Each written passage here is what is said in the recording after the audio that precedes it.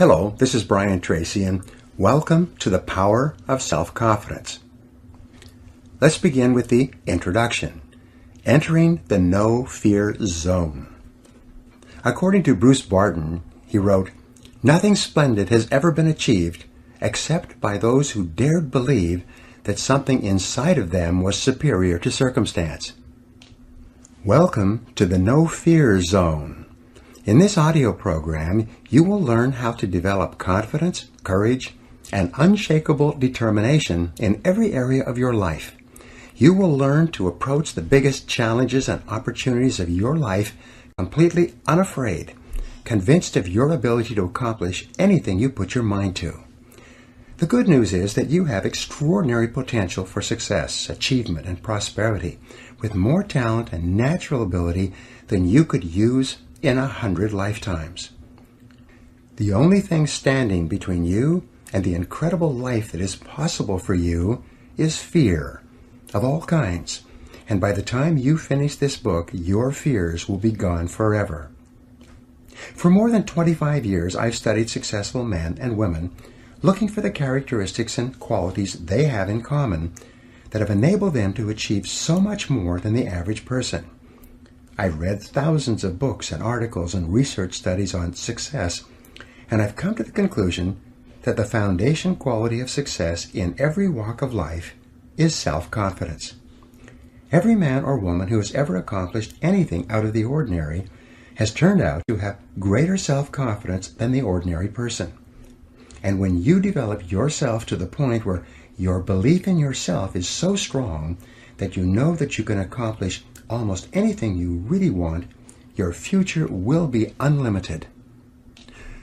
A great question. A woman who had listened to one of my programs wrote to me recently and told me that one line in that program had changed her whole outlook on life. It was simply a question. What one great thing would you dare to dream if you knew you could not fail? When she began asking herself that question over and over, her entire view of what was truly possible for her expanded dramatically. She saw clearly what she really wanted to be and have and do, and she simultaneously realized that it was only fear and doubt in her own abilities that was holding her back. What would you do differently if you were absolutely guaranteed of success in any undertaking? What if some great force could endow you with the power to achieve any goal that you could set for yourself? To put it another way, what if you were completely unafraid of anyone or anything, and you felt completely free to act in any area in your own best interests? The fact is that if you developed the quality of unshakable self-confidence, your whole world would be different. Unlimited self-confidence. With greater confidence in yourself and your abilities, you would set bigger goals, make bigger plans, and commit yourself to achieving objectives that today you only dream about. You would take whatever steps were necessary to earn more money and enjoy a higher standard of living. You would set your sights on a bigger house, a better car, more beautiful clothes, and nicer vacations. You would want all kinds of things for your family and for those close to you. With unshakable self-confidence, you would do what you really want to do, and you refuse to conform to the wishes or opinions of anyone else. You would define your life in your own terms and live every day consistent with exactly what it is you want, and not the wishes of other people. With greater self-confidence, you would be a different person in every part of your work life and career. You might decide to ask for a promotion or a raise, or even change to another job or another company, or even another industry. You would move immediately to do whatever it took to get onto the fast track in your career. If you're in sales, you would call on more people, make better and more forceful presentations, ask for more orders, and close more business.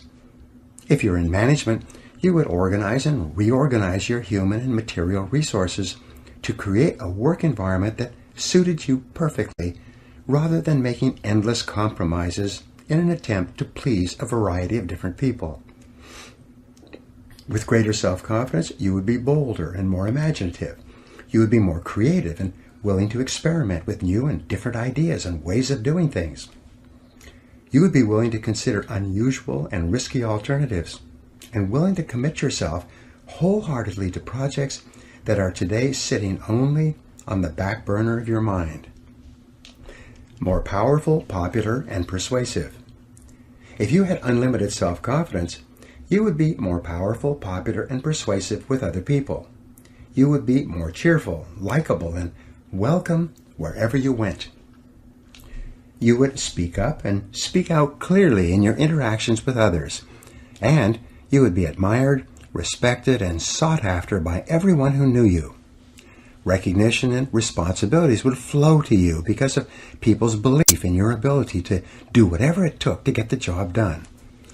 Positions of prestige and status would open up for you, and people would bring you opportunities and possibilities that you cannot now imagine. Dealing with difficulties. With greater self-confidence, you could deal more effectively with the inevitable problems and difficulties that arise in day-to-day life. You would think continually in terms of solutions and how you could turn any situation to your best advantage. You would laugh at adversities that would dishearten most people and pluck success out of the jaws of failure. You would turn lemons into lemonade. You would feel invincible and unconquerable. With higher levels of self-confidence, you would be far more effective in dealing with difficult people and situations. You would be a far better negotiator and be able to ask for and get better prices, terms, and conditions in everything you bought and sold. Feel terrific about yourself. With greater self-confidence, with an unshakable belief in yourself, nothing would be impossible for you. More than anything else, you would feel terrific about yourself. You would feel truly happy about every part of your life, knowing deep down inside that you have the ability to take whatever steps and make whatever changes are necessary to assure that your life is exactly the way you want it.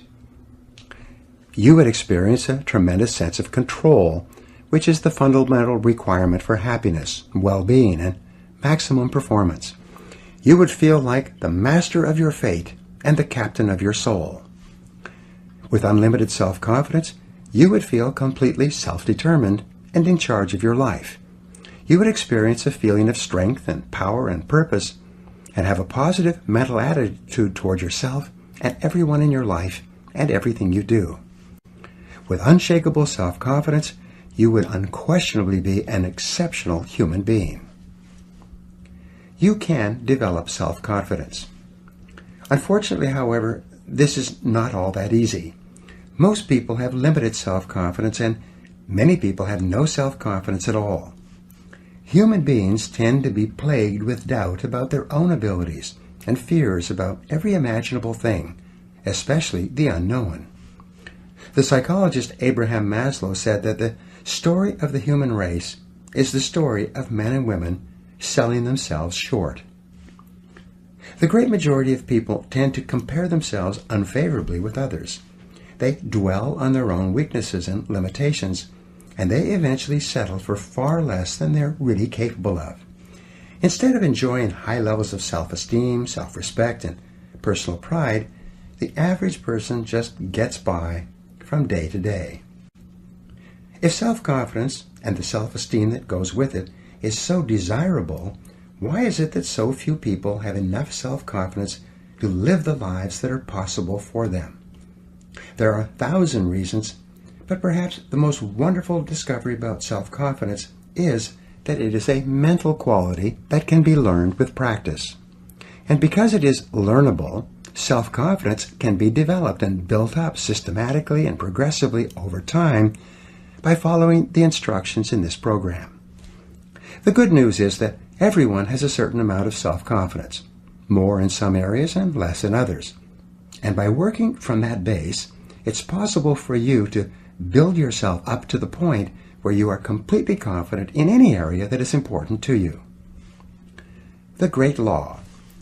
Perhaps the most important of all the laws that govern our lives was put forth by Aristotle in about 350 BC. He called it the principle of causality, and proclaimed for the first time that we live in a universe governed by order and that there is a reason for everything that happens.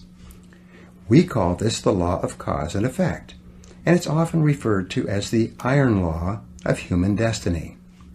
The law of cause and effect can imprison us in a cell of our own making, or it can liberate us by giving us complete freedom, depending upon how we use it. The law itself, like the law of gravity, is neutral. This law of cause and effect, which is both a physical and mental law, says that for every effect in our lives, there is a specific cause or causes. If there's an effect in our life that we want more of, like more money or greater success, we can trace it back to the cause, and by repeating the cause, we can enjoy more of the effects. If we're in sales or business, and we have successes, we can trace those successes back to the specific things that we did to achieve them, and by repeating those causes, we can enjoy the same effects again. This law also says that if there's an effect in our lives that we don't want, whether it be overweight or insufficient funds or problems with people or negative business conditions, we can trace that effect back to the causes, and by removing or changing the causes, we can achieve different effects or results. This law of cause and effect is so simple and obvious that no one seriously questions it. We live in a world and in a universe governed by law, not by chance. Everything happens for a reason. Neither success nor failure is an accident. They have specific causes, and when we repeat the causes, we get the same effects, no matter who we are. This is just the way the world works. The roots of low self-confidence. The world is full of people who are not happy with their results, and yet they continue to do the same things, think the same thoughts, say the same things, and take the same actions every day, and they're amazed that they continue to get the same negative effects. Einstein's definition of insanity was continuing to do the same things and expecting to get different results. However, this is simply not possible. The law of cause and effect applies with equal validity to our levels of self-confidence. All around us, and throughout human history, there are and have been men and women with exceptionally high levels of self-confidence who have gone on to achieve extraordinary things. In studying the lives and stories of these people, we find that some of them started out with high levels of self-confidence, which they learned from their parents in early childhood. But most of them started off the same way we all start off, with deep down feelings of inferiority and inadequacy. Because of destructive criticism, lack of love, and other mistakes that parents make with us in early childhood, we grow up with diminished feelings of self-esteem, low self-confidence, and sometimes a feeling that I'm not good enough in comparison with others. With low self-confidence, many people today work extremely hard on the outside to achieve success, but when they do, deep down inside they feel like imposters. This so-called fear of success is really a feeling of unworthiness that we can't seem to get rid of no matter how much we achieve. Many successful men and women are repeating the line to the song, "Is this all there is?" when looking around them at their homes and cars. You want to be happy. What people want more than anything else is just to feel really good about themselves. We want to be happy and positive and have a sense of well-being. Above all, what we really want is peace of mind. And you can only enjoy peace of mind when you feel confident in your ability to deal effectively with the requirements of life, with your family, your friends, your work, your customers, your social activities, and all the other things that you are involved in. The law of cause and effect tells us that if we want to enjoy the effect of high self-confidence, we need only engage in the causes of high self-confidence. If we can find out what it is that other highly self-confident men and women think and say and do, and then do the same, we will eventually get the same results. We will eventually feel the same way. We will eventually become unstoppable. Mental marathon training. It's often hard for people to believe that mental qualities can be developed, just as physical qualities can be developed. If this were a program on how to run a physical marathon, and I was offering to train you day by day over the next 6 months to run a marathon, you would come to realize that even a non-runner can go from being physically unfit to running a marathon of 26.4 miles in 6 months of disciplined training. Today, there are even men and women in their 50s and 60s who are running marathons for the first time with this kind of training. What this program will do for you is to put you through a mental marathon. This marathon will not be as arduous or painful physically as a physical marathon, but it will still require a tremendous amount of work. And the amount of work that you put in will exactly determine the results that you get out.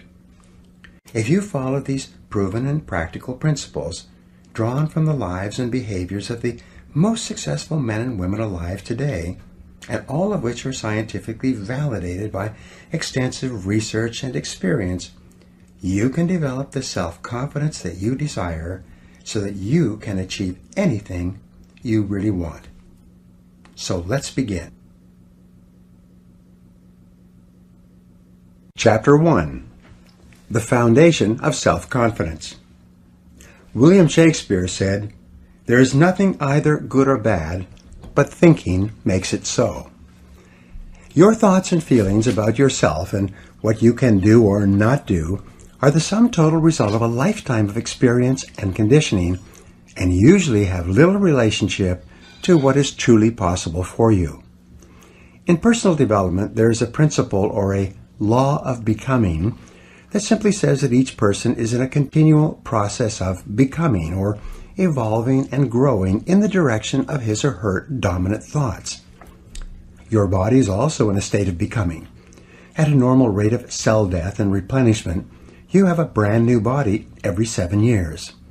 But whereas your physical evolution in becoming is affected by the food that you put into your body, your mental evolution and becoming is largely determined by the thoughts that you put into your mind. You become what you think about. The law of concentration says that anything you dwell upon grows in your reality. Anything that you think about long enough and hard enough eventually becomes a part of your mental processes, exerting its influence and power on your attitude and your behavior. If you constantly think thoughts of boldness and courage and self-assertion, you become progressively bolder and more courageous and more self-assertive. The more you dwell on the person you would like to be with the qualities that you would like to have, the more you implant those deep into your subconscious mind, where they become part of your ongoing evolution. What you habitually think about eventually becomes a part of your character and your personality. In this sense, you are a self-made man or woman. You are where you are and what you are because of the thoughts that you have allowed to preoccupy your mind. Whatever you have dwelled upon over the past months and years, you have become, and you are, right now, today, the result of all those thoughts.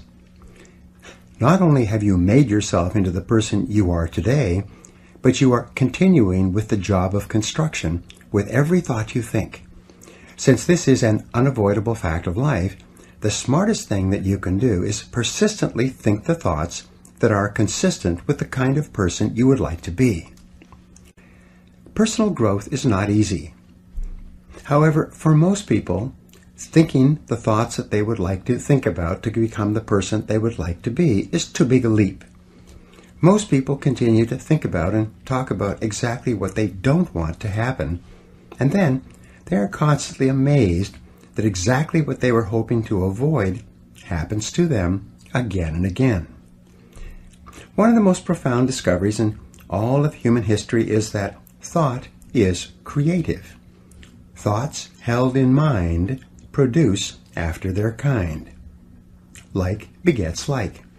Your thoughts become your realities.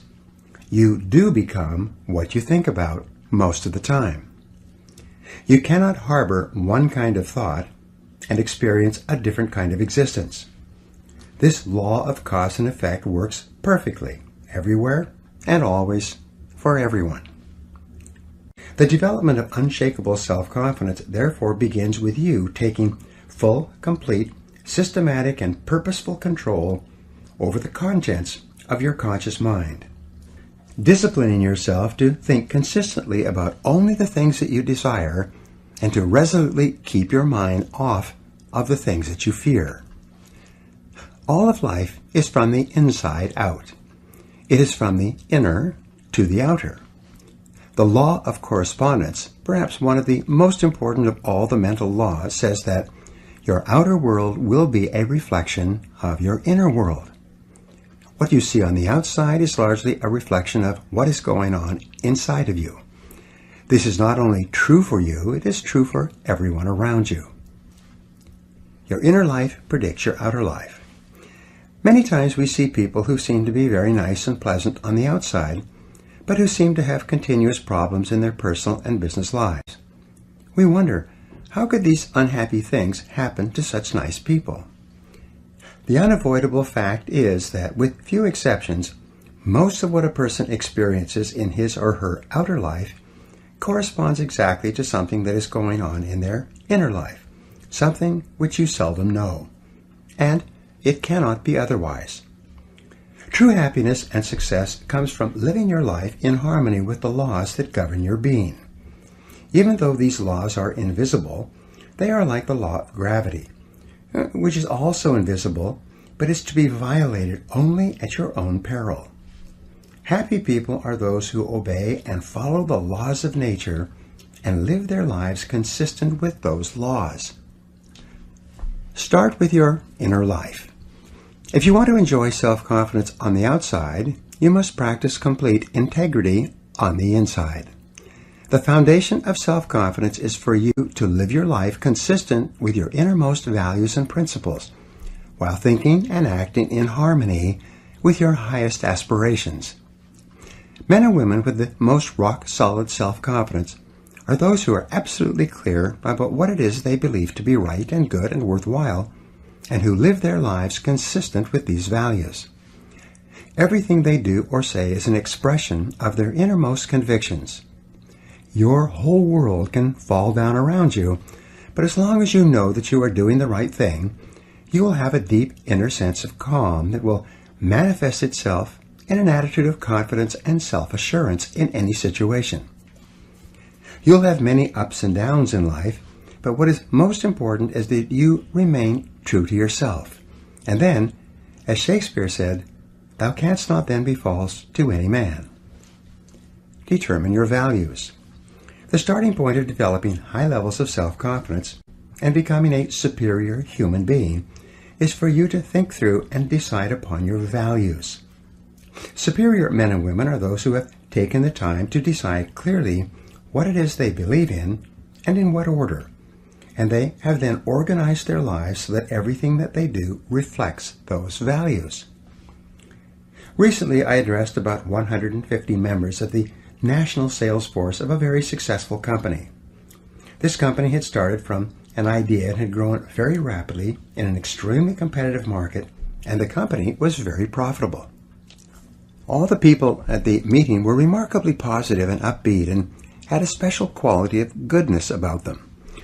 When I commented on this, the president of the company showed me the value statement that the executives of the company had worked out before they had begun operations. There were 2 pages of values and principles which were given to everyone in the company when they began. These 2 pages had been subsequently reduced onto plasticized cards that each person could carry in their wallet or purse. The president told me an interesting story. He said that whenever 2 or more people in the company were wrestling with a decision of any kind, even over the telephone, they would pull out their plasticized cards describing the corporate values. They would then review the values together one by one and compare the various options available to them with each value. Whatever decision they finally made would always stand the values test without question. Values in business. In a recent study covering 25 years of business history, the researchers found that the companies that had very clear written values to which everyone in the company ascribed had earned an average of 700% greater profit over the 25 years than other companies in the same industries that did not have written codes of values. As within, so without. Whenever I conduct a strategic planning exercise for a corporation, the executives of the corporation always select integrity as their highest value and most important organizing principle for the entire corporation. In my experience, almost every corporation will select the value of integrity as one of their foremost organizing principles. Now, the word integrity, according to the dictionary, means perfect, undivided, complete, unified, a single whole, without blemish or fault. It's a fine value to choose. This is a good choice, but in reality, integrity is more than a value. It is the one value of mind that assures or guarantees all the other values that you select. The economic and personal results of individuals and corporations with clear values always tend to be far superior to those of companies and individuals whose values are vague or unclear. Clarify your personal values. Your starting point toward higher self-confidence and personal greatness is to first of all clarify your values for yourself. It is for you to decide for yourself the values that you believe in. What do you stand for? And even more, what will you not stand for? What values do you espouse that you are willing to sacrifice for? What values would you pay for or sweat for, or maybe even die for? Do you value your family, your God, your health, your work or career? Do you value principles such as freedom, liberty, compassion for the less fortunate, or reverence for life? Do you believe in honesty and truth and sincerity and hard work and success? Whatever your values are, think them through and write them down. Who do you most admire? A useful exercise is for you to think of the men and women, living and dead, whom you most admire. What qualities or attributes of these people do you consider the most important? If you could be like any one of these people, which of their qualities would you most want to emulate? When you look around you at the people you admire, what qualities of these people do you consider to be the most important?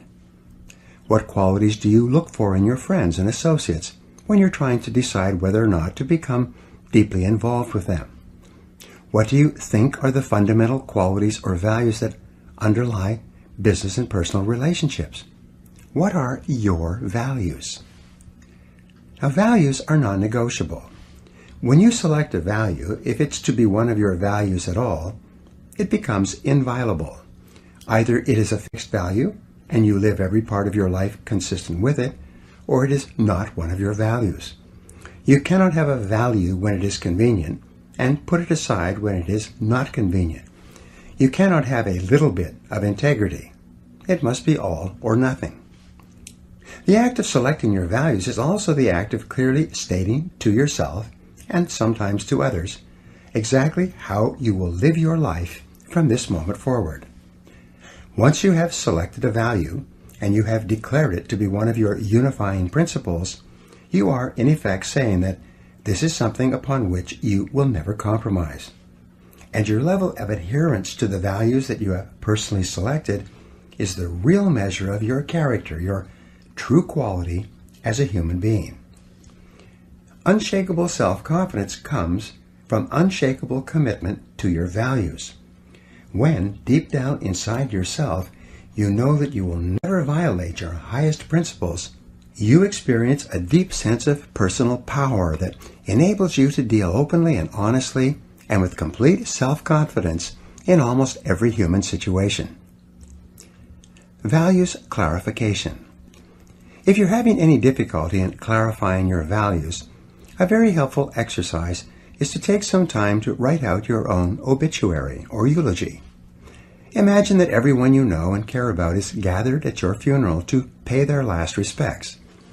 The minister reads your eulogy to this assembly of people, and in it he describes the person you became over the course of your lifetime. He describes not only what you accomplished and what you contributed to the lives of others, but he reads out the virtues, values, and qualities that you were known for by the people around you. This obituary can become your vision of the kind of person you wish to be and the kind of values that you wish to live by. No one is perfect, and we all have a long way to go in living our lives consistent with our highest values.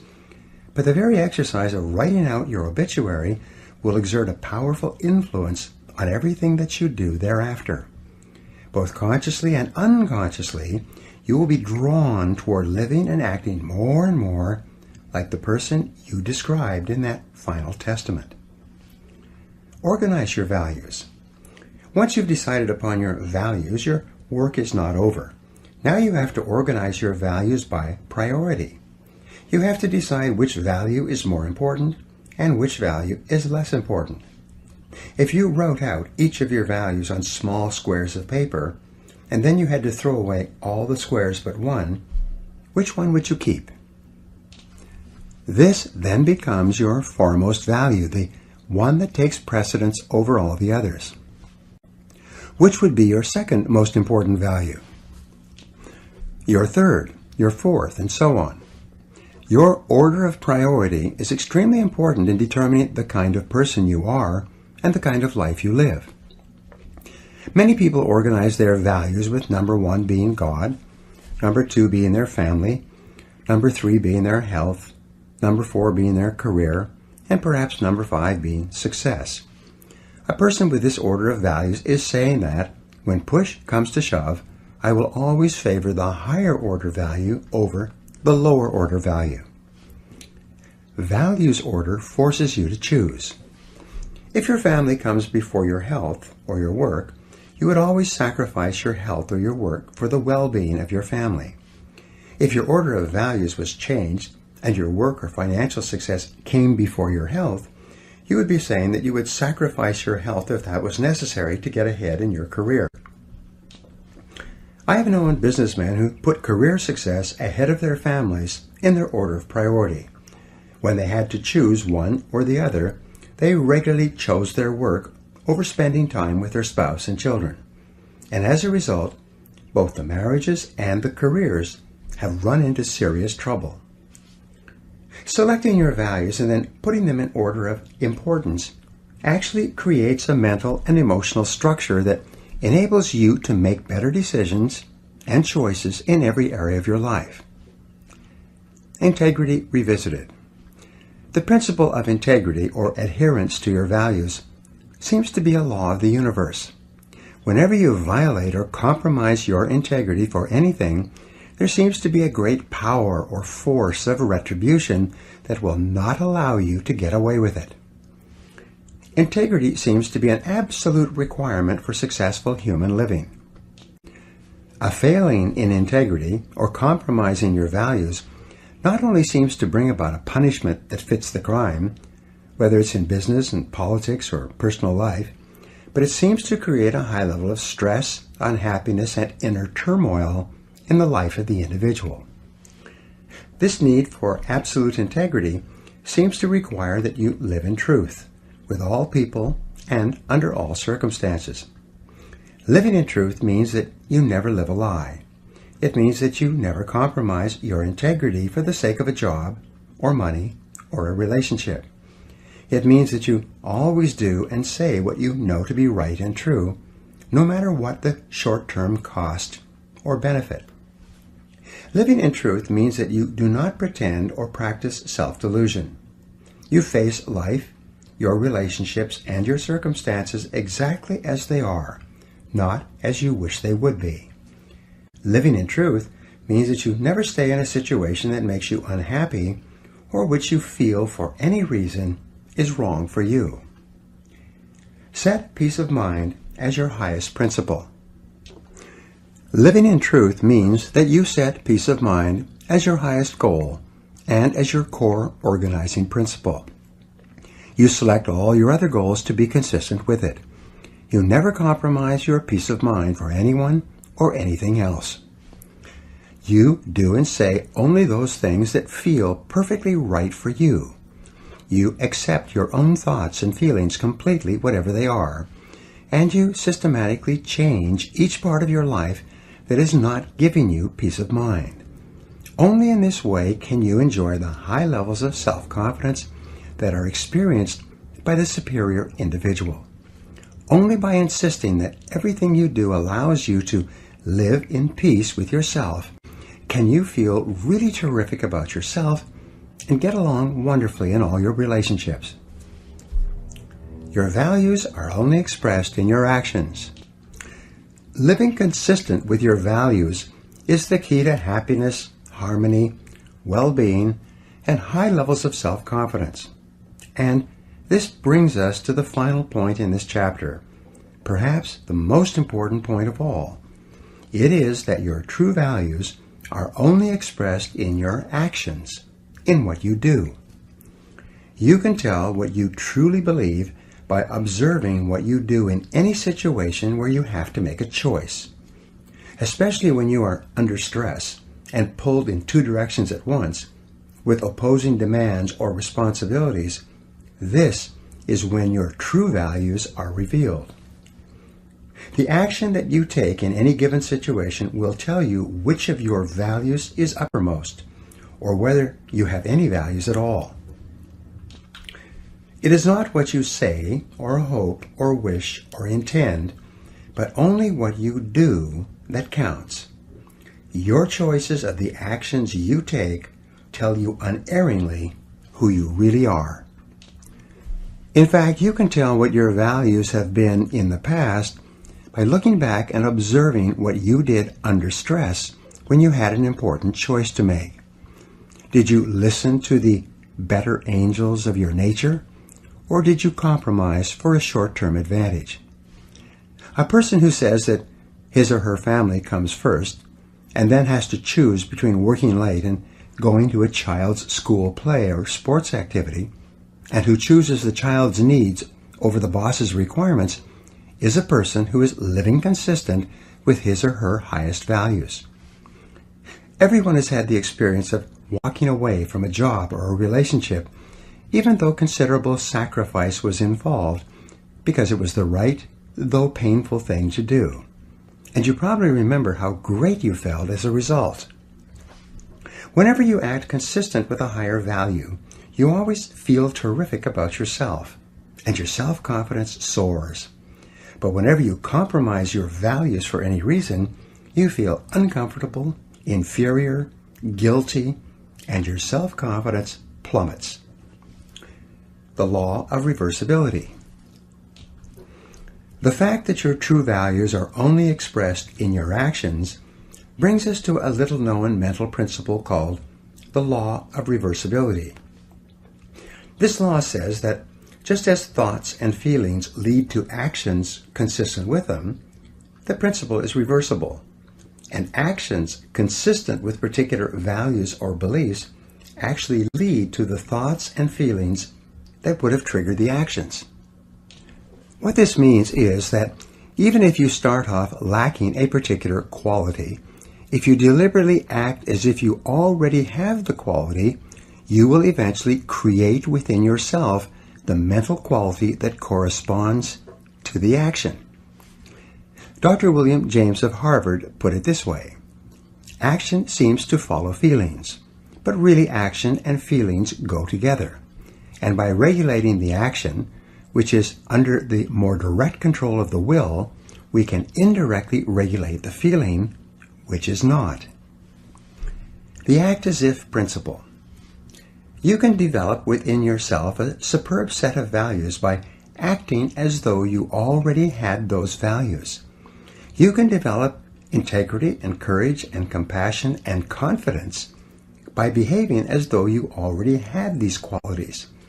And the more you act the part, especially when you demonstrate these qualities under stress, or when you feel like doing or saying something else, the more rapidly these qualities become a permanent part of your mental makeup.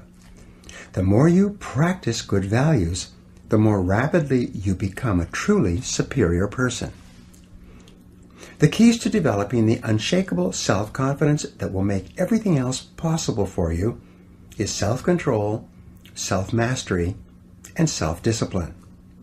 Self-confidence can come directly by behaving in a self-confident manner, but it comes more often indirectly by doing and saying the things and practicing the behaviors that lead to self-confidence. And the most important self-development behavior is living consistently with your highest values at every opportunity. The principle of resistance. In weightlifting, muscles are developed by repetitive lifting of heavy weights.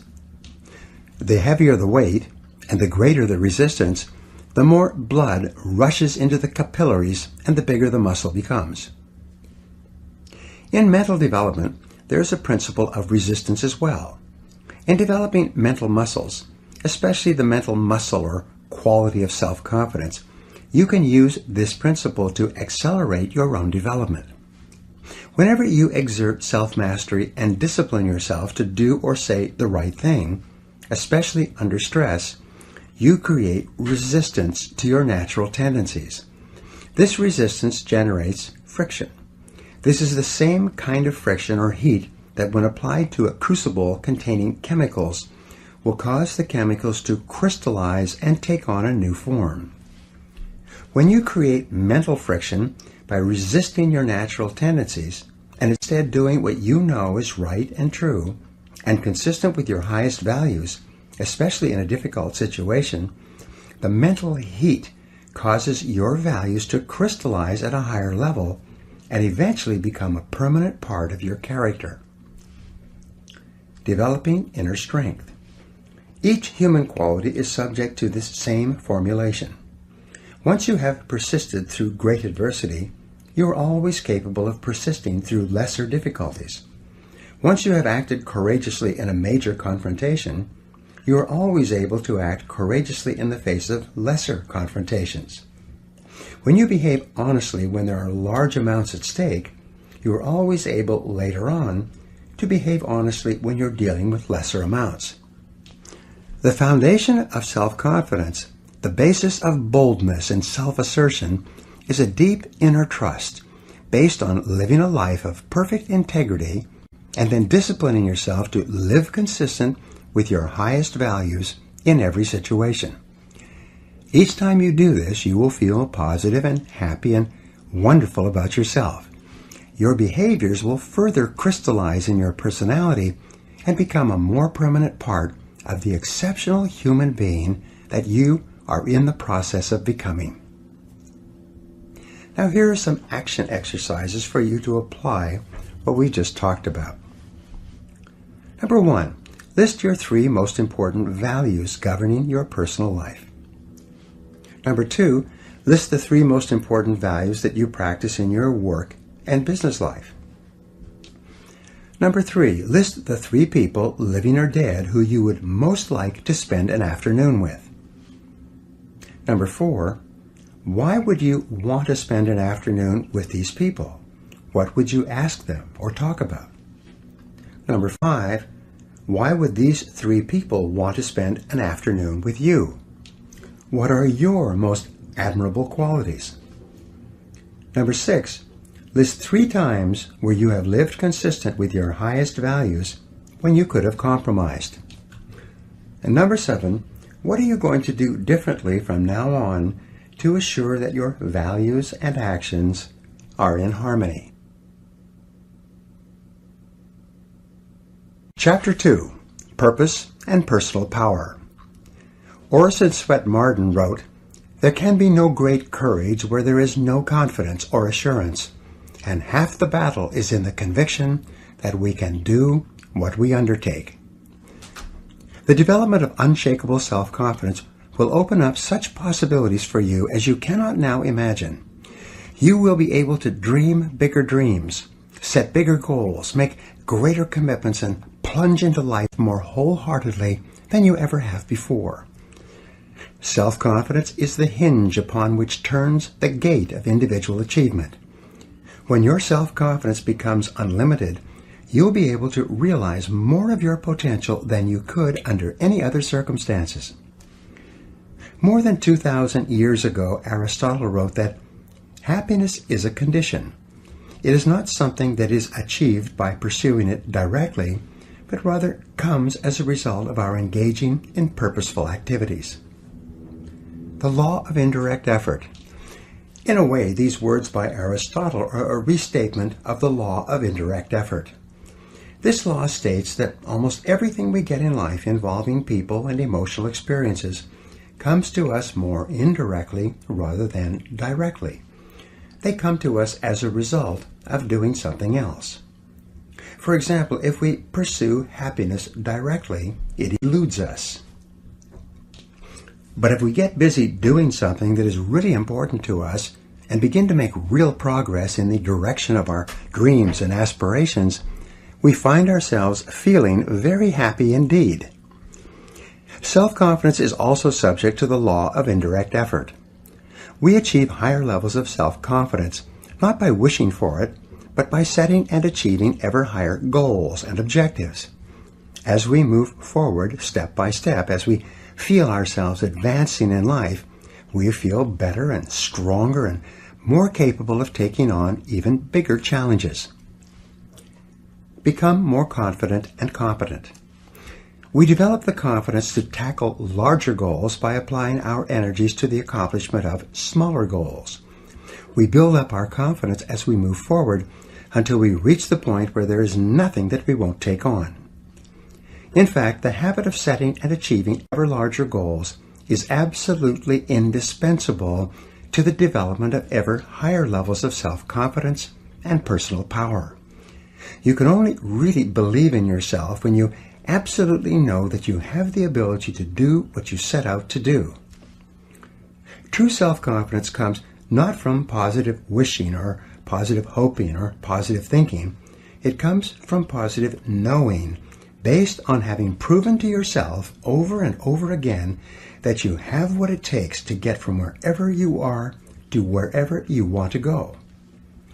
Self-confidence is a state of mind. It is an attitude. And as an attitude, it is more important than facts. But it must be based on facts to be the kind of self-confidence that you can rely upon in a crunch. Your job is to do whatever it takes to convince yourself in your heart that you are absolutely unstoppable and that you can achieve anything that you put your mind to. Thought is creative. If self-confidence is an attitude of mind, it is based on mental principles and mental laws, foremost amongst which is thought is creative. You are not what you think you are, but what you think you are. As you systematically and deliberately change your thinking about yourself, your outer reality changes to conform with it. Your thoughts create your life, including and especially your thoughts with regard to your feelings of self-confidence.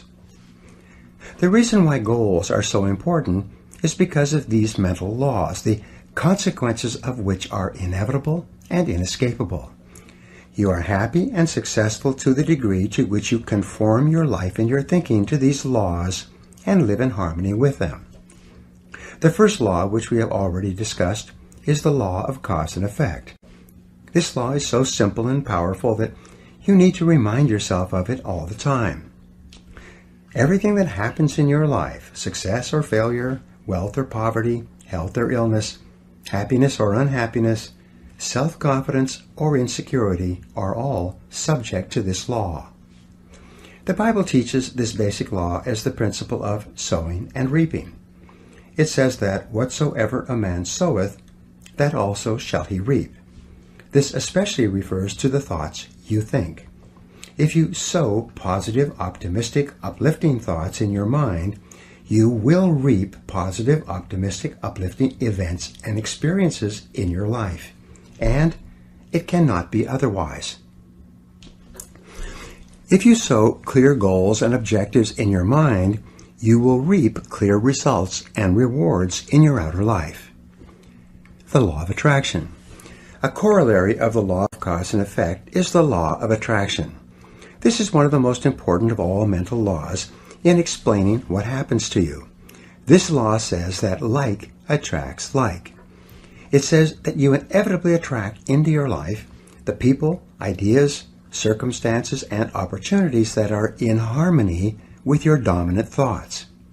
Just like a magnet attracts iron filings, you attract whatever is consistent with whatever you are thinking about most of the time. Because this is a law, you cannot think one thing and attract something else. Whatever you are thinking about most of the time, you are drawing into your life from all directions. This is why fuzzy goals bring fuzzy results. Clear goals bring clear results.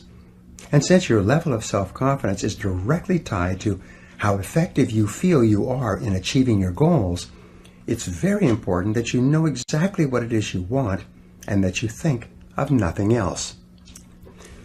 The law of correspondence. Another mental law, also a corollary of the law of cause and effect, is the law of correspondence. This law says that your outer world tends to correspond to your inner world. Your outer world of health, wealth, and relationships will be a reflection of the way you think about each of these subjects. There is a saying that thoughts held in mind produce after their kind. Your thoughts and goals are like seeds, and your mind is like fertile soil. Whatever seeds, positive or negative, clear or unclear, you are planting into your mind will grow in your reality. Whatever you are reaping or experiencing today is the result of what you have sown in the past. Since your mind is not a vacuum, it doesn't remain empty. Like a garden, either flowers or weeds will grow. Your thoughts are the most powerful forces in your universe. They are both creative and causative. Every minute of every day they are forming the world around you. As Shakespeare said, nothing is, but thinking makes it so. Your life is what your thoughts make it. The law of concentration. Another principle that affects your life is called the law of concentration. This is an important principle in determining the development and maintenance of your self-confidence. The law of concentration, as mentioned earlier, says that whatever you dwell upon continually grows in your reality. Thinking about a subject, dwelling on it continually, is like watering and fertilizing a seed. Concentration causes it to grow faster in your experience. The more you dwell on any goal or subject, the more of your mental capacities are dedicated to making that goal or subject a reality. The law of concentration explains why unwavering dedication to a single purpose goes hand in hand with all great accomplishment. The ability to concentrate without diversion on a single subject to the exclusion of all others explains why ordinary people achieve extraordinary things. Peter Drucker once said that whenever you find something getting done, you find a monomaniac with a mission. Because of this mental law, an average individual with average capabilities, by bringing all of his or her mental powers to bear on the achievement of a single goal, can often accomplish far more than a seemingly more fortunate person whose energies are dispersed by having several goals at once, or, as quite commonly happens, no goals at all. The law of substitution. The law of substitution states that your conscious mind can only hold one thought at a time, positive or negative. And whatever thought is held continuously in your conscious mind will eventually be accepted by your subconscious mind as an instruction or command. Your subconscious mind, in harmony with these mental laws, will go to work 24 hours per day to bring your dominant thought or idea into reality. Your subconscious mind is inordinately powerful. It is the repository of all of your emotions and beliefs and values and attitudes and feelings. All your thoughts and feelings throughout your life are stored in your subconscious mind. The development of the unshakable self-confidence that you desire requires that you step up to your mental computer and take every step necessary to program self-confidence deep into your subconscious mind. The law of emotion.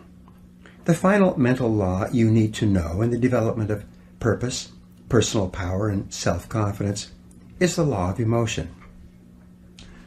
This law says that every decision you make, every thought you think, every action you take is based on an emotion of some kind. And the two primary emotions are either the emotion of fear at one end of the spectrum of emotions, or the emotion of desire at the other end of the spectrum. When you hold an emotion-charged thought in your conscious mind, it is rapidly accepted by your subconscious. Your subconscious then activates all your mental powers and begins to turn that inner thought into a result or experience in your outer world. The more powerful the emotion, the more effect it has on your thinking and actions, the more rapid the change in your experience. If the emotion is strong enough, the change can be instantaneous. The power of decision. I had a friend who smoked for 30 years. He claimed that he couldn't quit smoking because it was a deeply entrenched habit, going back to early adulthood. One day, he had some chest pains and went to his doctor, who performed a series of tests on him. When the results of the tests were in, the doctor sat my friend down and told him that he had a serious heart condition and that if he continued to smoke, he would be dead within 6 months. Samuel Johnson once wrote, "When a man is to be hanged on the morrow, it clears his mind wondrously." The idea of dying was so emotionally charged to my friend that he took out his cigarettes, threw them in the wastebasket, and never touched one again. In a positive vein, if you are absolutely convinced that you are meant to be a great success in life, and that there is nothing in the world that could stop you from achieving great things as long as you threw yourself wholeheartedly into every activity and persisted until you succeeded, you would become an irresistible force of nature. The depth of your belief and the strength of your conviction would dramatically increase the power of your personality. If you really believed in your ability to succeed greatly, you would become unstoppable. The 4 C's of inner confidence. You can develop this kind of belief, this inner confidence, by developing what I call the 4 C's. The number 1 C is clarity. Decide exactly what it is you want to accomplish and exactly the kind of person you wish to become. The second C is conviction. Develop the unshakable belief that you can do anything you put your mind to. The third C is commitment. Resolve to do whatever is necessary. Develop the willingness to pay the price in advance for any success you desire. And the fourth C is consistency. Resolve to work on your goals every day, morning, noon, and night, until they are accomplished. When you back your goals and actions with clarity, conviction, commitment, and consistency, you're on your way to developing the kind of confidence that will make everything possible for you. The importance of goals. The reason goals are so important in the development of self-confidence is because the very act of setting a major goal for your life activates all the mental laws in your favor. When you set a big goal, it will be as though all the switches were flipped on in your engine of accomplishment and the afterburners were turned on to your potential. Clear goals free you from the law of accident, the tendency for things to happen in a random and unpredictable way. Goals give you a clear sense of direction and the knowledge that your life is self-determined. Goals give you a sense of power, purpose, and focus. They make you feel that everything that happens to you is part of an organized plan that is taking you step by step toward the attainment of your highest ideals. Your ability to set goals and make plans for their accomplishment is the master skill of success, without which very little is possible. The habit of regular goal setting and goal achieving is probably more important than any other skill you could ever learn. The master skill of success. Over the years, I have personally witnessed thousands of examples among my students of the amazing powers of goal setting. Recently, I addressed about 600 members of a national association at their annual convention in Phoenix, Arizona. During this talk, I emphasized the importance of writing down exactly what it is they wanted and then making written plans to accomplish it. That was on a Saturday. About 5 days later, on the following Thursday, one of the attendees called my office to get my fax number. He said he wanted to send something immediately, and he didn't want to wait for the mail. The letter that came in told this amazing story. The gentleman who wrote said that he had heard about goal setting many times, and he was prepared to be unimpressed with the talk that I gave at the convention. However, exactly the opposite happened. He decided to sit down after the convention and seriously write out his goals for the following year. The letter went on to say that on Sunday he made out a list of 10 goals, both personal and financial, that he wanted to accomplish over the next 12 months. What astonished him was that he had accomplished 5 of the 10 goals by Monday, the next day, at 5 o'clock. He could hardly believe it. So he quickly wrote down 5 more goals to bring his list for the year back up to 10. And by Thursday, when he wrote this letter or fax, he had accomplished 5 more of the new list of 10 goals. He felt that he had made more progress in a week with clear written goals and plans than he had made in the previous year. Remarkable success stories. Another gentleman, a recent immigrant from Pakistan, was dead broke and sleeping on the ground when someone tried to help him by letting him listen to an audio program of mine on goal setting. It transformed his life. 4 years later, he had started and built 2 successful businesses and was worth more than $1 million.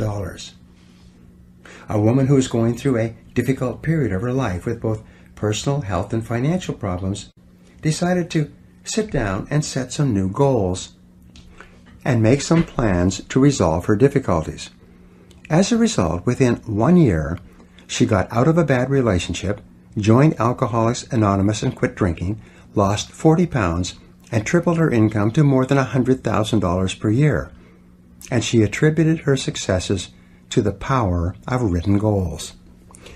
There are countless other testimonies to the power of written goals. I receive them in person and via email every week from people all over the world. And before this program is finished, I will give you a simple goal-setting technique that can put your whole life into overdrive. Fear holds you back. Remember when I said that everything you do is the result of either fear or desire? Fear is and always has been the greatest enemy of mankind, and it's also the greatest enemy of self-confidence. It is fear that holds us back more than any other factor. Fear of all kinds works on us unconsciously to undermine and sabotage our best intentions and our greatest hopes. In fact, as you listen to these words, you are probably thinking of a fear that holds you back in some way.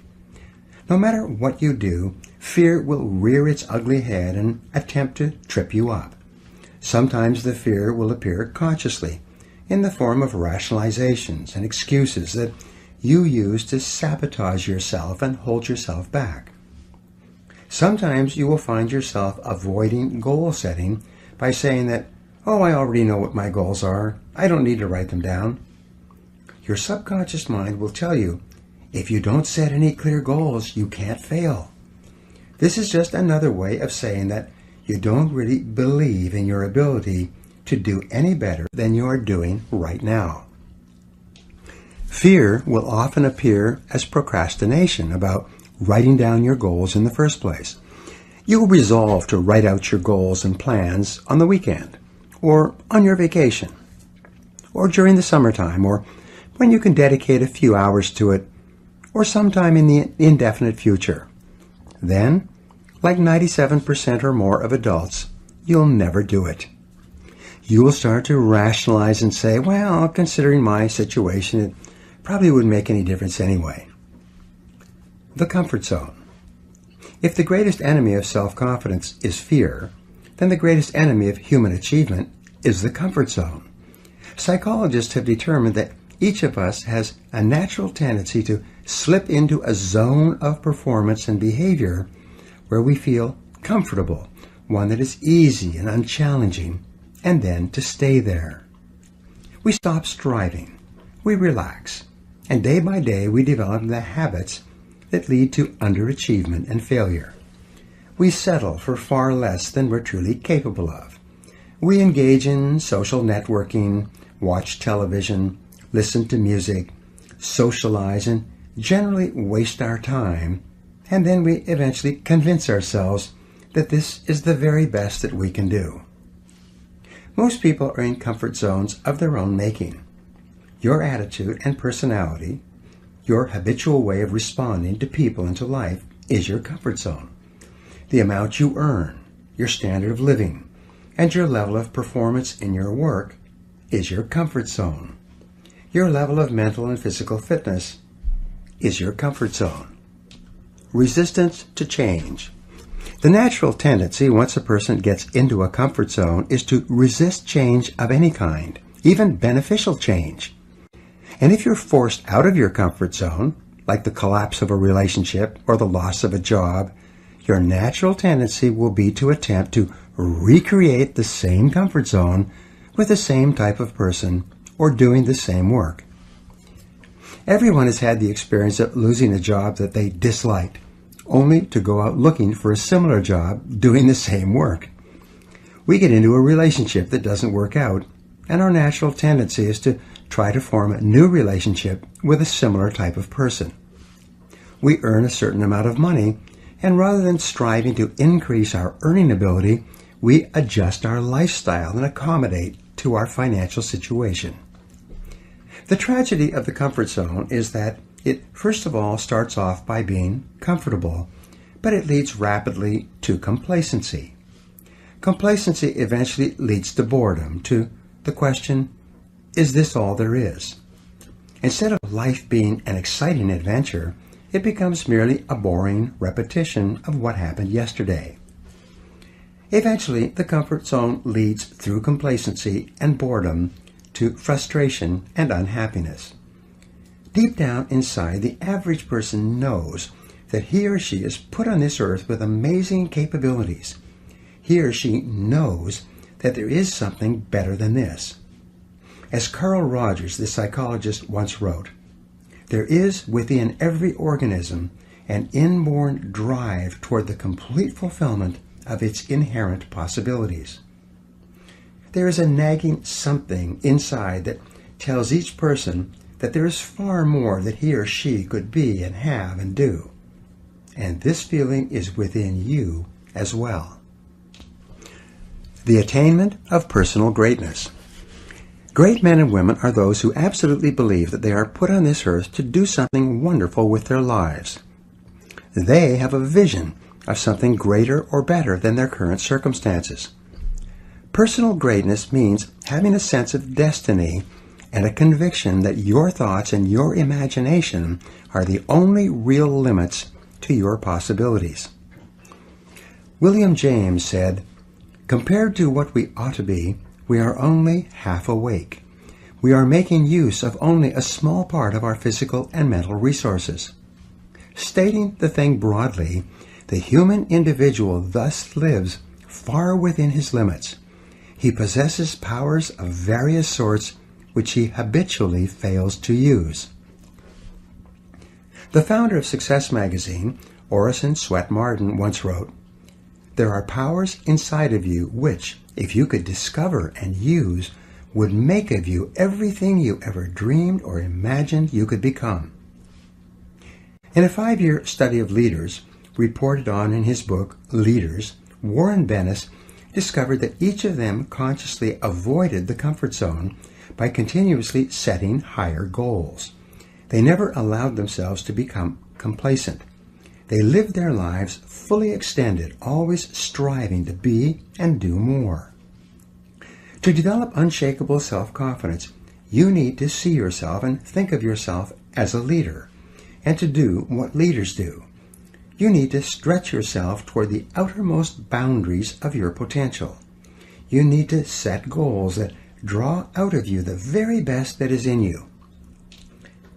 You need to work toward objectives that cause you to feel a sense of mastery and peak performance.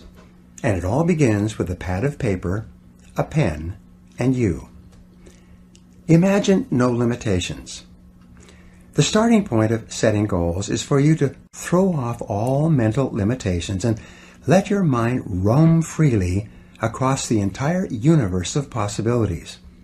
Your primary job at the beginning is to allow yourself to dream big dreams and determine exactly what it is you want out of life in every area and in every dimension. Decide what's right before you decide what's possible.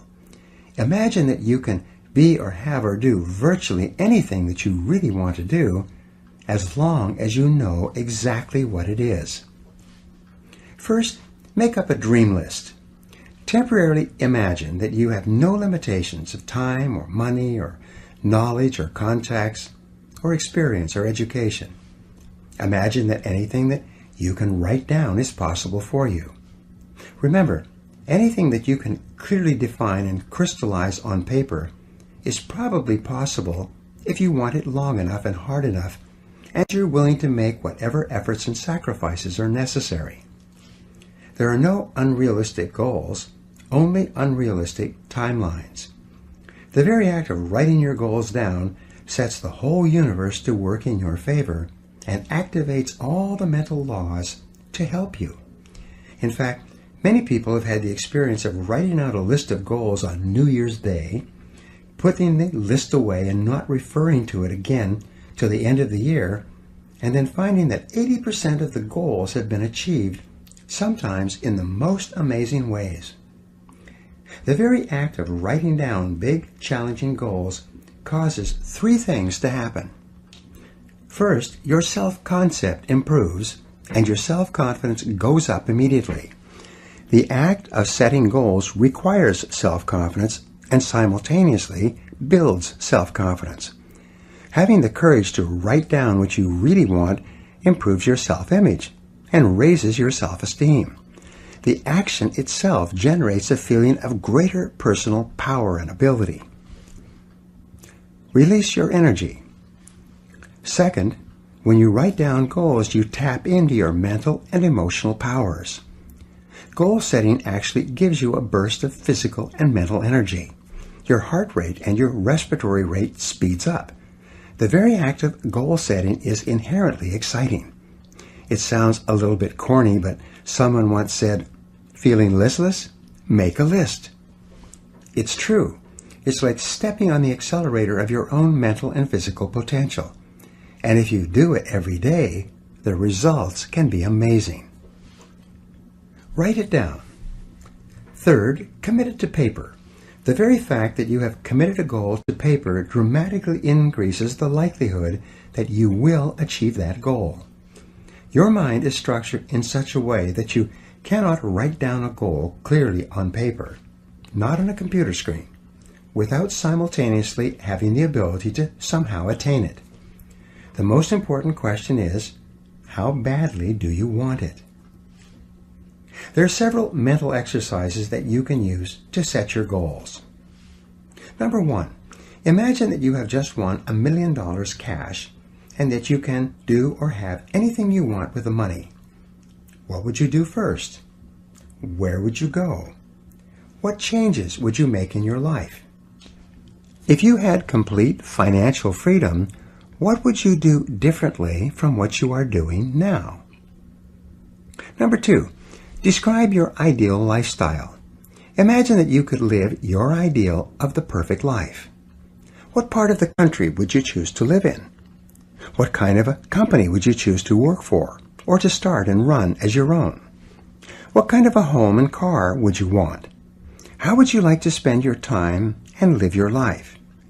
What kind of relationships would you want? Number three, ask yourself what you would do if you learned today that you only had 6 months left to live. If you had no limitations, how would you spend your last 6 months on Earth? This is another way of asking, what is really important to you? Who would you want to spend time with? What would you want to accomplish? What would you like to leave behind? In other words, what do you truly value? What are the things that really give meaning and purpose to your life? Number four, List all of the worries or problems in your life and write out a goal which is the perfect solution to each of those difficulties. If money is a concern for you, write out a goal that clearly defines how much you want to earn, how much you want to accumulate, and what you want to achieve financially over the next 3 to 5 years. Number 5, think about your family and your relationships.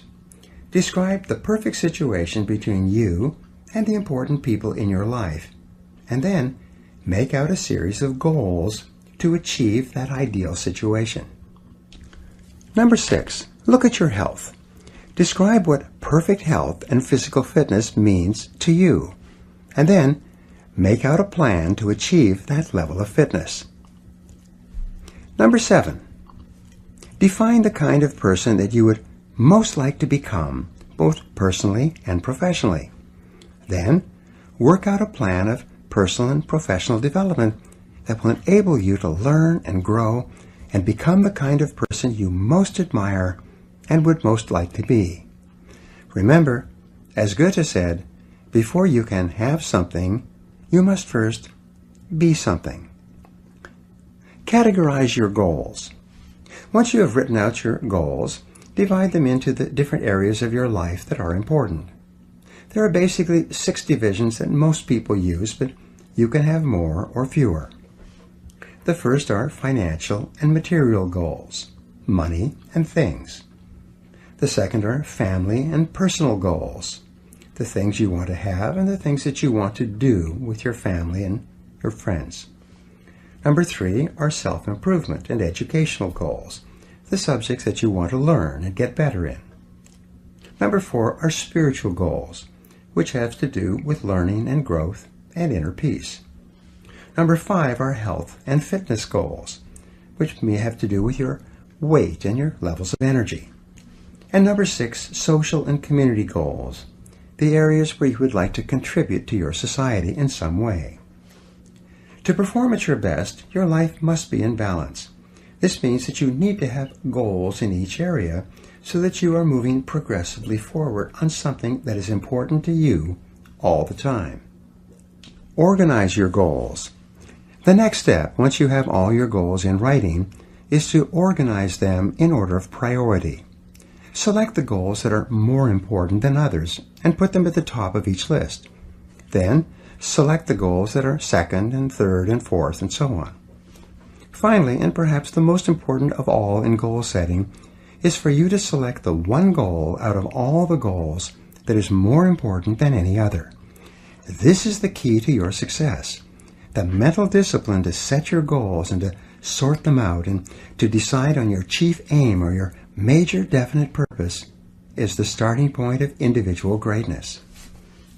This major definite purpose is the one goal, the accomplishment of which will lead to the attainment of many of your other goals. This goal becomes the central focus for all of your other goals and activities. This goal is what enables you to bring all your mental resources to focus like a laser beam on one thing. Your forward progress on this one goal is what eventually generates the unshakable self-confidence that you desire. Focus and concentrate. This intense focus on one goal is not easy, but it is all important. Orison Swett Marden also wrote, "The giants of the race have been men and women of concentration, who have struck sledgehammer blows in one place until they have accomplished their purpose. The successful men and women of today are those of one overmastering idea, one unwavering aim, men and women of single and intense purpose." Martin also said that every great man has become great, every successful man has succeeded in proportion as he has confined his powers to one particular channel. Single-minded concentration in the direction of your dreams will intensify your desires and increase your emotional drive towards your goal. This intensity of concentration will activate the law of attraction and begin to attract people and opportunities into your life to help you to achieve your goal. The more you think about your goal, the more it will come to dominate and direct your life. The more you think about it, the more rapidly you will move toward it, and it will move toward you. Make it measurable and time-bounded. Your major goal must be measurable. It's a basic rule that what gets measured gets done. Make it clear and quantitative and objective, and if necessary, break it down into smaller parts that you can work on one at a time. Your major goal must also be clearly time-bounded. Set a deadline on it. Select a realistic but challenging date for its completion and write it down. If it's a long-term goal, such as 2 or 3 years, break it down into smaller parts with minor goals or benchmarks every 30 to 60 days. Create a structure of rewards that you will give yourself upon the attainment of each part of your goal and on the attainment of your entire goal. For maximum motivation and high achievement, you need to tie each goal to a reward and each part of the goal to a smaller reward. Now, the reward may be dinner out, or a vacation, or a holiday. It may be a new car or a new home. It may be something that affects all the members of your family. Many people enlist the support and cooperation of their spouses and children by agreeing to rewards that everyone will get when the goal is attained. Rewards make the process more fun and interesting, and they act as an inner drive that propels you forward when the going gets rough. Make your plans. Once you've determined your major and minor goals, you construct your plans by making detailed lists of everything that you will have to do to achieve each goal, and then organizing the lists by time and priority. What will you do first? What will you do second? What is more important? And what is less important? Make each activity measurable and put a deadline on it. Select the very first thing that comes to your mind to do and get started. By setting goals, making plans, and getting started, you will join the top 3% of adults in the world today, and your success will be virtually guaranteed. A final point with regard to goals is this: keep your goals confidential. You build confidence and personal strength by keeping your goals inside of you and by channeling your efforts purposefully each hour and each day toward their attainment. Many people make the mistake of talking too much about their goals. Too much talking causes their energies to dissipate and their motivation to decline. It weakens their resolve. They lose the force and the power they would have had if they had kept their goals to themselves and instead concentrated on purposeful activities. As Henry Ford said, you can't build a reputation on what you're going to do. A simple technique. Let me now give you a simple technique that has transformed my life and the life of almost every person who has ever used it. It is simply this: get yourself a spiral notebook, the kind used in school for taking notes. Begin each day by sitting down with this notebook and writing out your main goals in the present tense as though they were already a reality. Use strong, definite words like I earn, I achieve, or I am. You can write other things in this notebook if you like, but the most important action is that you take 5 minutes each day to write and rewrite your major goals without referring back to what you wrote yesterday. Handwriting your goals is called a psychoneuromotor activity. Each time you write out your goals, you drive them deeper into your subconscious mind. You increase the intensity of your desire and the depth of your belief. You activate the mental laws of concentration and attraction and correspondence. You focus your mental powers and increase your confidence that the goal is achievable. By rewriting your goals every day, they become clearer and stronger and take on a power of their own. This exercise impresses your goals so deeply into your subconscious mind that they will eventually lock on, and you will begin to move irresistibly and unstoppably toward their achievement. When this happens, your future will be guaranteed. As you develop this ability to set and achieve whatever it is you want in life, you'll develop the kind of confidence that comes from positive knowing rather than positive thinking.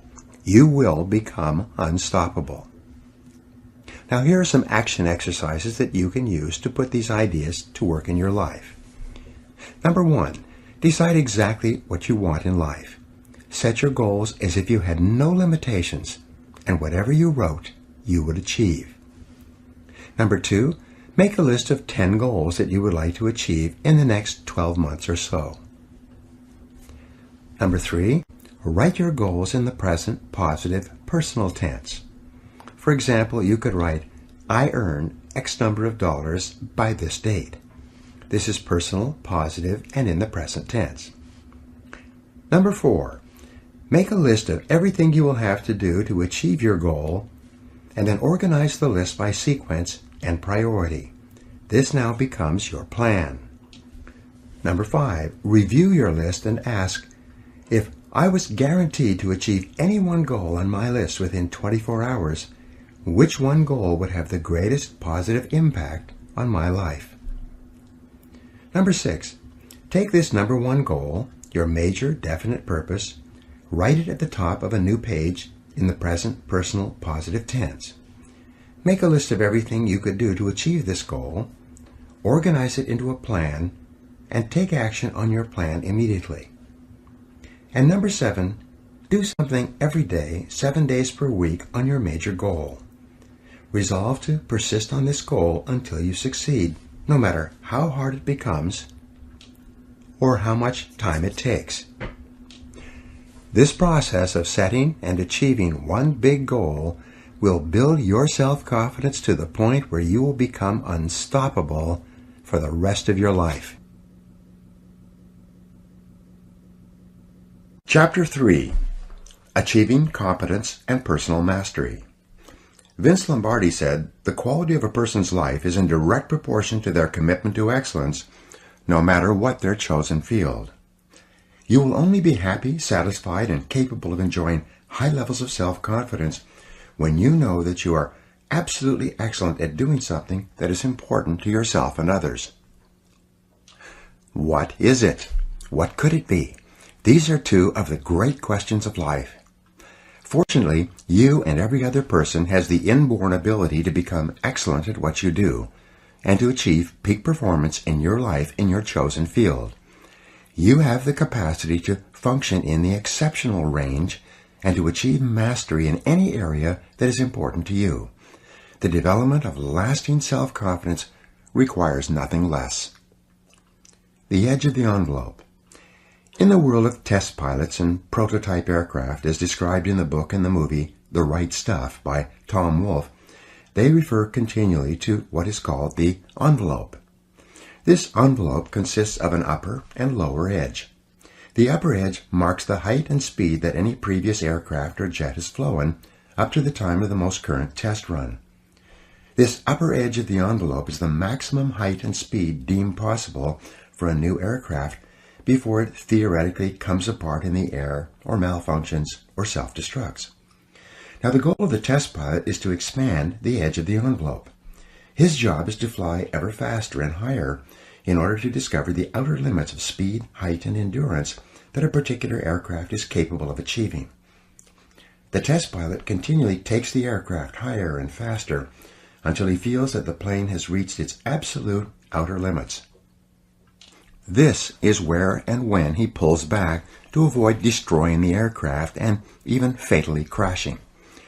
This is called the outer edge of the envelope, and it then becomes the lower edge of the envelope for the next aircraft and the next round of testing.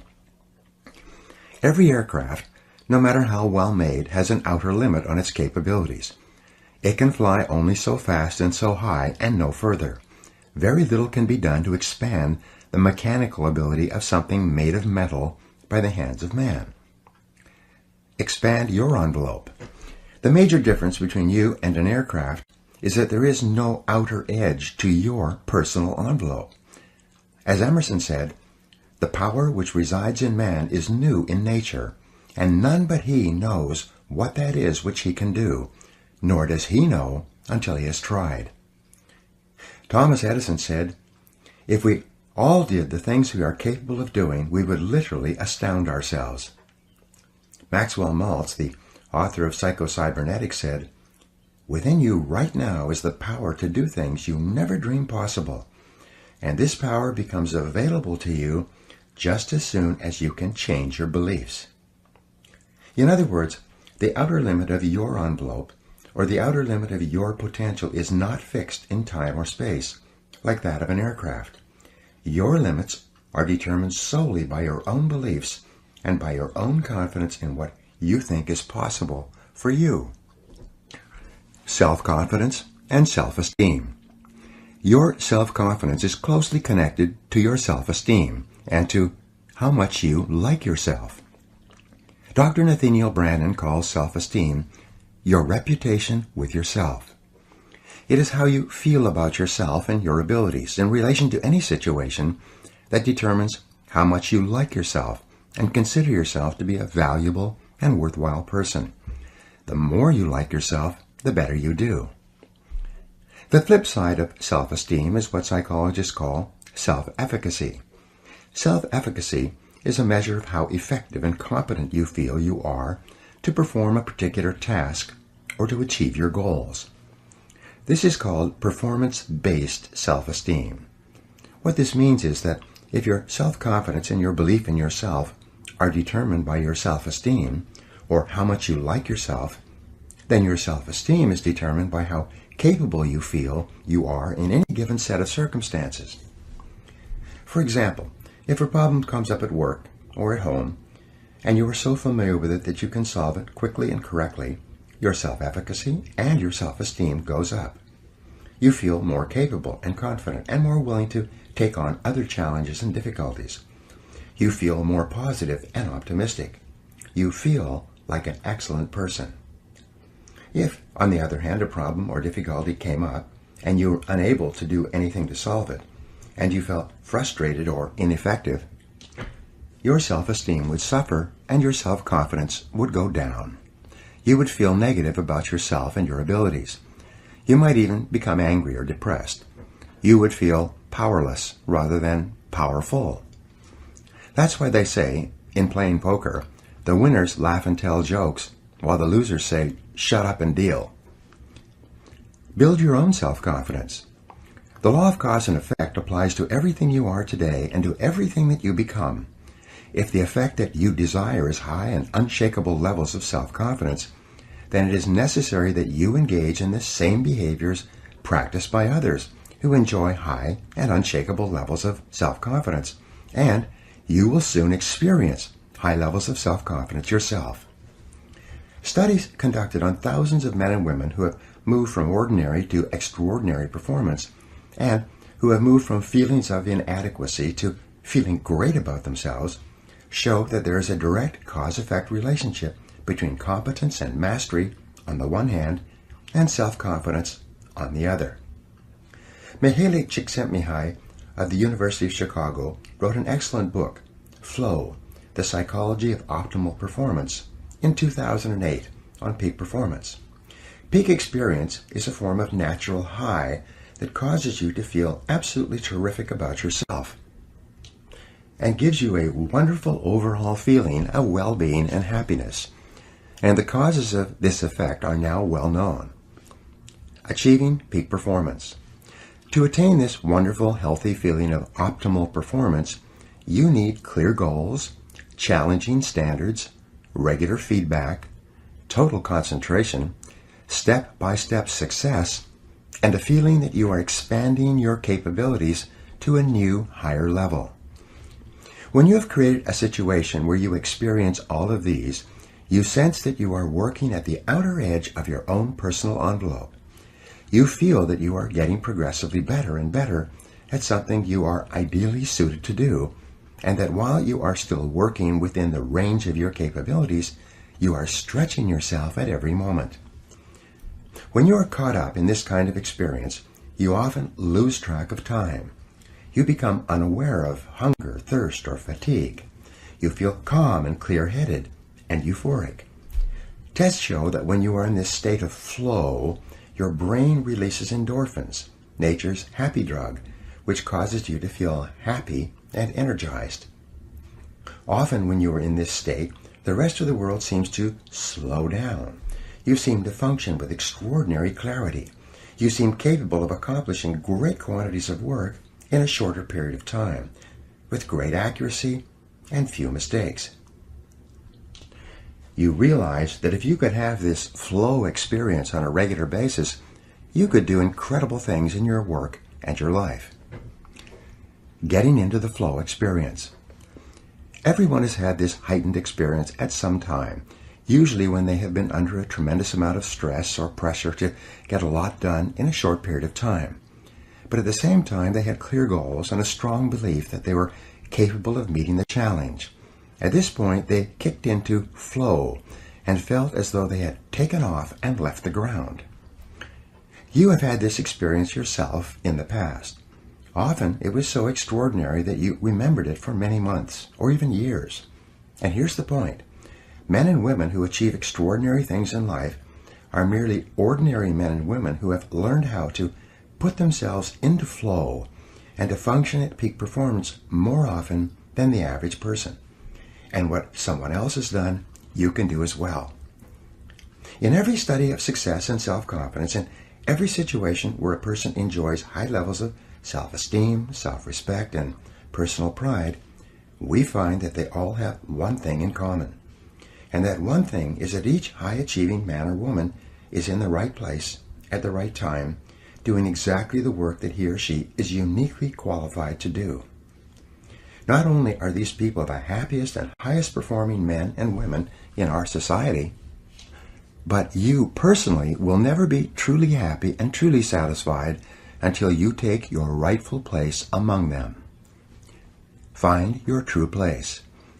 One of the greatest joys of human existence is to find your true place, the job or occupation that is ideally meant for you, and then to throw your whole heart into doing it and doing it well. The most fortunate people in our society are those who are so totally absorbed in their work that they don't know where their work ends and their play begins. If they could, many of them would do what they love for free, and many do. If they won $10 million in the lottery, this is what they would consciously choose to do for the rest of their lives, or until the money ran out. Spiritual teacher Emmett Fox referred to this as your heart's desire. He said that you are here on earth to do something special, something that perhaps only you can do, and that you will never be truly fulfilled until you find it and completely commit yourself to it. And the remarkable thing, said Fox, is that you almost always have an idea of what it is. You only need to listen to yourself and then trust the guidance you receive. Grandma Moses. When Grandma Moses, as she came to be called, was a young farm girl, she had a desire to paint. But her family and friends told her that that was nonsense. They told her that, as a farm girl, her role in life was to marry a farm boy and to have and raise farm kids. So she put her heart's desire aside and did what she thought she was supposed to do. She had children by the time she was out of her teens, and more children in her 20s. In her 40s, she became a grandmother, and in her 60s, a great-grandmother. When she turned 75, her husband was dead and her children were grown, and the doctor told her she was too old to work on the farm any longer.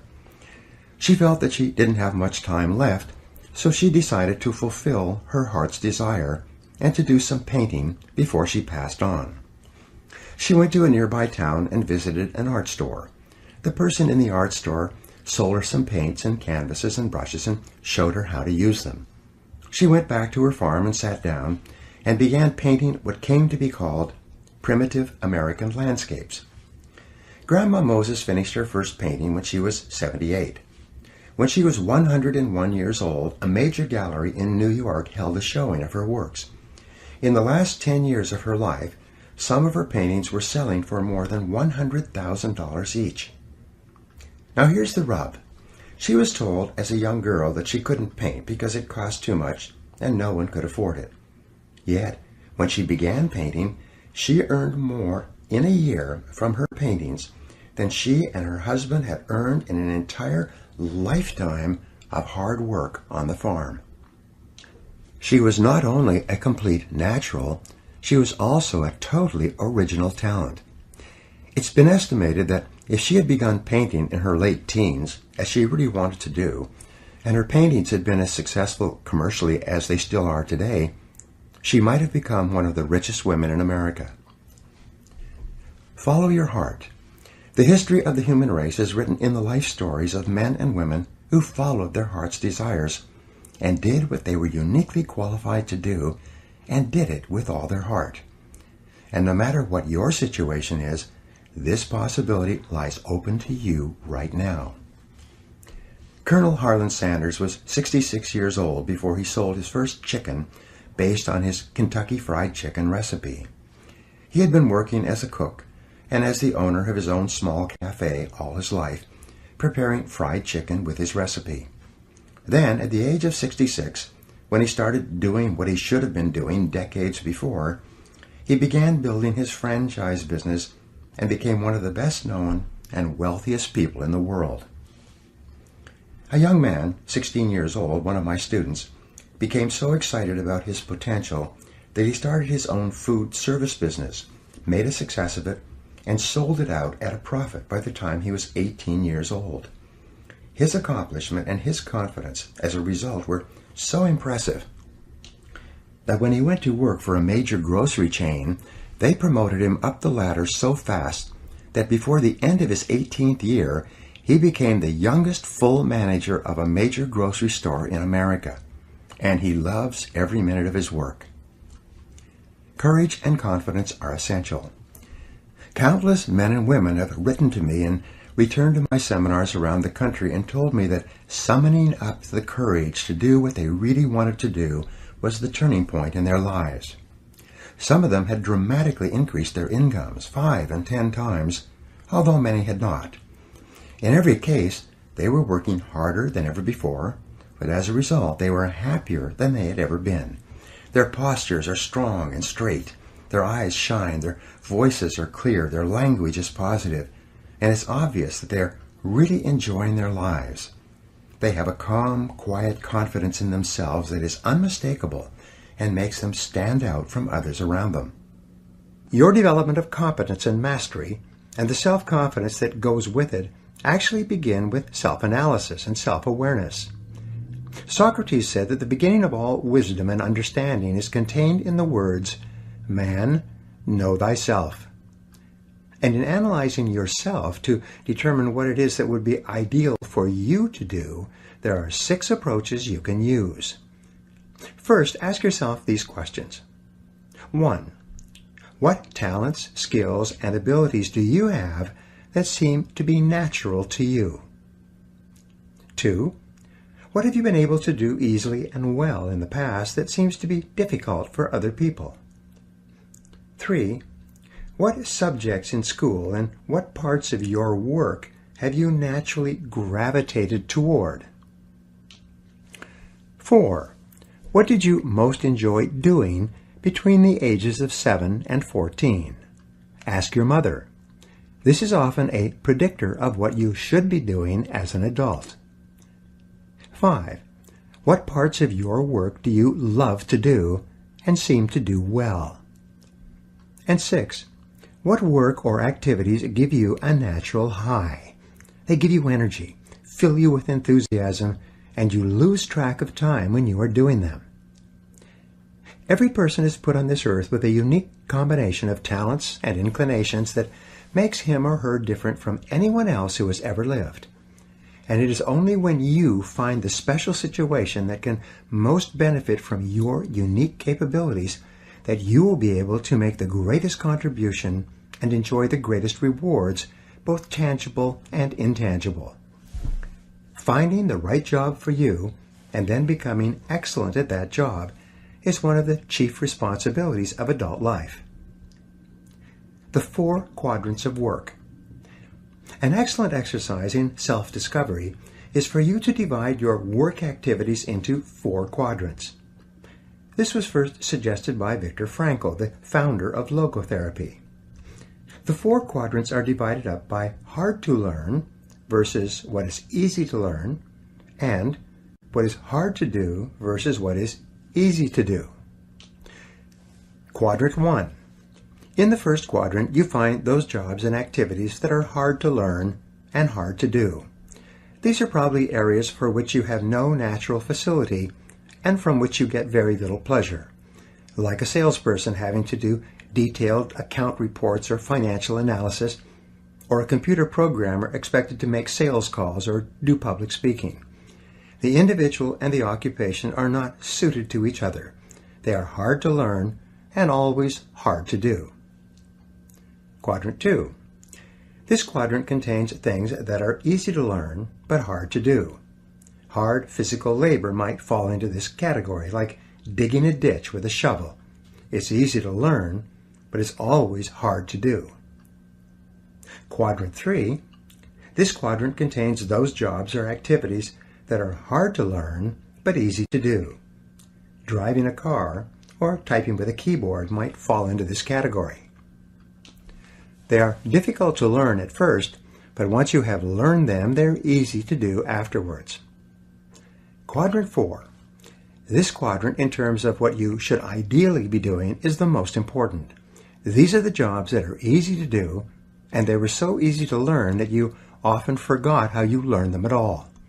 These are invariably the types of jobs or the kind of work at which you excel and which are almost effortless for you, although they may be difficult for others. This is or are the work or jobs that you should be doing with your life. Examine your work history. Look back over your life and ask yourself, what activities, behaviors, or decisions have been most responsible for my success in life to date? You'll probably find that less than 5% of the things that you have said or done have accounted for most of the success that you have enjoyed. You may find that it was your unique ability to solve a particular kind of problem or to take advantage of a particular type of opportunity. You may find that your special talent was an interpersonal skill that enabled you to influence and persuade other people at a particular time and place. You may find, upon analysis, that it was an ability to take charge and accept responsibility for accomplishing a particular goal. Whatever has been responsible for your successes in life to date may be a good indication of what you should be doing in the future. Design your ideal work life. Describe in detail the amount of money you would like to earn, the kind of work you would like to do, the size and character of the company you would like to work for, the type of people you would like to work with, the kind of customers that you would like to sell to, and the level of responsibility or position you would like to attain. As you think through the kind of job that would make you happy, you may find that it is a completely different field than the one you're in now. A woman who was working as an accounting clerk at a computer sales company in New Jersey noticed how much the salespeople were earning and decided that she wanted to get into telephone sales herself. When she applied for the job, she was told that the two occupations, selling and accounting, were totally different and that a person from accounting had very little probability of success in selling. But she kept asking for a chance to try selling, and finally she was given a chance to replace a salesman who was on vacation. Today, the company sells more than $17 million per year in software and computer peripherals, largely over the phone. This woman is so good at selling that she accounts for more than 50% of the total revenues. She went from earning $2,500 per month to almost $500,000 per year. Best of all, she has never been happier in her whole life when she started doing something she cared about. Maximize your return on energy. Analyze your work based on the measure that I call return on energy. Leaders in every field deliberately apply their talents and energies where they can achieve their greatest return on the amount of energy, mental, emotional, and physical, that they invest in any endeavor. They refuse to take on jobs or work in areas where they cannot perform at exceptional levels. They treat themselves as valuable resources, and they spend their energies very carefully. One of the questions that you might continually ask yourself is this: is this the best possible use of my time and energy? Is what you are doing right now the most valuable thing that you could be doing, given your particular combination of talents and abilities? Often, Answering this question will help you to see that there is a vast difference between what you are currently doing and what you should be doing if you want to be fulfilling more of your potential. Do what you love. Marcia Sinitar wrote a top-selling book a few years ago whose title says it all. Do what you love, the money will follow.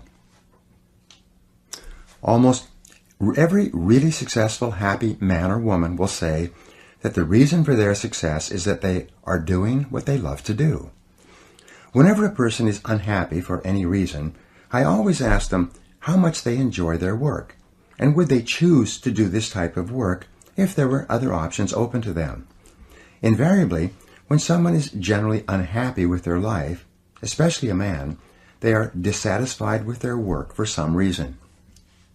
Unfortunately, there's an old myth in our society that suggests that work is a penalty you pay during the day so that you can get your enjoyment from other things in the evenings and on the weekends. Many people view work as a punishment, but something that is unavoidable. They try to do it as well as they need to so they don't get fired, but they never really think about whether they enjoy it or not. However, this attitude is not for you. Your life is too precious and valuable to spend it doing something you don't enjoy. Every minute of it should be spent doing things that you love and care about and which make you happy. The wonderful thing is that the highest paid people in America and worldwide are often working at jobs that they enjoy so much that they hate to go home at night. And the lowest paid people are invariably found at jobs they dislike, where they are just going through the motions. 2 questions to test job suitability. Here are 2 simple tests to determine whether or not you are in the right job for you. Number 1. Would you continue to work at that job if you won $1 million in the lottery tomorrow? If the first thing that you would do would be to quit your job if you had enough money, then this simply means that you are in the wrong position for you. Number 2, use what I call the clock test. People who are in the wrong job watch the clock all the time. They are very aware of what time they start and what time they quit. People who are in the right job are seldom aware of the clock, except to know how little time they have left to do the work they really enjoy. However you measure it, choosing the right work for you is central to you enjoying high feelings of self-esteem and self-confidence, not only in your work, but in every other part of your life. Commit to excellence. Once you have chosen your ideal job or occupation for this stage of your career, your biggest responsibility is to make the decision to become very good and then to become excellent at what you do. In a lengthy study on successful Americans, the Gallup organization discovered that expertise, or being recognized by your peers as one of the very best in your field, was one of the essential ingredients for success in American life. We said before that self-confidence comes from positive knowing rather than positive thinking. And it's only when you know that you are outstanding in your chosen field that you really feel terrific about yourself and that you enjoy high levels of self-confidence. Men and women who are good at what they do and who know that they are good at what they do are very different from those who are only average. They walk and talk and dress and behave differently. They have an attitude of assurance and certainty about themselves, which causes them to stand out in any group. They have a deep-down sense of self-worth and self-confidence that is evident to everyone around them. Excellence is learnable. A man in his mid-20s came up to me at a seminar in Pittsburgh recently. He said that he had started in sales just over 4 years ago. When he began, he had no experience and knew nothing about either how to sell or anything about his product and how it could benefit his prospects. He told me that his basic sales training was provided to him by his manager in the form of my audio program, The Psychology of Selling. As he listened to this program, which taught him how to sell professionally step by step, he became excited about learning and about professional development. He listened to the audios over and over and then bought additional audio programs and began reading voraciously in the field of selling. He told me that in his first year in a very competitive market, he earned $22,000. But as he read and listened to audio programs and attended seminars, he got better and better. In his second year, he earned $48,000. He became totally committed to continuous learning, and in his third year, he earned $94,000. In his fourth year, he earned just over $175,000 selling the same products in the same competitive market to the same customers at the same prices and under the same economic conditions. And he had driven to the seminar in his new Mercedes. Not everyone can experience such extraordinary financial results, but the most important thing about this young salesman was that he exuded self-confidence and personal pride from every pore. He had a positive self-image and high self-esteem. He was admired and respected by the people around him, and he was held up as a model to others of what they might become if they just worked on themselves and on their jobs hard enough. This brings us to a very important mental principle called the law of accumulation. The application of this law is a fundamental reason for success in every field, including yours. This law says that every great life or great career is an accumulation of hundreds and perhaps thousands of efforts that nobody ever sees or appreciates. Great success is the result of countless hours, maybe even months and years of preparation and hard work toward the goal of becoming very good at what you are doing. This law of accumulation says that life is very much like a balance sheet, with both credits and debits. Every time you do something positive to enhance your abilities and to improve your life, you get a credit on the credit side of your ledger. Every time you waste your time or neglect to take advantage of an opportunity to learn and grow, you get a debit on the debit side of your ledger. Here's the key. Everything counts. Everything that you do or fail to do is written down and totaled up on your balance sheet. Everything that you do or fail to do counts in some way. Nothing is neutral. Everything is either moving you toward a better life or moving you away from it. Everything counts. A successful, happy, self-confident person is an individual who has consciously and deliberately built up a lot of credits on his or her balance sheet. An unhappy, negative, or insecure person is a person who has a lot of debits on his or her balance sheet. And since the only things that count are your actions, it seems that every positive and constructive action you engage in adds up and increases your levels of self-confidence and self-esteem. The law of incremental improvement. Perhaps the most important corollary of the law of accumulation is what is called the law of incremental improvement. This is really the law that explains how you move from wherever you are to the top of your field. This is the law that explains all great success in America or anywhere else in the world. This law simply states that a person becomes good at his or her chosen field by improving incrementally, continuously, over a long period of time. My friend Darren Hardy has written a book entitled The Compound Effect, in which he explains how it is that everything positive you do in your life compounds and multiplies, growing with force and power over the months and years. As Einstein said, compounding is the most powerful force in the universe. Pattern recognition.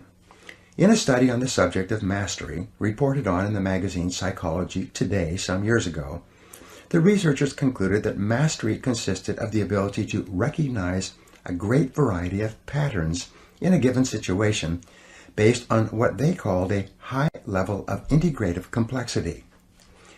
Integrative complexity is defined as the ability to recognize patterns in a situation and to accurately predict what is likely to happen and the best action to take based on previous experiences with similar situations. For example, a salesperson would achieve a high level of confidence and capability in a sales situation by having both studied his or her profession and by having been in countless previous sales situations. He or she would have developed the ability to integrate his knowledge and experience and to recognize a particular pattern in the sales situation based on previous sales situations that were similar to this one. An excellent business person is one who has developed this same capability of recognizing a pattern when it occurs again, drawing upon previous experiences, and is therefore able to respond effectively and do and say the right things to complete the business transaction successfully or make the correct investment decision. The Grand Masters. The researchers found that a Grand Master in chess, for example, was able to recognize as many as 100,000 different patterns or layouts on the chessboard and had developed a strategy to deal with each one. A national chess champion was able to recognize perhaps 50,000 patterns. A tournament chess player was able to recognize perhaps 10,000 patterns on the chessboard, and so on. Their conclusion was that it takes several thousand hours of research and practice to achieve and perform at exceptional levels in any complex field or any difficult occupation or profession. Although there are prodigies, people who succeed in a short period of time, these are very rare. Malcolm Gladwell, in his best-selling book Outliers, quotes the extensive research that shows that it takes several years on average for a person to become excellent in his or her chosen field. According to Gladwell, mastery in any field requires 10,000 hours or 7 years of hard work, or both. Most people only become wealthy after the age of 40 or 50 if they achieve it at all. It takes them many years of hard work, continuous learning, and experience to develop an extensive enough repertoire of patterns so that they can recognize and take advantage of opportunities that appear to them. Up to that time, they make many mistakes. 2 steps forward and 1 step back, as they say. The foundation of self-confidence. The law of incremental improvement is your key to an unlimited future of success, prosperity, and self-confidence. It doesn't matter where you're starting from. All that matters is where you're going. As Theodore Roosevelt said, do what you can with what you have where you are. By applying the law of incremental improvement to yourself and your work, you can begin moving upward toward joining the great ones in your field. If you are doing what you love to do, and you are doing it with all your heart, by engaging in continuous personal and professional improvement, you can begin to move forward at such a rapid rate that it will astonish you. You've heard of the 80-20 rule, which says that 80% of the income goes to 20% of the people. Your goal, if you are not already there, should be to join the top 20% in your field. If you're in the top 20% already, your job is to get into the top 10%, and then the top 5%, and then the top 4%, and so on. Your goal should be to be the best. Your goal is to be recognized by those around you as outstanding in your field. Your goal must be to pay any price, overcome any obstacle, and make any effort necessary to become excellent in your chosen career. And, in just a moment, I'll show you how. Moving to the top. There is one small problem that you need to deal with before you become one of the best in your field. Earlier in this book, I said that most of us grow up with feelings of inferiority and inadequacy. Because of low self-esteem and selling ourselves short, many of us never even think about becoming excellent at our work. It never even occurs to us that we have the ability to learn anything we need to learn to be able to do an outstanding job at anything we put our minds to. The fact is that, generally speaking, you have the capability to excel at anything that is really important to you. If anyone else has achieved a high level of competence in your field, then so can you. All you have to do is do the same things over and over until sooner or later you get the same results that they have. This is the law of cause and effect in action. When you practice this law in conjunction with the law of incremental improvement, you can move from wherever you are to wherever you want to be. Identify your key skills. Just as choosing the right work or career for you requires self-analysis and self-awareness, moving to the top of your field requires that you take your existing position and you break it down into what we call its key result areas, or its core competencies. In every job, and in every company for that matter, there are a few key skills, seldom more than 5 to 7, that determine the success or failure of the person in that job. Wherever an individual is having trouble in his or her career, it is usually because he or she is weak in one or more of these KRAs, or core skills. Wherever a person is successful, it turns out that they are strong in all of the key skills necessary for success in that job. And here's a key discovery. Your weakest important skill determines the height of your success in your work. You could be excellent at 6 out of 7 of your key result areas, but your weakness in the 7th area can hold you back for years. Analyze your skill levels. Your first job is to break your work down into its component parts, its basic skills, its basic key result areas, and then honestly analyze your level of competence in each one by giving yourself a grade on a scale of 1 to 10. For example, if you are in sales, your key result areas or core skills might be prospecting, establishing rapport, identifying problems accurately, presenting solutions, answering objections, closing the sale, and getting resales and referrals from satisfied customers. A weakness in any one of these areas could be fatal to your success and your income.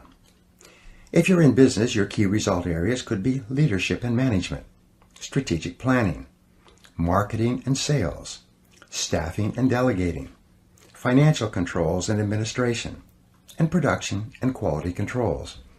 Each situation may be slightly different, but the same concept applies. Success begins by analyzing the individual parts of your performance and then by making a plan to become very good in each area. Deliberate practice. One of the most important breakthroughs in personal performance and career success is described in Jeffrey Colvin's top-selling book, Talent is Overrated. Colvin shows that most people start their careers with limited marketable skills and then develop from there. It turns out that those executives who got to the top early in their careers developed the habit of identifying the most important skill they could develop at that stage of their career.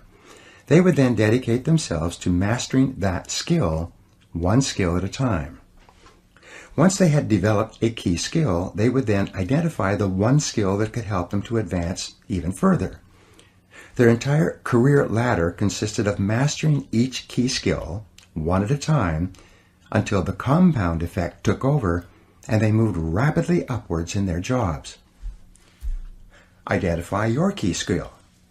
A good exercise is to ask yourself, what is my limiting skill? What is it that I do or don't do that is determining the speed at which I succeed and move ahead in my job? What is the performance bottleneck or choke point in your work? What limits you or holds you back from getting to where you want to go? Sometimes taking the time to develop one limiting skill will put your entire career onto the fast track. A manager in one of my seminars asked me privately why it was that he was continually passed over for promotion at his engineering firm, even though his boss acknowledged that he did excellent work.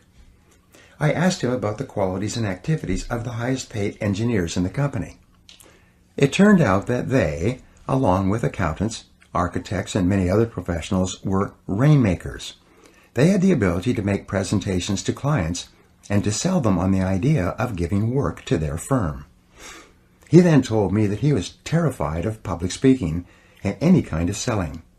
I told him that if he wanted to move up in his firm, he should take a course in public speaking, overcome his fears, and begin bringing in business to his company.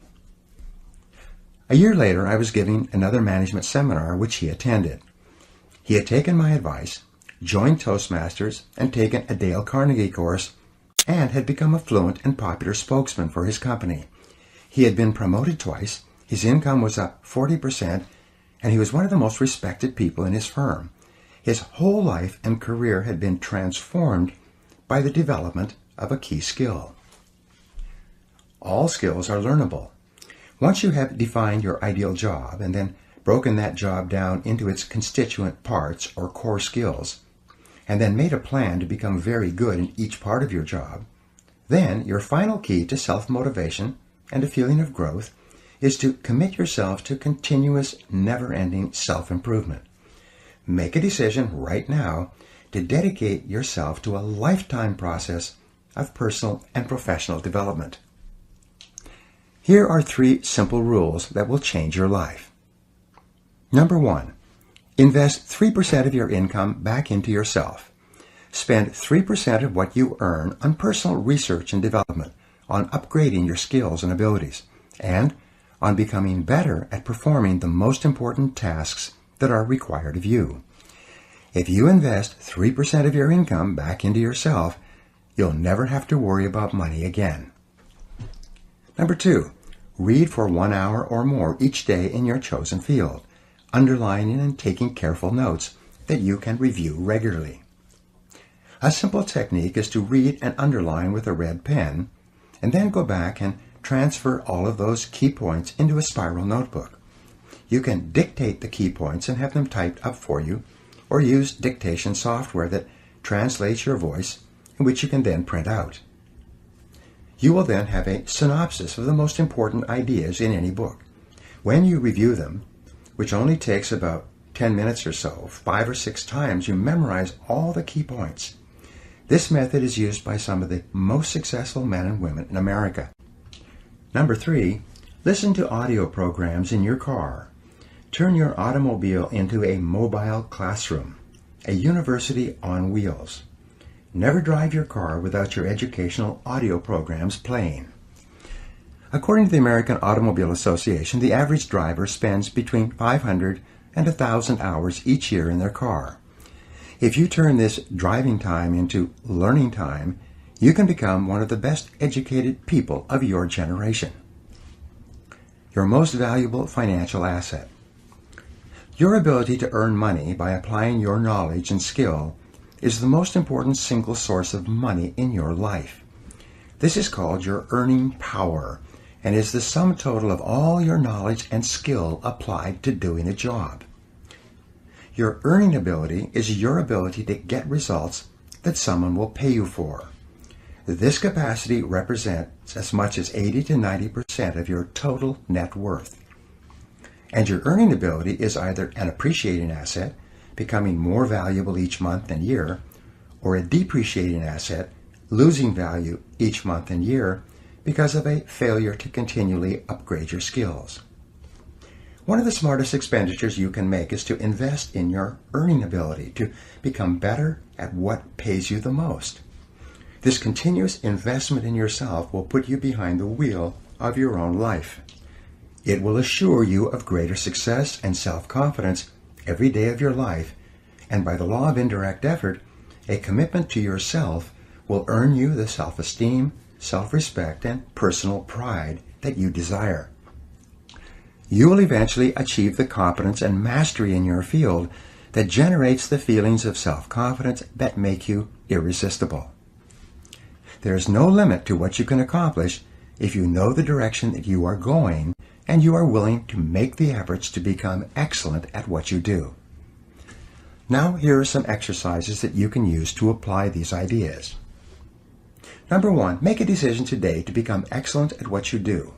Set it as a goal, make a plan, and work on it every day. Number 2, identify the jobs or parts of your job that you most enjoy and then seek a way to do more and more of those jobs. Number 3, identify those jobs in your career that have been easy to learn and which are easy to do, and look for ways to do more of them more of the time. Number 4, identify the key result areas of your work and give yourself a grade of 1 to 10 in each one. Remember that your weakest key skill sets the height of your success.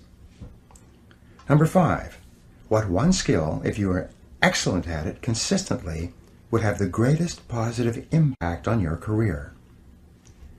Number 6, develop a continuous learning plan for yourself and dedicate yourself toward getting better and better at what you do. And number 7, identify the most important result or results for which you are paid and resolve to get more and better of those results every day. Chapter 4. the inner game of self-confidence. Confidence doesn't come out of nowhere, said Roger Staubach. It's a result of something, hours and days and weeks and years of constant work and dedication. Aristotle wrote in his famous Nicomachean Ethics that the common aim of mankind is to be happy, however each person defines happiness. One thing we know is that the more confident and the better we feel about ourselves, the happier we are and the more effective we seem to be in everything we do. Self-confidence, however, is really a state of mind based on your belief systems. Belief, or faith, enables you to act boldly in the face of uncertainty. Confidence enables you to face changes and difficulties and unexpected setbacks with calmness and clarity, and allows you to respond more effectively under any circumstances. The law of belief. The law of belief, an important corollary of the law of cause and effect, says that your beliefs become your realities. You do not believe what you see, but you see what you already believe. William James of Harvard said that belief creates the actual fact. In the Bible it says, according to your faith, which is your innermost belief, it is done unto you. If you believe strongly enough and confidently enough, your outer world will tend to conform to a pattern consistent with these beliefs. In fact, your world today is largely an outpicturing of your innermost beliefs and convictions. You behave on the outside based on your beliefs on the inside. You see the world around you based on your beliefs about reality, whether they are correct or not. How can you determine your true beliefs? Simple. You can tell what you really believe by observing what you do and what you don't do. You can tell what you believe by listening to your opinions, your conversations, and by noting your decisions. When you truly believe yourself to be an exceptional human being, possessed of remarkable capabilities, you will walk and talk and act that way, and your inner convictions will become your outer realities. As the Bible says again, all things are possible to him that believeth. The power of belief. There's a story about a man many years ago whose business was in serious trouble. He had lost some big sales, he was deeply in debt, and his suppliers and creditors were closing in on him. He didn't know whether he should continue struggling or just declare bankruptcy and let his business fold. He decided to go for a walk in the park that evening and think it over and decide what to do. He was standing in the park on a small bridge looking down at the water when an older man appeared out of the darkness. Seeing his downcast look, the older man stopped and demanded to know what the matter was. For some reason, the businessman told him all about his financial problems and how close his business was to collapsing, even though it was a good business and had a good potential future.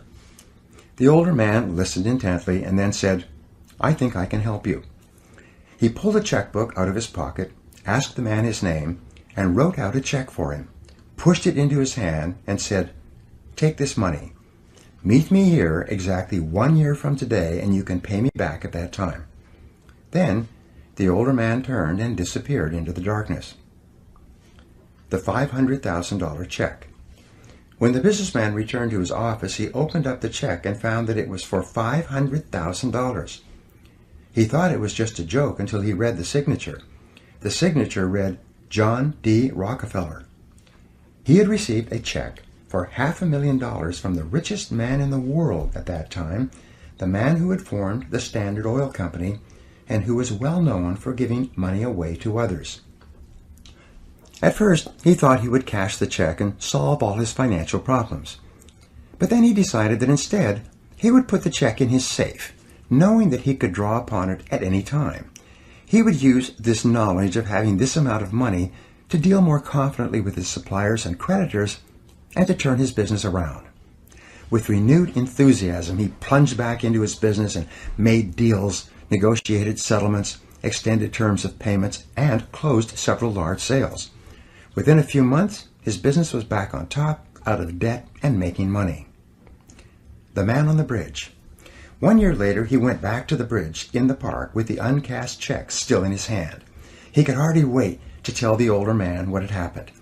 At exactly the agreed upon time, the older man emerged from the darkness once more.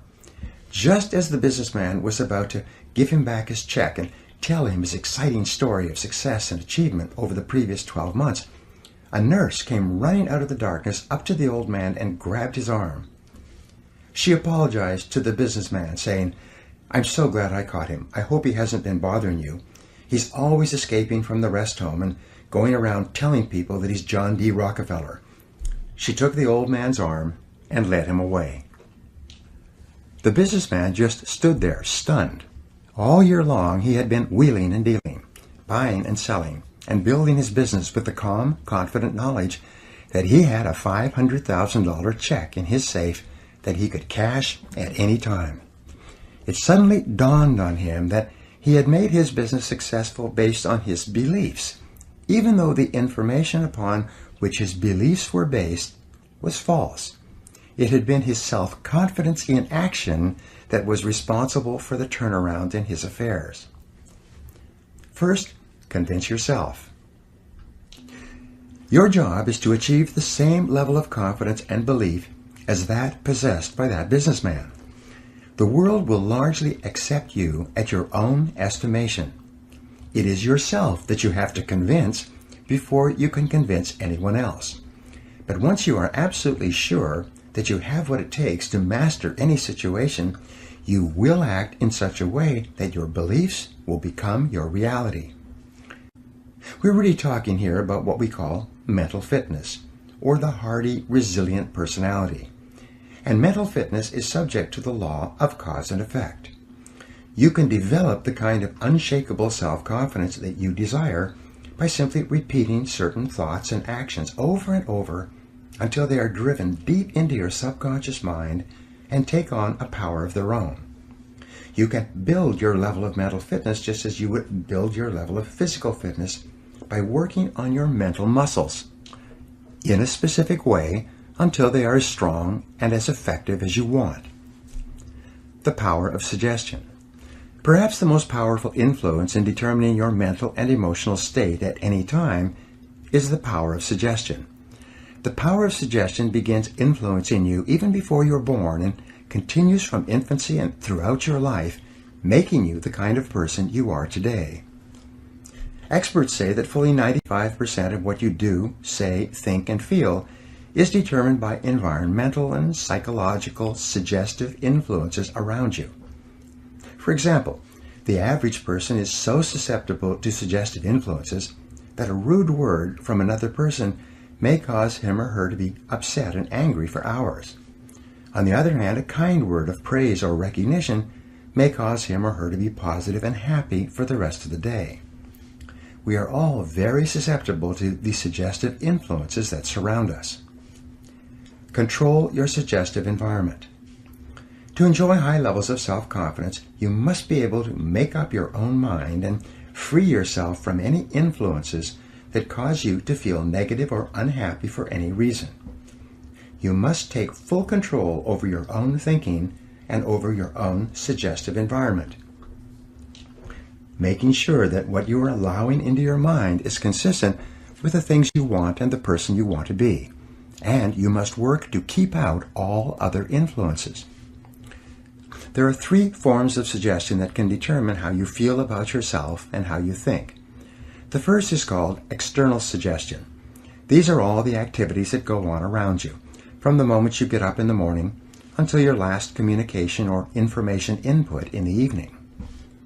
Depending upon how open and receptive you are, you can be inordinately influenced by television, radio, newspaper, the internet, conversations, work experiences, feedback from superiors, interactions with members of your family, even problems in traffic or changes of temperature on the outside. The great majority of people allow much of their lives to be determined by what is going on around them, convincing themselves that they are thinking independently, when instead they are merely reacting to whatever happens. Control your emotions. This is why the negative emotions that upset and disturb you are usually unconscious, unthinking reactions that are triggered by external events. We know this is true because no one would consciously and deliberately decide to feel negative, angry, or upset. When people are in control of their emotions, they choose to feel happy. For example, one of the most common expressions of negative emotions has to do with what are called conditioned responses. These are automatic responses that we engage in when somebody pushes one of our hot buttons. A hot button is a habitual negative way of reacting to an experience or to something that someone says. Each person has a series of these buttons, and when we know a person well, especially in an intimate relationship, we know just what buttons to push to get whatever reactions we want. When one of your buttons is pushed, such as when someone mentions someone or something that you feel very strongly about, you respond with anger and defensiveness. If you hate to get cut off in traffic and somebody cuts you off inadvertently, your hot button will be triggered and you'll be talking angrily to yourself and to anyone else who will listen for the foreseeable future. Think before you react. One of the ways to take control over your mind is to identify the various external factors that cause you to become angry or upset in advance. Make a list of everything that happens where you have a tendency to respond negatively. Then, consciously make the decision that in the future, when one of these issues comes up, you will instead respond calmly and positively and not allow yourself to become upset and angry. Each time something happens that would normally trigger a negative response from you, consciously decide not to respond or to react in any way. Smile, take a deep breath, and remain calm. The more you practice this, the easier it will become. You will become more positive and optimistic. Your self-confidence will go up and you will feel more in charge of your own life. You will begin to free yourself from being a slave to external suggestions that control your mental state. The power of self-suggestion. The second form of suggestion is called self-suggestion. Self-suggestion is when you put both hands on the controls of your own mental life or step up to the keyboard of your own mental computer and consciously program your subconscious mind with the thoughts and feelings that you desire. Self-suggestion is your key to building the kind of belief system deep within yourself that leads to unshakable self-confidence. And the reason that self-suggestion works so well is because of the law of substitution. The law of substitution says that your conscious mind can only hold one thought at a time, positive or negative. If you consciously choose to hold a positive word or picture in your mind, you simultaneously block out the various inputs from external sources that might cause your thinking and feeling to be negative or inconsistent with your true desires. For example, if whenever you begin to feel tense or uneasy or angry about something, you instead switch your mind and start thinking about your goals, your mind will switch from negative to positive instantly, and you will feel good about yourself again. The thought of a goal, which is positive and future-oriented, is inherently uplifting. You cannot think about your goal and be upset or angry at the same time. By using the law of substitution, you take full control over your suggestive environment and over the information that reaches your subconscious mind. Make self-control into a game. When something negative or unexpected happens to you, immediately seize upon the moment as an opportunity to demonstrate calmness and self-control. Make it a game. Instead of allowing yourself to feel negative, deliberately force yourself to substitute something positive. Here's an affirmation that's been very helpful to me. I repeat it over and over until it becomes automatic in almost every situation. When something goes wrong, I immediately catch myself by saying, every situation is a positive situation if viewed as an opportunity for growth and self-mastery. Whatever it is, I take a deep breath, relax, smile, and say, every situation is a positive situation if viewed as an opportunity for growth and self-mastery. I then look within the situation for something that I can learn that will help me to grow and develop greater self-mastery. This is a simple mind game that enables me to stay relaxed and in control of my emotions, and it will work for you as well. Just give it a try. The power of autosuggestion. Autosuggestion takes place when you have repeated messages to your subconscious mind so often that they take on a power of their own. They function automatically. We have found continually that happy, optimistic people have programmed themselves to respond in a happy and optimistic way to almost every situation. And you can do the same thing. All of life is bound up and determined by your responses. It's not what happens to you, but how you react to what happens to you that counts. It's not the cards that you are dealt, but the way you play the cards that determine how well you do in the game of life. Your job is to consciously decide to use your willpower to keep your mind clear and to keep yourself positive and functioning at your best. A quick review. In Chapter 1, we talked about how important it is for your self-confidence for you to have clear values and to organize your life so that it is consistent with those values. In Chapter 2, we talked about the importance of having goals for every part of your life and assuring that your goals and your values are congruent. In Chapter 3, we talked about how important it is for you to commit yourself to achieving mastery in your chosen field, consistent with your goals and values. In this chapter, you will learn a series of mental fitness techniques that you can use to program your subconscious mind. You will learn how to develop the absolute conviction and confidence that you can achieve anything you set your mind to, and you will learn how to make this self-confident response an automatic reaction to anything that happens. Take charge of your life. The starting point of taking full control over your conscious and your subconscious mind is for you to accept complete responsibility for everything that you think or say or do. You are responsible for whatever happens to you, and especially you are responsible for your responses to the inevitable ups and downs of daily life. As Eleanor Roosevelt said, no one can make you feel inferior without your consent. I used to think that setting goals and making plans was the starting point of success in life. After a while, I changed my mind because I realized that something else actually comes first. What comes first is the acceptance of complete responsibility for yourself and for everything that happens to you. Real maturity begins when you finally realize that no one is coming to the rescue. It is only when you accept total responsibility for your life situation with no excuses and no blaming of others that you move into a mental position to kick the long ball in your own life. It's only when you have accepted 100% responsibility for yourself that you are ready to take the next step and decide exactly what it is you want and exactly what it is you want to do.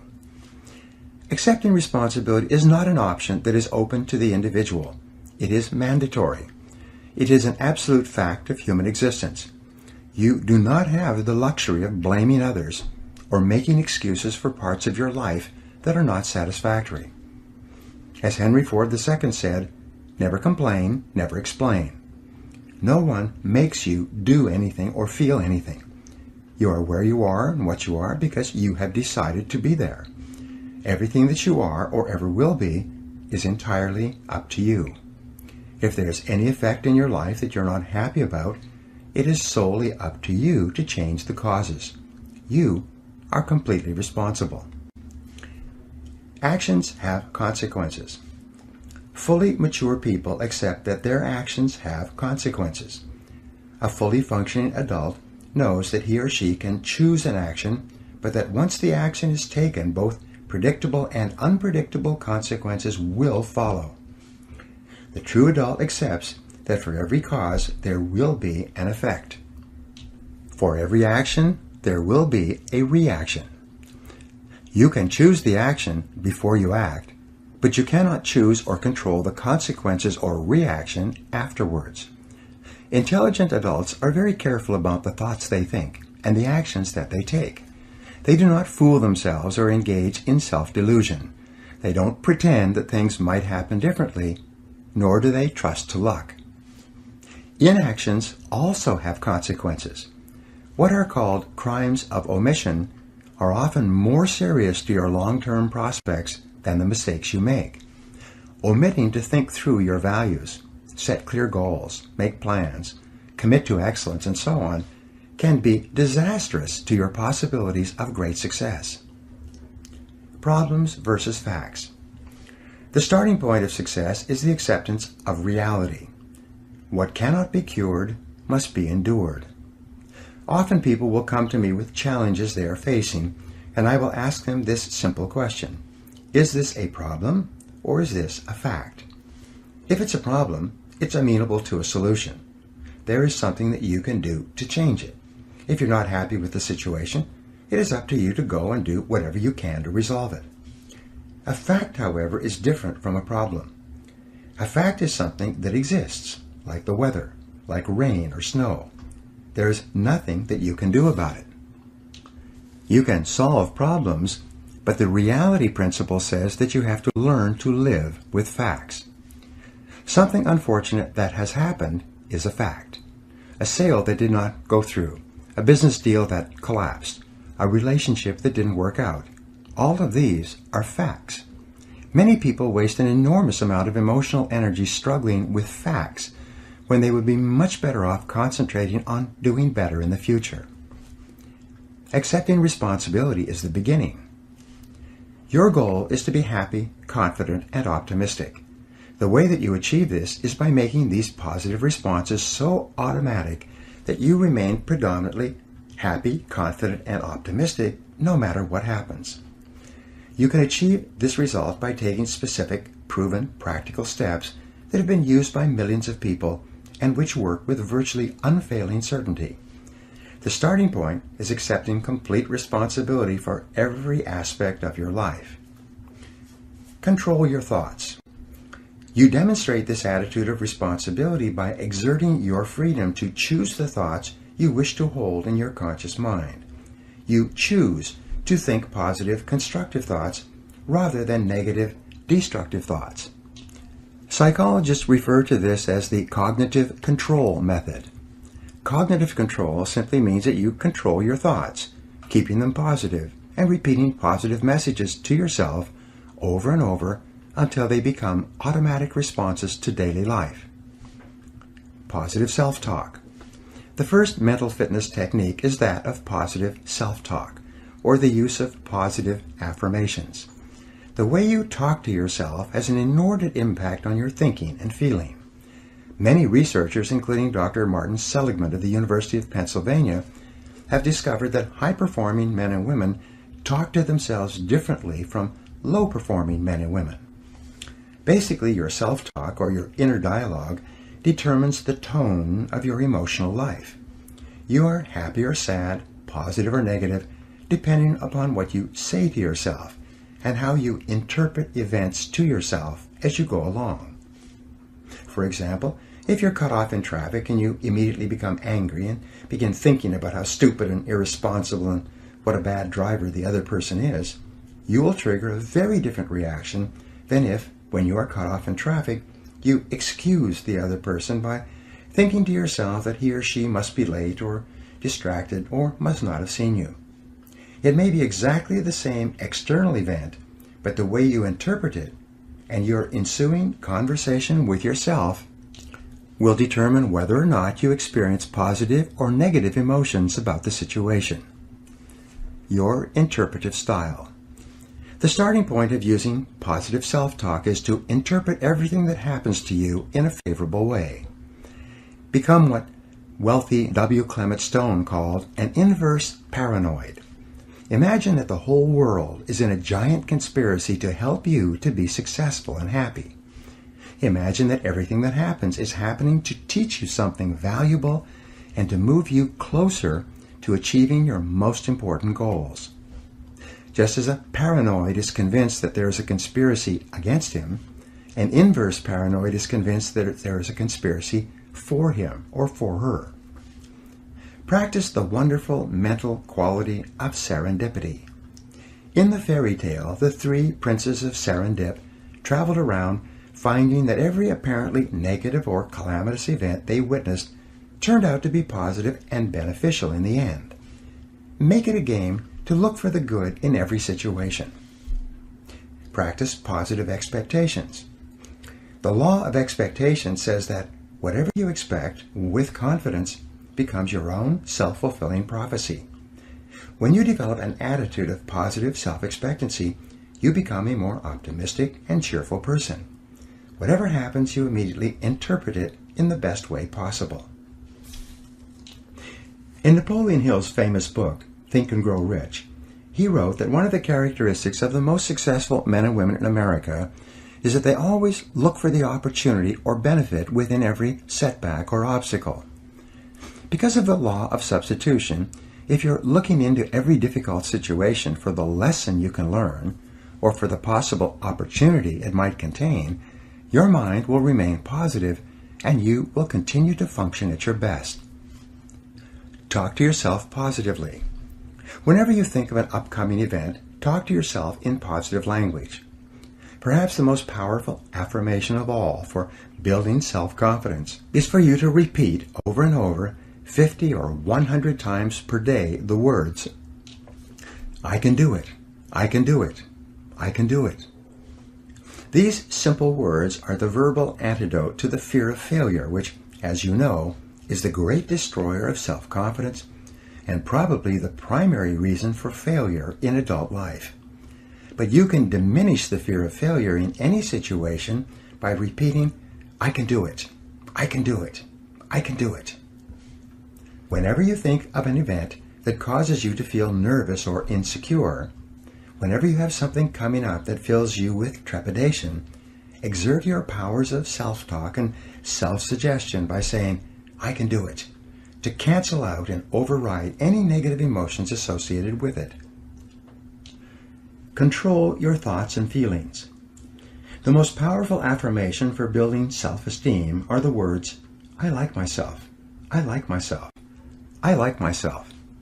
These simple words, repeated often enough with energy and enthusiasm, will eventually be accepted by your subconscious mind. As your subconscious mind accepts this message of self-liking, your self-esteem goes up, and your ability to perform and your levels of effectiveness improve in every area of your life. If you want to do your work better, just say, I love my job, I love my job, I love my job. In their best-selling book, Success Through a Positive Mental Attitude, W. Clement Stone and Napoleon Hill recommend that you repeat several times a day the words, I feel happy, I feel healthy, I feel terrific. One of my favorite affirmations, whenever I'm worried about anything, is to cancel it by saying, I believe in the perfect outcome of every situation in my life. I believe in the perfect outcome of every situation in my life. You will find that it's almost impossible to worry and fret about anything while you're repeating this kind of positive message to yourself. Unlimited potential. Your potential is unlimited using affirmations. Remember that affirmations are a way of programming your subconscious mind.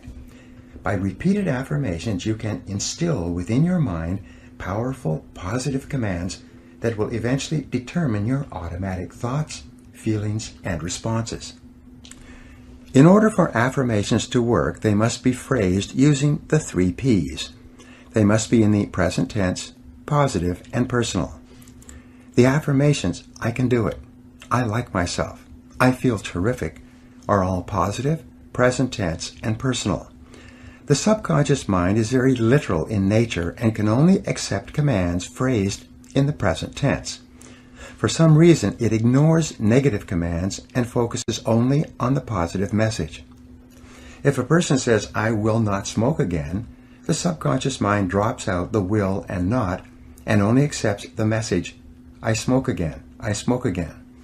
It's better to say, I am a non-smoker. The subconscious mind can form a clear picture of a non-smoker and will eventually adjust a person's habits and tastes to the point where they stop smoking altogether. You can create affirmations for each of your goals, and by repeating them continually, you program them deeper into your subconscious mind until they take on a power of their own. You then find yourself automatically motivated to do the things necessary to achieve them. Written affirmations. The second technique you can use to keep your mind positive and to achieve your goals faster is to write out your goals in the form of affirmations on 3x5 index cards. Write them in large black letters and then read and reread the cards several times each day, reciting the affirmation to yourself each time. This and every other method or technique that you use to convince yourself that your goal is achievable will also help to build your self-esteem and self-confidence. This attitude or belief will cause you to take the specific actions that will eventually make your goals a reality. Practice visualization. The third technique for building self-confidence is the use of positive visualization. This is the process of creating clear mental pictures of the person that you want to be, doing the things that you want to do, and achieving the goals you want to achieve. Because your subconscious mind cannot tell the difference between a real experience and one that you vividly imagine, it will give you the thoughts and feelings that would accompany your realization of your mental pictures. What determines the impact of visualization is the amount of emotion that you combine with the picture when you hold it in your conscious mind for reception by your subconscious.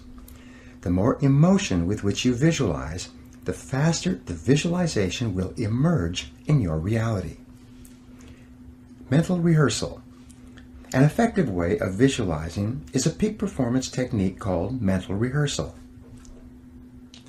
In mental rehearsal, you go through an upcoming event in your mind, detail by detail, and imagine it happening perfectly, with you being completely successful in the end.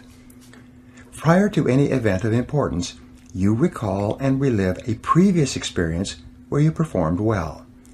You take a few moments to replay in your mind a picture of the last time you did this particular activity successfully. If you have to write an exam of any kind, take a few moments to close your eyes, breathe deeply, and see yourself writing the exam easily, knowing all the answers. If you have to make a sales call, take a few moments prior to the sales call, close your eyes, and see yourself in the sales call, perfectly relaxed, calm, positive, and in complete control. See the prospect or customer responding positively towards you and signing the contract or check at the end of your visit. If you have an interview coming up, take a few moments to rehearse the interview in your mind. Go through every stage of it.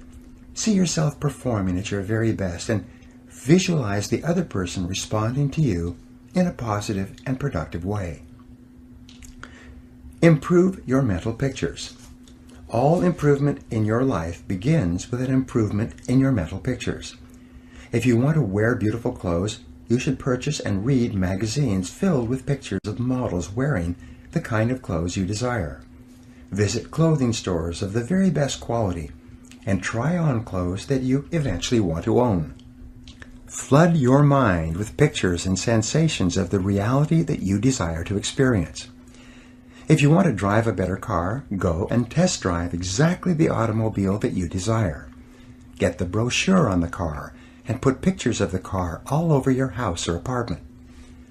A friend of mine used this exact technique to get his dream car.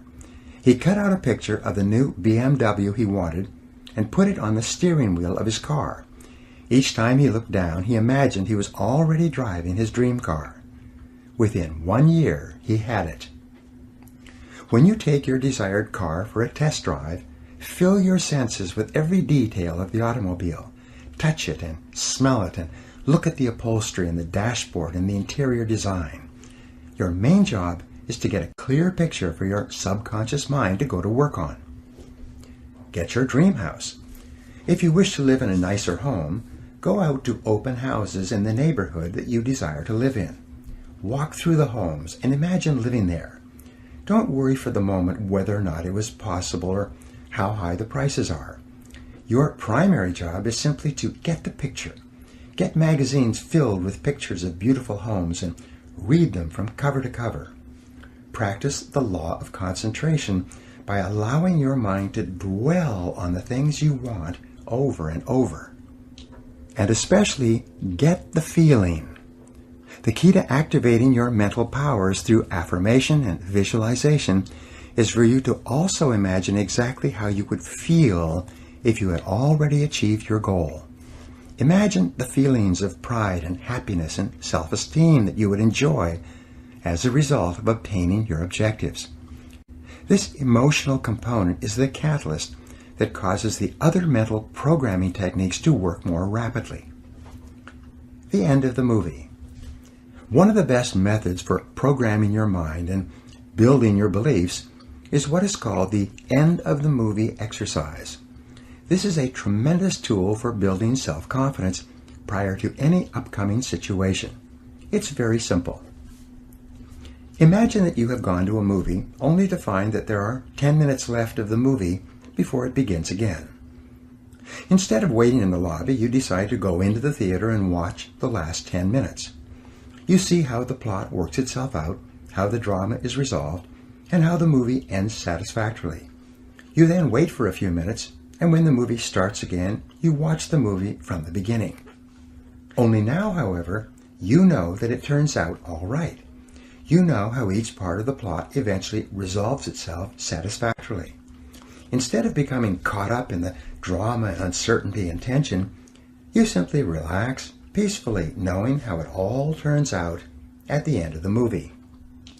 You can apply this same technique to almost everything you do. You can manufacture your own self-confidence by imagining that no matter what your situation, everything turns out perfectly in the end. Create that end-of-the-movie feeling in yourself whenever you think of an upcoming event or problem that causes you any tension or insecurity at all.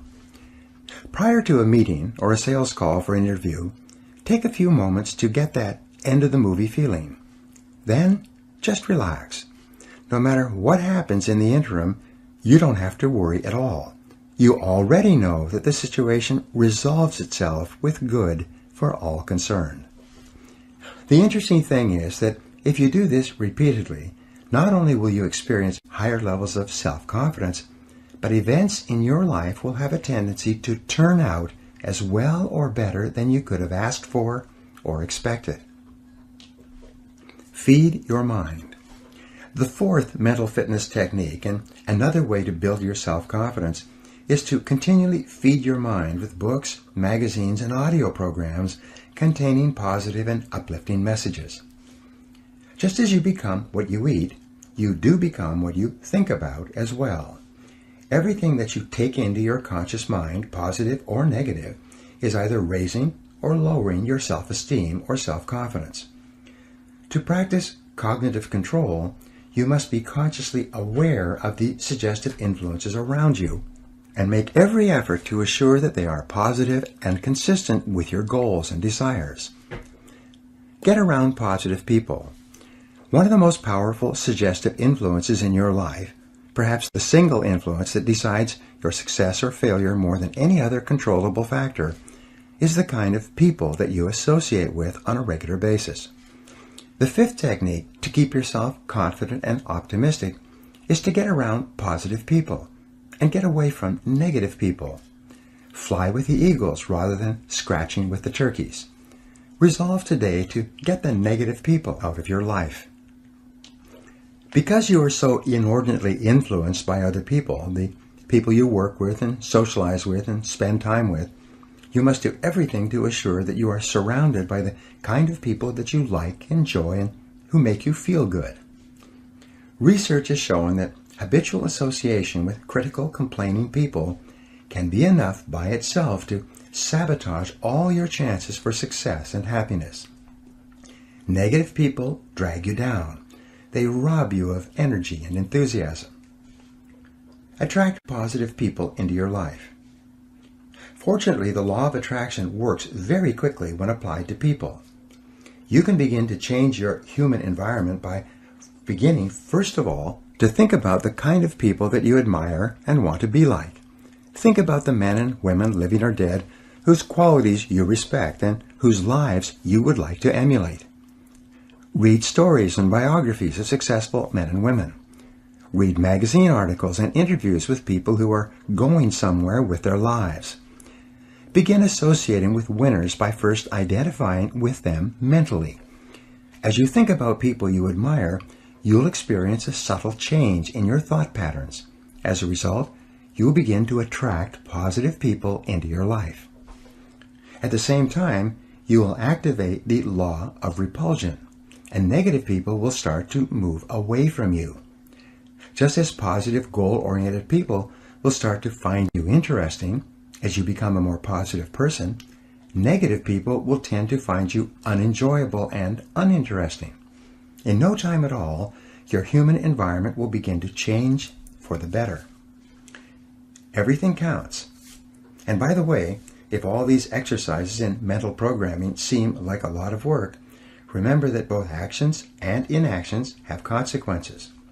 Like the law of sowing and reaping, whatever you sow or fail to sow is going to determine what you reap in the end.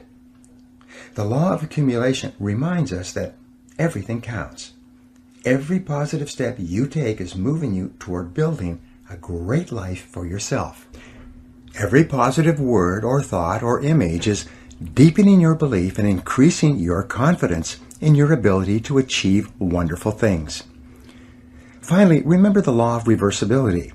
If you act in a manner consistent with high performance and high self-confidence, those very actions will generate the feelings consistent with them. Every positive, constructive action that you take in the direction of your dreams and goals will reinforce your belief in yourself and in your ability to accomplish your ideals. Take action continually. Keep your vision clearly before you and take continuous positive action every hour and every day. Develop a sense of urgency. Move quickly when opportunity presents itself. Maintain a bias for action. Fast tempo is essential to success. And the faster you move, the better you will feel. The faster you move, the more energy you will have. And the faster you move, the higher will be your self-esteem and self-confidence. The world can really be divided into two categories, the talkers and the doers. The world is full of talkers who seem to be convinced that if they talk about it enough, it's the same as actually doing it. But you are a doer, and it is always the doers who have been the movers and shakers throughout all of human history. It is the men and women who think, plan, and then take consistent, persistent action who make things happen. And when you engage in continuous action, not only will you feel terrific about yourself, but your ability to do whatever you want to do will grow by leaps and bounds. You will eventually become unstoppable. Now here are some action exercises you can do to apply these ideas. Number 1, create a clear, exciting mental picture of your most important goal as if it already existed in every detail. Number 2, each day, act as if you were already the positive, self-confident, successful person that you're going to be. Number 3, practice mental rehearsal prior to every event of importance. Close your eyes, take a deep breath, create a mental picture of complete success, and get the feeling of calmness and confidence that you desire. Number 4, resolve today to accept complete responsibility for your life, for everything you are today, and for everything that you will ever be in the future. Number 5, write your main goals on 3x5 index cards and review them twice each day until they're programmed deeply into your subconscious mind. Number 6, make a decision to associate only with positive people and get the negative people out of your life. Number 7, feed your mind daily with a steady stream of positive books, audios, conversations, and other suggestive influences that are consistent with the very best person you could possibly be. Chapter 5, Capitalizing on Your Strengths. Booker T. Washington once wrote, "I have learned that success is to be measured not so much by the position one has reached in life as by the obstacles he has overcome while trying to succeed." Self-confidence goes hand in hand with winning, with self-esteem, with success and happiness in everything you do. The more self-confidence you have, the more things you will try, and by the law of averages, the more things you are likely to achieve. The more self-confidence you have, the less you will be affected by temporary setbacks and disappointments. The more self-confidence you have, the more likely it is that you will have a long, exciting life full of riches and rewards and self-satisfaction. And achieving these goals is the whole aim of this program. One of the starting points of self-confidence is for you to recognize that you have tremendous strengths of ability and character that you can bring to bear to accomplish almost anything you want. You are extraordinary. The odds are more than 50 billion to 1 against there ever being anyone with the unique combination of talents, skills, and abilities that you bring to your life and to your world. And the incredible things that you can do and be, no one knows, not even you.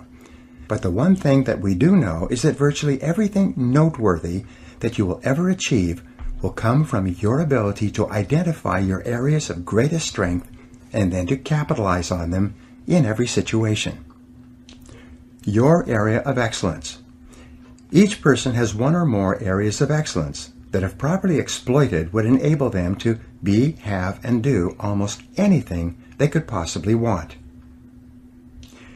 Each person, as the result of years of education and experience, has developed possibilities that make him or her different from all other people. And the men and women who are achieving the most in every field are invariably those who have taken the time to identify their areas of greatest strengths and then to capitalize on them continuously. We said earlier that life is the study of attention. Where your attention goes, there will your heart be also. The people, things, and events that hold your attention are indicative of your entire mental makeup. The things you are interested in are an indication of what you should be doing more of. Choose the right field. In one longitudinal study examining 1,500 men and women who started out eager and ambitious at the beginning of their careers, they found that only 83 of them, over the course of 20 years, became millionaires. When they went back and studied the attitudes and decisions of these people, as they had evolved over 20 years, they found that every millionaire had one thing in common. They had all chosen a field they enjoyed and then become totally absorbed in what they were doing. They had gone to work in an area of endeavor in which they were extremely interested and which held their entire attention. They had then thrown their whole hearts into becoming very good in that area, developing the strengths necessary to succeed in that field. They had then capitalized on those strengths by becoming better and better progressively over time.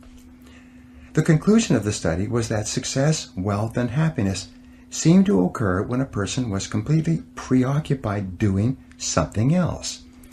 The wealthy people in this study never set out to make a lot of money. Instead, they set out to find a field that they really enjoyed, and then devoted themselves to it. The money came as an afterthought. Happiness and satisfaction. The flip side of this equation is that you will never really be happy or satisfied until you have found a way to apply your unique human capabilities to your life and to your career. In the book Working by Studs Terkel, he reports that more than 80% of Americans do not feel that their full potential is being utilized in their work. They may be busy and they may be reasonably satisfied, but way down deep, they feel that there is far more that they could do if given the right situation and the right opportunity. You probably feel this way yourself from time to time. This is called the feeling of divine discontent. It is a feeling of uneasiness and dissatisfaction that arises whenever you are not fully challenged by what you are doing. To enjoy high levels of self-confidence and self-esteem, you must be working at the outer edge of your envelope. You must be stretching your capabilities continually. You must have a feeling that you are growing day by day with the challenges that your work is putting on you. Without that feeling of challenge and growth, you'll experience a nagging discontent. And this is a good sign. Discontent and dissatisfaction almost always precede a constructive change that forces you to change and starts you growing once more. living congruently. In Chapter 1, we spoke about how important values are to your self-confidence. Men and women with clear values who are living their lives consistent with their highest aspirations are those who have a deep-down sense of self-confidence and well-being. We also said that the most important value you can have is the value of integrity. Integrity is the value that guarantees all the others. Having integrity means that you will not compromise on what you believe to be right in any area. Integrity is absolutely essential if you want to capitalize on your strengths. It means more than anything looking at yourself honestly and making your decisions based on the fact that you are an extraordinary human being. Your feelings are very valuable clues to your choices and behavior. Your peace of mind and personal satisfaction is perhaps the most accurate guide you will ever have to doing what is right for you. Courage is essential. In combination with integrity, courage is the most important quality you can have if you want to be happy and self-confident. If integrity means being honest with yourself, then courage means having the strength of mind to follow where your heart leads you. Courage means having the ability to push aside all other considerations in order to remain true to the very best that is in you. Winston Churchill said, "Courage is rightly considered the foremost of the virtues, for upon it all others depend."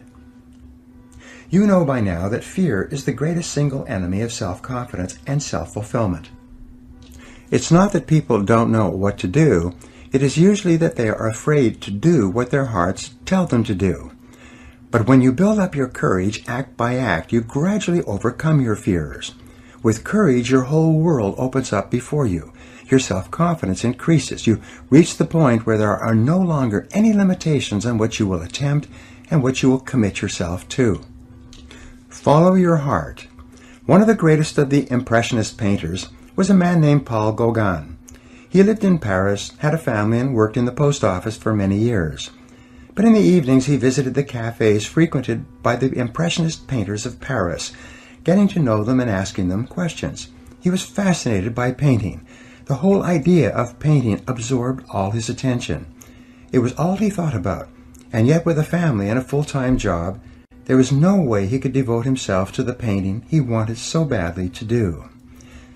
One day, in a move that shocked everybody, he gave up his job as a postal inspector, left his family, and moved to the South Sea island of Tahiti. There he began painting, poor quality at the beginning, but gradually improving as he developed his skill. His paintings now are worth hundreds of thousands, even millions of dollars, and hang in the finest museums in the world. He is considered by many to be one of the most important painters of the last 300 years. In a way, he was like Grandma Moses in that he finally decided to follow his heart and concentrate on what he had been interested in for all those years. Be honest with yourself. To follow your heart, you don't necessarily need to make dramatic changes in your life or your relationships. What you do need to do is to see yourself honestly, as you really are, and have the courage to channel your energies and focus your strengths into your areas of greatest potential. And when you do this, you will soon realize that you have made one of the best decisions of your life. Each person has great strengths and potentialities, and each person is put on this earth to harness those strengths and apply them to benefiting themselves and mankind. The life stories of the great men and women of history are usually stories of people who discovered their strengths and utilized them to the fullest degree. Churchill was a great statesman and orator. Florence Nightingale was a tremendous organizer. Florence Chadwick was an incredibly strong swimmer. Abraham Lincoln was a far-sighted and compassionate politician and president. Mother Teresa was a truly loving human being with an infinite capacity to care for and support the sick and dying people of Calcutta. Joe Montana was a quarterback with an incredible throwing arm with the San Francisco 49ers. All around you, you see men and women who have grabbed their major talents, like catching a pass in a football game, and are running for the goalposts. And you can do the same if you have the courage to follow your heart. compensating for weaknesses. No discussion of strengths would be complete without a discussion of weaknesses. Strong people have strong weaknesses as well. In fact, most people have far more weaknesses than they have strengths. You may be strong in a few areas, but weak in hundreds of other areas. Weaknesses are an inevitable and unavoidable fact of life. As Peter Drucker said, all innovations must be simple if they are to work, because there are only incompetent people to carry them out. The one thing that we will always have in abundance is incompetence. Drucker wasn't being unkind. He was being realistic and pointing out that most people are incompetent, or at best average, just in different areas. The challenge with human weaknesses is that unhappy and unsuccessful people have a tendency to focus on them. They become preoccupied with their weaknesses and think about their lacks of talent and ability too much of the time. They lose sight of the fact that each person has strengths that may need to be developed, and that these strengths can and will bring them everything they want. Instead, they dwell continually on their areas of lesser competence rather than on their areas of potential excellence. Developing strength and resiliency. We are all brought up with feelings of inferiority and inadequacy. Our self-esteem and self-confidence are fragile. Our positive feelings about ourselves are like balloons, easily popped. We have to work on ourselves for a long time to build ourselves up to the point where we are tough and resilient, especially in the areas where we make mistakes and drop the ball. Every person is a combination of peaks and valleys. You have areas of great potential strength, and you have multiple areas of weakness where you perform in an average or mediocre way. Drucker also wrote, "The goal of business is to maximize strengths and to make weaknesses irrelevant." The law of concentration has an inordinate impact on the person you become. Whatever you dwell upon grows in your life. Strong, competent people are those who dwell upon their strengths and abilities.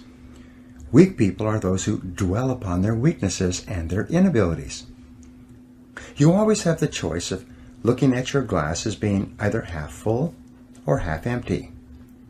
But to develop and maintain high levels of self-confidence and the success and happiness that go with it, you must consciously choose to dwell upon your strengths most of the time. You are a bundle of resources.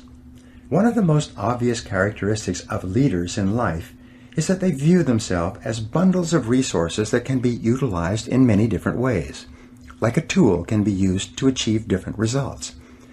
Leaders are adamant about applying themselves only in those areas where they can perform well and make a significant difference. They focus only in those areas where they can succeed because of their special talents. One of the best questions you can ask yourself over and over is, what can I and only I do that, if done well, will make an extraordinary difference in my situation? The law of concentration also says that all great successes in life come from single-minded, focused concentration on doing one thing or a few things extremely well. Success comes from staying at a particular task, the most valuable and important task you could be doing, until you succeed. Every great human achievement is preceded by an extended period of dedicated, concentrated effort. But there is little to be gained by digging determinedly if you're digging in the wrong place. As Benjamin Trigo, the management consultant, said, "The very worst use of time is to do very well what need not be done at all." Assess your strengths and weaknesses. This brings us to the importance of self-assessment with regard to your strengths. When we do strategic planning for corporations, we deal continually with what is called concentration of power. Where can the company focus and concentrate its resources to achieve extraordinary results in a competitive market? We start from the viewpoint that a company has a certain degree of flexibility in determining what it offers to justify its existence in the marketplace. We say that the purpose of a business is to create and keep a customer. The customer, or the person that the company is organized to serve in some way, is central to every calculation and every decision. We put the imaginary customer in the middle of the table and conduct the strategic planning process with him or her in mind. Increase your return on energy. The critical issue in corporate strategic planning is to increase the return on equity invested in the corporation. It is to allocate and deploy assets in such a way that the rewards that the company earns are greater than they would be in the absence of the planning exercise. We start off with establishing clear values, a clear vision of what the company wants to become in the future, and a written mission statement that describes the strategic objective and positioning for the company. Each person needs to do the same for himself or herself. The purpose of your personal strategic planning is to enable you to increase your return on energy, as we mentioned earlier. Since your time is your life, and your mental, emotional, and physical energies are your most valuable resources, your job is to organize your efforts in such a way as to give you maximum rewards and satisfaction for your energy invested. Differentiate yourself.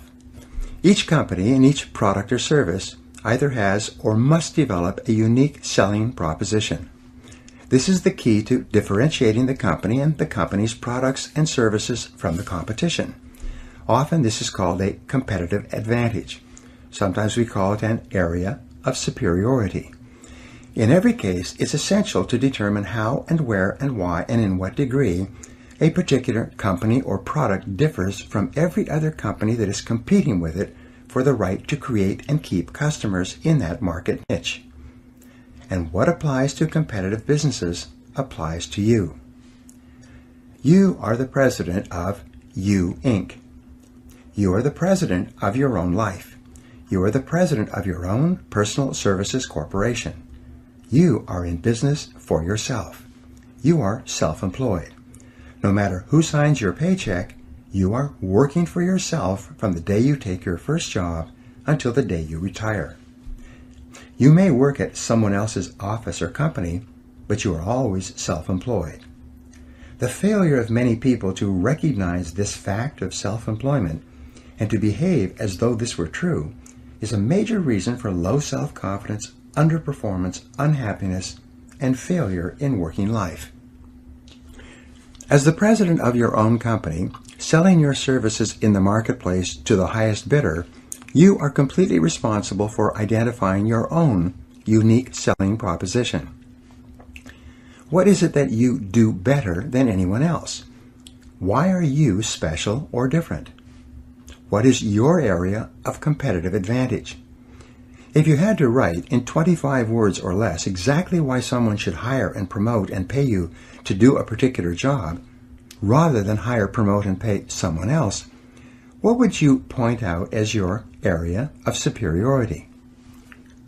Join the top 3%. Many people have a tough time with this question. What matters at this point, though, is that you are asking the question at all.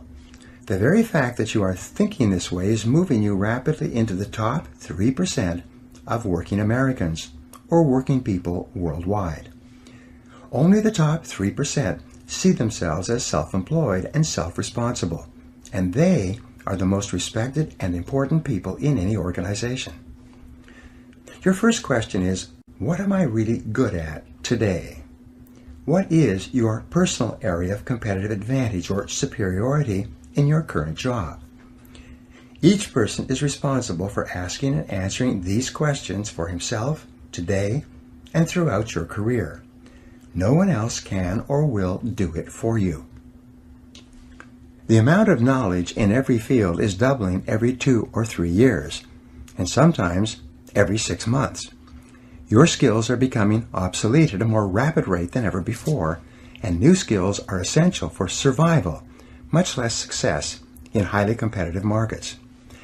If your knowledge and skill isn't doubling every 2 to 3 years or faster in your field, you will soon be out of your business and someone else will have your job. Whatever got you to where you are today is not enough to get you any further. As Marshall Goldsmith entitled his best-selling book, "What got you here won't get you there." This is an inevitable and unavoidable fact of working life. designing your future. Your next question is, what could be my area of competitive advantage? Of all the areas where you might be able to develop an area of superiority and become really good, taking your values and goals into consideration, what could it be sometime in the future? And the final question, perhaps the most important question on this subject, is the question, what should my area of competitive advantage be? If you could be really excellent at any one skill sometime in the future, what one skill would help you the most to move to the top of your field? Imagine that you have no limitations at all on what you could learn and master. To accelerate your career, what should you really be good at sometime in the future? Find out what you are meant to do. A friend of mine built a company and sold it a couple of years ago. He had money in the bank and he decided to change careers. He had lots of time to think about it and to make the right choice. He went to an industrial psychologist and took an entire battery of tests and underwent several interviews to find out what he was ideally suited to do in a new career. At the end of this process, his friend, the industrial psychologist, sat him down and told him that his greatest strengths were consulting and presenting professional development seminars for managers and salespeople. Well, my friend got a little bit angry. He said, "But you know that I'm afraid to speak on my feet in front of a group. You know that it makes me nervous and I become tense even thinking about it."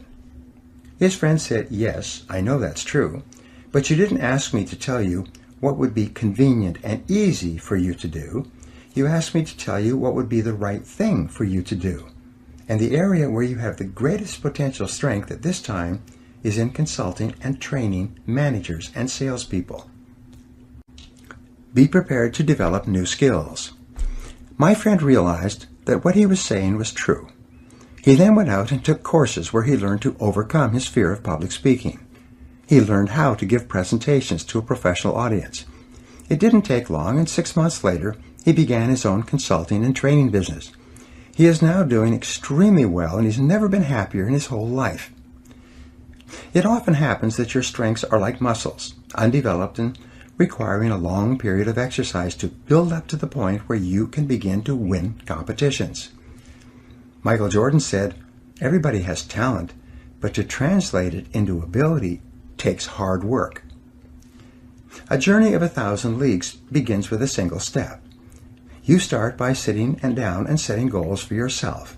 You decide where you are now and where you want to be at a specific time in the future. What additional knowledge and skills will do the most to help you to increase your return on energy invested? In what areas will a particular skill be useful and valuable to you and enable you to stand out from others? Be aware of yourself. We know today that the key to a fully functioning, fully integrated personality, the basic factors underlying self-confidence, is for you to become more aware of who you are and what you really want. Each person has a part of their talents and potential skills that are unknown, either to themselves or to others. Sometimes the greatest breakthroughs in your life will come from discovering parts of your potential that neither you nor anyone else knows are there. To become more aware, you begin with the process of self-disclosure.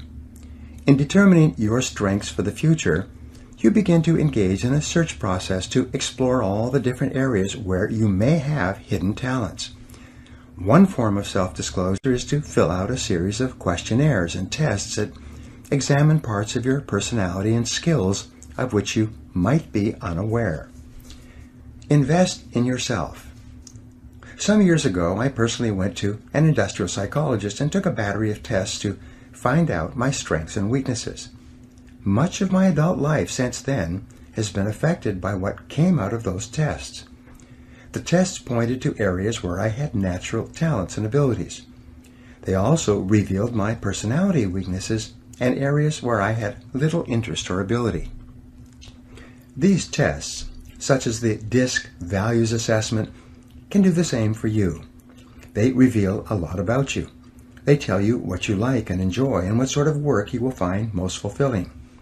They tell you your true values and major motivators, and what areas of activity will make you the happiest.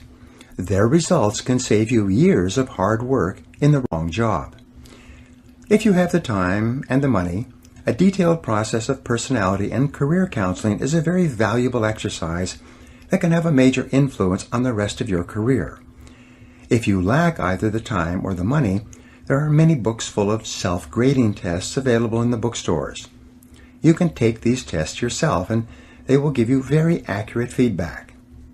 There are several companies that have developed entire batteries of self-grading assessment instruments, each of which can give you insights into your strengths and weaknesses in particular areas.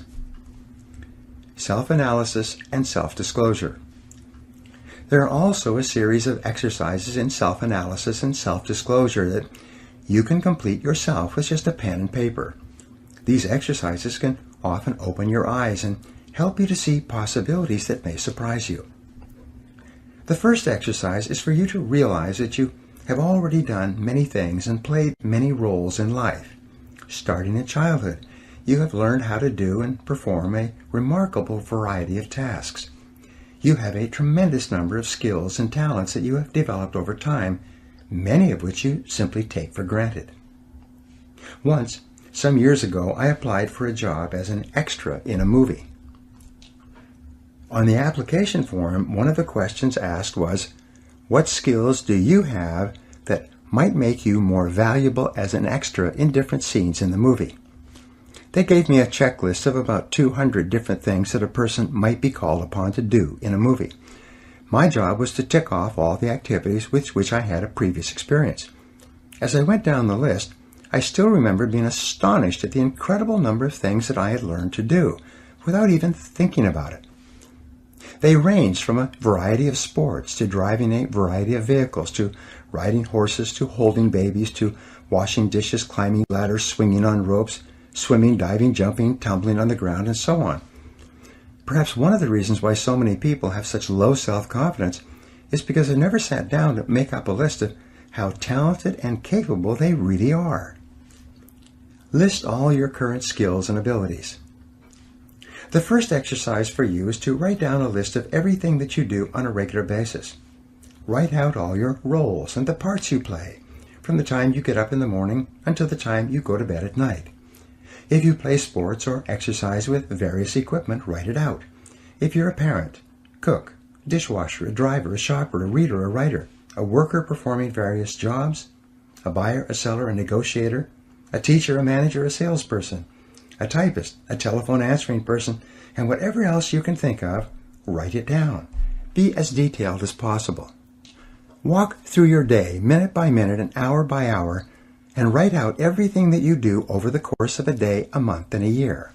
When you've completed this list, you'll be astonished at how many skills you have developed and which you use on a regular basis. Cluster your roles and activities. The second part of this self-disclosure and self-analysis exercise is for you to make a new list where you begin to cluster the various things you do into categories. One of your categories may be as a parent. Under the parent heading, write down all the things you do as a parent that are part of parenting. As a wife or husband, write down everything you do as a wife or husband that you perhaps would not do if you were not married. If you're a manager or a salesperson, or if you hold any other position, write down everything that you do in your job, day in and day out. You might use a heading entitled Friend, and under this heading you would write all the things you do as a friend. You phone people, visit, write letters, socialize, go out for dinner, meet after work, and so on. If you play sports, put sports as a heading and write down all of the physical activities that you engage in. If you're interested in reading, write down all of the subjects that you read about on a regular basis. Set priorities on your roles. When you've completed clustering all of your roles and activities into groups, the final step in this exercise is to set priorities on each group. Which group of activities is most important to you? Which group of activities is second most important to you? If you were going to be sent to a desert island for an indefinite term, and you could only take 2 or 3 of these activities with you, which ones would they be? When you have numbered your clusters or groups by priority, you will have created a very clear picture of who you are and what is valuable to you in life. Your next questions might be: 1. What do I need to do in each of these areas in order to get the very most satisfaction and enjoyment from this area? 2. What do I need to do more of or less of? 3. What do I need to get into or get out of? 4. What is more important within each cluster and what is less important? And number 5, if I had to choose, how would I choose and select among the various things that I do? You will be amazed at the kind of answers you start to come up with. In my experience, you will first be surprised at the clusters that appear at the top of your list and the clusters, some of which take up an enormous amount of your time, which are not really very important to you at all. For you to really know yourself, you have to take the time to analyze yourself like this on paper. Ask for input from others. A second exercise which is very helpful in learning more about yourself and which has been a turning point in the lives of many people is to turn to someone close to you and ask him or her what they think you should do with your life. Ask a person you trust what he or she thinks are your strong points and your weak points, your strengths and vulnerabilities. What advice would someone who cares about you give to you about the kind of work you should be doing and the kind of talents you should be developing? Even people who don't know you very well will often be able to give you insights about yourself and your possibilities that will be extremely accurate and might even be in areas you hadn't even thought about. Once, I was driving with a business associate to an appointment that was some way out of town. We had a chance to talk as we were driving along, and I was wrestling with what I should do at the next stage of my career. I was seriously considering getting into the business of professional speaking and giving seminars, and eventually producing audio programs. On a lark, I turned to him and asked him, in all honesty, if I was going to change careers, what do you think I would be good at? An important insight. He sat and thought for a while, and then he turned to me and said, "Brian, I think you would be very good at speaking and training and giving seminars. You do a lot of reading and research, and you seem to enjoy sharing your ideas with other people.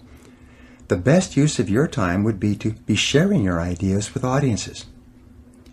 Up to that time, I had seldom spoken publicly, and I had never given a seminar before. I won't say that that incident alone was the turning point for me, but it was the final assurance that I needed to make the decision to become a professional speaker and trainer. This business associate, a casual acquaintance of mine, could see it clearly.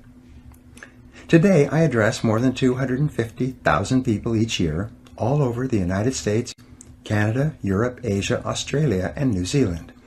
I've spoken on every island in the Caribbean and in Mexico. So, it must have been the right decision. Determine what motivates you. A third method of self-analysis is to apply the work of Dr. David McClelland of Harvard to assessing your own areas of greatest potential. McClelland developed a method of interviewing people to find out what sort of jobs they would be best at doing. His conclusion was that people fall into 3 basic categories. You can usually tell whether or not a person will be suited to a particular job by finding out whether or not they fall into one of these 3 areas. The method of interviewing, which you can do on yourself, consists of asking the job candidate detailed questions about previous peak experiences or moments of personal pride in his or her past. The categories were determined by analyzing what most motivates a person. What are the sort of activities that a person most enjoys and has been most successful at in their previous life and work? There are basically 3 motivational profiles, and each person falls into one of them, as do you. The first is called the achiever profile. The achiever is a person whose greatest sense of accomplishment comes from achieving something that is almost exclusively an individual activity. A person who enjoys climbing a mountain, or completing a course of study, or running a race, or overcoming any obstacle to win through by himself or herself would be classified as an achiever. There are specific strengths that achievers have and specific jobs that achievers would be best at. One of these would be in the field of selling. Because selling is an individual activity, the people who are the very best at selling are those who most enjoy individual activities and individual accomplishment. The second type of motivation is the leader profile, or that of power. A person with a strong power orientation is one who enjoys getting things done through others. Power in this context refers to being able to influence and coordinate the activities of others over a period of time to complete a complex task. A coach of a sports team or a manager at work who really enjoys what he or she is doing would be a person who is most motivated by this kind of power or influence.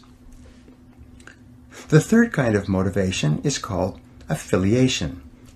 A person with an affiliation motivation is one who most enjoys working harmoniously with other people as part of a team. This person enjoys both supporting others and being supported by others. He or she enjoys cooperating with others toward a common goal and seeing the goal achieved successfully. Questions to ask. When you apply this test to yourself, you ask yourself the following. 1. What do I like to do more than anything else? 2. What have I done in the past that has given me my greatest feelings of self-esteem and personal pride? 3. What have been my personal peak experiences in life? Whatever you seem to have enjoyed the most is a good indication of where your strengths lie. Your strengths may be completely hidden, but by asking yourself these questions and facing the answers unblinkingly, you will begin to uncover those strengths. When you uncover a potential strength in yourself and begin to develop it so that you can use it in your life, you begin to feel really terrific about yourself. Make a real difference. Your most important job is to apply yourself where you can make the greatest positive difference. This will be the area where you get your highest return on energy. When you are working and expanding your capabilities in an area of your greatest strengths, you feel terrific about yourself. You feel like a winner. You enjoy wonderful feelings of self-confidence and self-esteem. Accept your weaknesses. It's also important for your happiness that you develop a proper perspective on the inevitable weaknesses that you will have in almost every area. Here are some insights that may be helpful to you. The first insight is that almost every weakness can be viewed as a strength inappropriately applied. If you use one of your strengths where it is neither required nor helpful, it can be actually a weakness in that it interferes with your ability to get the result you desire. Sales versus management. I had a gentleman working for me at one time who was direct and extremely aggressive. He started in sales and was very successful and was promoted into a management position. As a manager, his aggressiveness made him the kind of person that no one wanted to deal with. What I had forgotten was that his major skills lay in selling, in an area of individual achievement. His aggressiveness was a strength in selling, but a weakness when he was put into a management position where his strength could not be used properly. Many of the so-called weaknesses that you might have are merely strengths being used in the wrong place and for the wrong purposes. Situational weaknesses. A weakness may simply be situational. There's an old saying that when you go into the woods, you must expect the mosquitoes. Sometimes you will be criticized for the things you do, and you may conclude that you are weak in these areas. But it may be that criticism just comes with the territory. I speak on sales, management, and motivation to a great number of people. Occasionally people come up to me or write and tell me that they didn't like my talk. Even though more than 99% of the emails and letters that I receive are highly favorable, there are inevitably people who, for some reason, are not happy. These are the inevitable mosquitoes that go along with my profession. You will find that there are inevitable complaints and criticisms that go along with whatever you do. They may not be indicative of a weakness at all, merely an opinion or an observation by another person. You may be hypersensitive. You may have a personality weakness that has been caused by a previous experience. Someone may have taken advantage of you in the past, and you may be hypersensitive to being taken advantage of again in the future. You may have been raised with destructive criticism and have therefore developed a very thin skin as a result. The slightest suggestion that a person does not completely approve of your behavior might cause you to react negatively. This may be seen as a personality flaw or weakness, when, in reality, it's merely a result of your previous reinforcement history. It may also be something that will be helpful for you to decide to get over. Amenable to education. Your weakness may be amenable to education. Often the only thing holding you back from extraordinary accomplishment is a little bit of learning. If you take the right courses, listen to the right audio programs, and read the right books, that may be all you need to do to become exceptional in your field. Your supposed weakness may be irrelevant. It may be that someone else expects you to have certain qualities and abilities that you simply don't have and that you are not interested in or capable of developing. Often the disappointment of others can cause you to feel that you are deficient in some way, when in reality, that particular skill or ability is not important to you anyway. Weaknesses are good indicators. And finally, what appears as a weakness can be a key indicator of the type of work or activity that you should not be engaging in. It may be that you don't enjoy that area of endeavor at all. If you try to do a job or task and you consistently do it poorly, this may be a way of nature telling you that this is the wrong field for you. Strengths and weaknesses. The most important point to remember with regard to your strengths and weaknesses is that everybody has both. There are areas where you are strong and there are areas where you can become extraordinary in your performance. There are areas where you are weak, and you probably should not be spending any more time there than is necessary to assure that you are good enough not to hold yourself back. Take the time to analyze yourself carefully. By practicing self-disclosure with yourself and others, both in written and spoken form, you will develop a higher level of self-awareness and self-honesty. As you become more knowledgeable about your strengths, you'll become more self-accepting of who you really are. And as your level of self-acceptance increases, and you begin to respect yourself for your unique talents and abilities, your level of self-esteem and self-confidence will go up as well. When you minimize or downplay your weaknesses and simultaneously identify and maximize your strengths, you will become a peak performer in everything you decide to do. Now, here are some action exercises that you can use to apply what you've just learned. Number 1, decide today that you are going to become very good at what you do, that you're going to join the top 10% of people in your field. Number 2, identify the most important skills you have, those skills that are most important to your doing your job in an excellent way. Number 3, determine your natural strengths and abilities, those jobs and tasks that you do well and most enjoy. Number 4, what is your competitive advantage? What is it that you do better than almost anyone else? What should it be? What could it be in the future? Number 5, what sort of work motivates you the most? What activities give you the greatest sense of personal satisfaction? Number 6, in what areas do you achieve your highest return on energy? What do you do that really makes a difference to yourself and your business? And number 7, take some time with a pen and paper to complete one or more of these exercises explained in this chapter, so that you can be sure that you are doing exactly the right work for you. Chapter 6, Triumphing Over Adversity. The miracle or the power that elevates the few is to be found in their industry, application, and perseverance under the promptings of a brave, determined spirit. Mark Twain. True self-confidence comes from positive knowing rather than positive thinking. Your goal should be to develop the kind of unshakable self-confidence that makes you an unstoppable force of nature.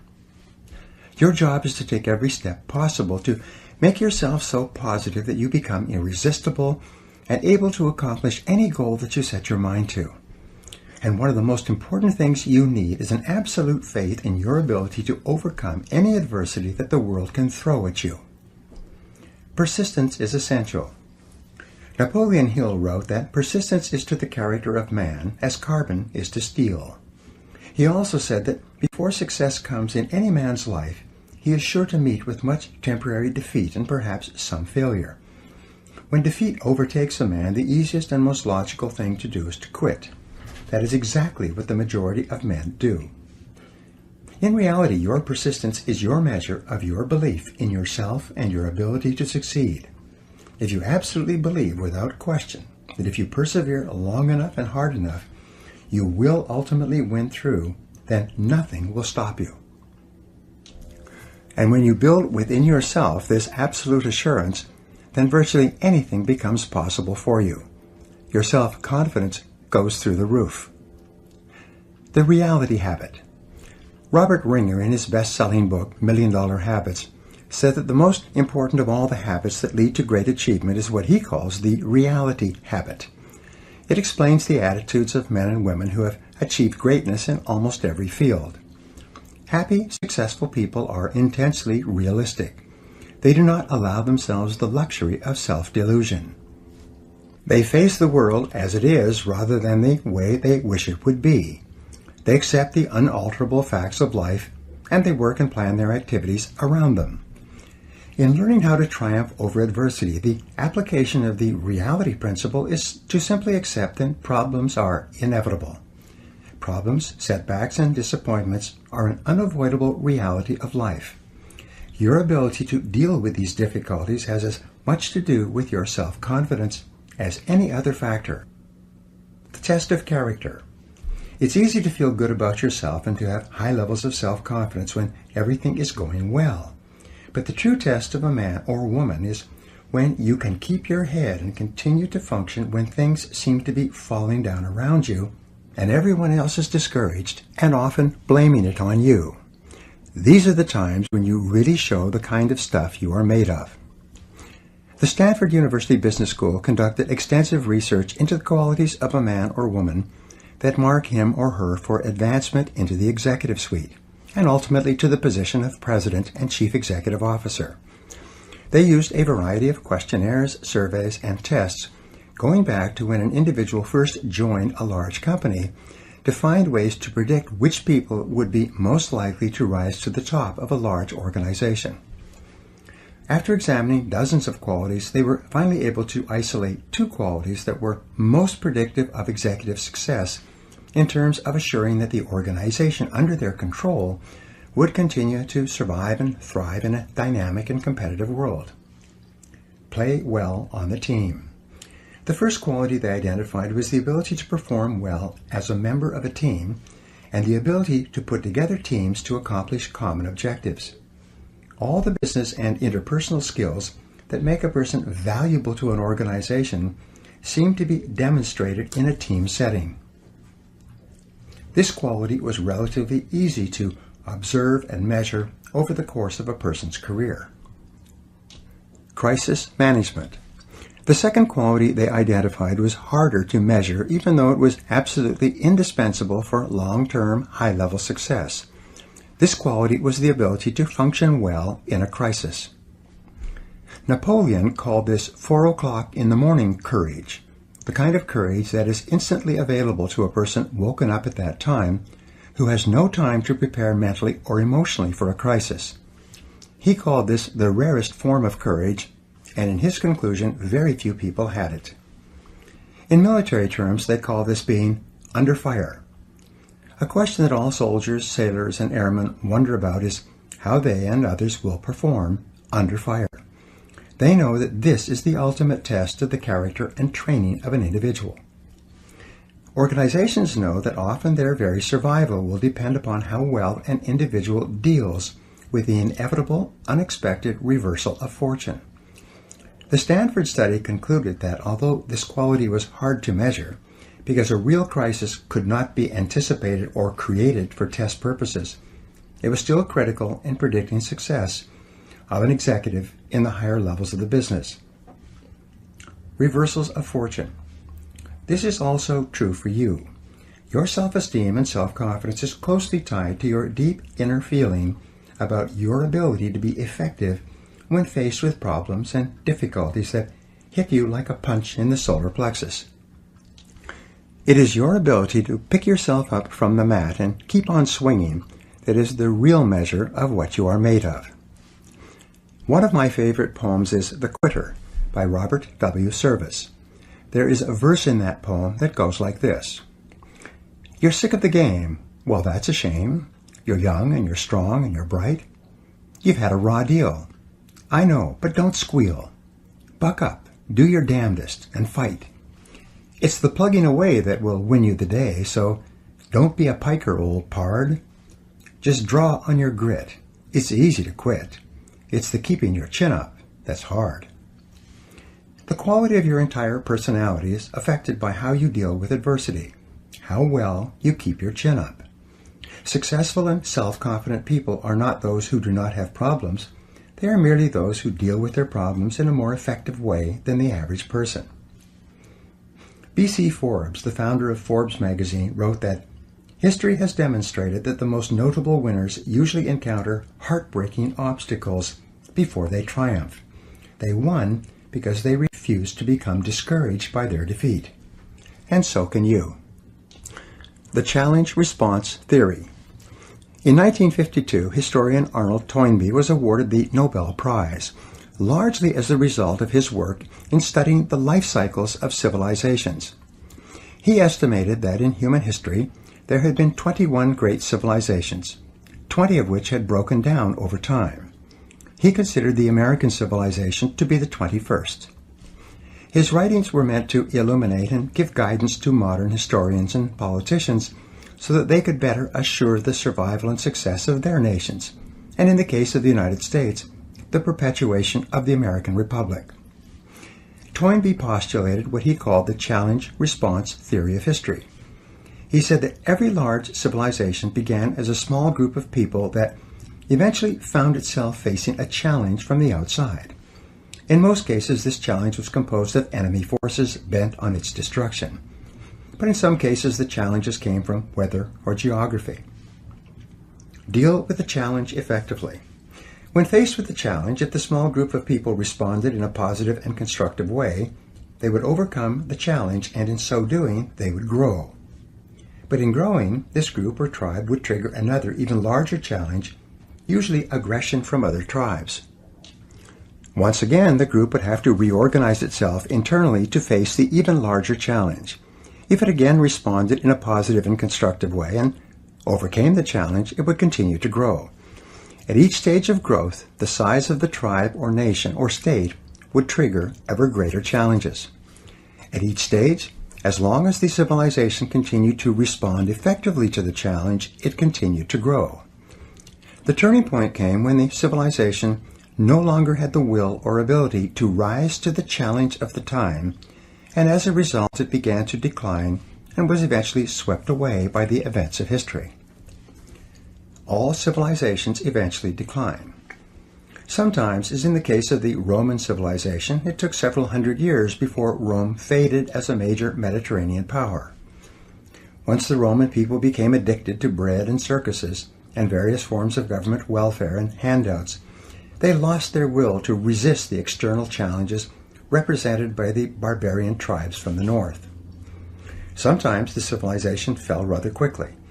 In less than 5 years from his landing at Veracruz, Cortés was able to destroy the foundation of the Aztec civilization that had endured for hundreds of years. The centuries-old Austro-Hungarian Empire, weakened from within, fell apart in the 4 short years of World War I and never recovered. However long the period of decline, the critical event was always the loss of will and the inability to rise to the external threat or difficulty. Toynbee concluded that with very few exceptions, civilizations decline from within before they are conquered from without. The story of your life. The reason why Toynbee's theory is so relevant to you and I is that it explains much of our lives. No matter how well our parents protect us when we are growing up, sooner or later we face challenges and difficulties in our relationships, our work, and in our other activities. Each time we face one of these external challenges, we have the choice of either responding positively and constructively or of letting it overwhelm us. If we choose deliberately to respond in a positive and constructive way, to keep our minds calm and cool, and deal effectively with the inevitable problem, we learn and grow and become stronger. Our self-confidence goes up. Our belief in our ability to achieve our goals increases. Our self-esteem rises. We develop a better self-image, and we become more self-assured, confident, and optimistic. The rise and fall of a business. Every small and large company goes through the same cycle of challenge and response. If a small company is capable of rising to the inevitable setbacks and reversals it experiences, it continues to grow and, in so doing, triggers even greater challenges, reversals, and setbacks. Peter Drucker said, "A company stays in business as long as it continues to make enough money to pay for its mistakes." One business consultant estimated that every 3 months a small business has a crisis that, if not responded to properly, will lead to the collapse of the enterprise. You and I are similar to small businesses in many respects. Fortunately, an inability to respond will not lead to something as final as a business collapse. But if, for any reason, we don't get on top of the challenges, but rather let them get on top of us, our self-esteem and self-confidence will decrease, and our ability to deal with subsequent difficulties will diminish dramatically. Your responses determine your future. Almost everything that happens to you is determined by your responses to the ups and downs of daily life. Your responses are the result of everything you have learned and experienced over time. Thomas Huxley said, "Experience is not what happens to a man, it is what a man does with what happens to him." Your life and everything about you is demonstrated in the way you react. It's not in what happens to you, it's how you respond to it. This is why the Stanford study was quite clear about this quality when it stated that the proven ability to function in a crisis is the absolute prerequisite for promotion to a senior position. In a way, what we are really talking about here is character. One of your aims in life should be to develop your character, to become a better and finer and stronger human being. And the development of character, essential to your long-term happiness and well-being, requires that you go through the crucible of setback and temporary defeat and emerge victorious. Problems and difficulties come unbidden. You probably make every effort to organize your life in such a way that you minimize the unexpected and usually unpleasant surprises that may occur. You use your intelligence, education, and experience to arrange your life and affairs so that you avoid adversity whenever and wherever possible. You probably plan and prepare carefully in advance to assure that things go smoothly at home and at work. You are especially careful with your health and with the well-being of members of your family. You are thoughtful about the things that you can do to assure a greater likelihood of success in your business or career. You lock doors, insure properly, drive carefully, and otherwise reduce your potential exposure to unhappy events. Almost everyone does this, except for those who are thoughtless and irresponsible. Yet, in spite of making every effort to avoid adversity, you experience adversity nonetheless. Adversity comes to you unbidden. You tend to be blindsided by adversity. It befalls you in spite of your very best efforts to the contrary. Adversity and character development. But yet, in the absence of adversity, you cannot develop a stronger character. You cannot become a better person. You cannot develop resilience, perseverance, and resoluteness of personality. You cannot develop into the kind of person who enjoys high levels of self-confidence and a feeling that you can meet and master whatever you are faced with. You cannot grow stronger without the adversity that you so conscientiously avoid. Caught in this conundrum, you have only one choice. You can choose in advance to be equal to the occasion. Ann Landers summed it up beautifully in these words. She wrote, "If I were asked to give what I consider to to be the single most useful bit of advice for all humanity, it would be this. Expect trouble as an inevitable part of life, and when it comes, hold your head high, look it squarely in the eye, and say, I will be bigger than you. You cannot defeat me. Your responsibility is the key. Frederick Robertson said, it's not the situation that makes the man, but the man who makes the situation. It is not what happens to you, but how you respond to what happens to you that determines your whole life. In the responses chosen are contained the determining factors of human greatness or depravity. Great men and women are simply those who have responded well when the chips were down, and the rest is history. Dr. Abraham Zelznick of Harvard is one of the few people who has ever done extensive research into the subject of disappointment. What he found in studying the way that different people respond to disappointment was that you could largely tell how high and how far a person was going to go in life by simply observing how they reacted when they faced frustration and setbacks in reaching their goals. Dr. Zelznick found that the great majority of people do not prepare mentally for the inevitable disappointments that come in life, and when they arrive, they tend to be taken off guard and emotionally overwhelmed. They then generalize these disappointments and allow themselves to feel that because they have not succeeded, they're not really very good at what they do. They tend to interpret these disappointments as being indicative of their lack of ability and competence. As a result, they become easily disappointed in themselves, and they lose the courage and confidence that they need to press forward. Often they become depressed, and in the majority of cases, they gradually give up. They stop setting goals and working on themselves and become more concerned about security and potential loss than about taking chances and potential gain. Responding well to disappointment. The high achievers in his study responded to disappointment very differently from the low achievers. First, they mentally prepared for a disappointment in advance, so that when it arrived, they had already given some thought to how they would react and to the possible courses of action open to them. They looked upon a particular setback as being specific to a particular situation and not being indicative of a general lack of ability or of a character flaw. More than anything else, top men and women had developed a series of mental tools that they used almost automatically whenever things went wrong for them. Crisis anticipation. Napoleon Bonaparte is considered by historians to have been perhaps the most brilliant battlefield general in human history. In a military career spanning 25 years and involving hundreds of battles, large and small, he lost only 3 battles. It was said that his very presence on the battlefield was worth an additional 40,000 soldiers to the French army because of the boost in morale that it gave them. Napoleon was famous for taking the time to study the battlefield and to think through every possible eventuality of the pending battle.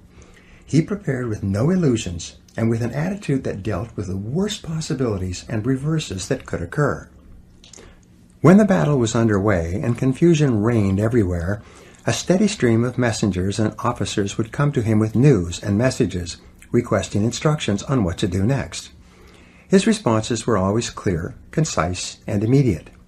No matter what happened, he had an order and an answer at the tip of his tongue. And the reason for this, and what helped to make him the master of all of Europe, was because he had thought everything through in advance. Advanced thinking and planning. This program on the power of self-confidence is meant to be practical and helpful to you. In the time ahead, I will share with you some of the best mental tools used by the most effective men and women in our society to cope with adversity. What I suggest is that you study these ideas, turn them over in your mind, and review them regularly until they become an automatic part of your thought processes. And when they do, I promise that you will take a giant step toward becoming unstoppable and toward enjoying the high levels of self-confidence that are possible for you. The concept of failure. The first mental technique is for you to reassess your entire attitude toward the concept of failure. You know that the fear of failure is the greatest single obstacle to success and happiness in adult life. You also know that this is a conditioned response which originated in early childhood as the result of destructive criticism and other mistakes that your parents made in bringing you up. Fortunately, it is a learned fear, and because of this it can be unlearned, thereby freeing you from the fears that hold you back and giving you the self-confidence that propels you forward. The starting point of eliminating this fear is for you to accept and realize that no success is possible without failure. All success is preceded by failure, usually great failure, repeated over a long period of time. Abraham Lincoln was considered one of the great failures of American politics, a man who lost his business, lost his sweetheart, and was defeated for election over and over again. However, by learning from every defeat, he won the final election and became one of the most important and respected presidents we have ever had. As Stanley Judd wrote, "Don't be afraid to fail. Don't waste energy trying to cover up failure. Learn from your failures and go on to the next challenge. It's okay to fail. If you're not failing, you're not growing." Double your rate of failure. You only learn how to succeed by failing, and no success is possible without it. Thomas J. Watson, the founder of IBM, was once visited by a young journalist who asked him how he could be more successful faster. Watson replied with these wonderful words, "Do you want to be successful? Then you must double your rate of failure. Success lies on the far side of failure." Every man or woman of great achievement has been, at one time, a magnificent failure. The greatest successes of our generation and of our history books are the stories of men and women who failed so many times that they finally learned how to succeed. On the David Susskind show some years ago, they had 4 men who had all become entrepreneurial millionaires before the age of 35. They asked them during a break to add up and calculate the total number of different businesses that they had started or tried before they found the business where they made their fortunes. It turned out that the 4 men had started an average of 17 businesses each, an average of 16 of which had been unsuccessful. But it was the 17th business that had made them rich. Now the obvious question is this: did those young men fail in each of their previous business experiences? And the answer is clear. They did not fail. They were learning how to succeed. Their previous business enterprises were the testing grounds where they learned the lessons necessary to achieve financial independence later. Our greatest inventor. Thomas Edison was the most successful inventor of the 20th century, or of any century. He developed not only the electric light bulb, but the electric power company that made it possible to deliver electric current and sell electric light bulbs to every city, town, and village in America. He patented more than 1,000 devices at the U.S. Patent Office, almost all of which were brought into commercial production within his lifetime. Our way of life and the way of life of almost everyone in the world has been profoundly affected by his successes in the area of invention. But Thomas Edison was also an extraordinary failure as an inventor. He failed more times than any other inventor of his age. He failed thousands and thousands of times in attempting to find the proper filament for the first electric light bulb. He failed thousands of times more in attempting to find the proper plant from which to draw natural rubber. In his laboratories at what is now known as General Electric, he brought together some of the finest scientific minds of the age so that they could dramatically increase the number and speed of their failures. Success is a numbers game. Edison knew that success is a numbers game. It is based on intelligent effort and the law of probabilities. If you try enough different things in enough different ways, and you learn from each test or failure, then you must inevitably be successful. The fear of failure, on the other hand, causes people to try fewer and fewer things, thereby lowering the probability that they will ever achieve anything of consequence. In the same year that Babe Ruth hit more home runs than any other batter in America, he also struck out more than any other batter. When the ball was thrown, he swung with every ounce of strength he had, often spinning spinning around and falling down on the ground as a result of his efforts.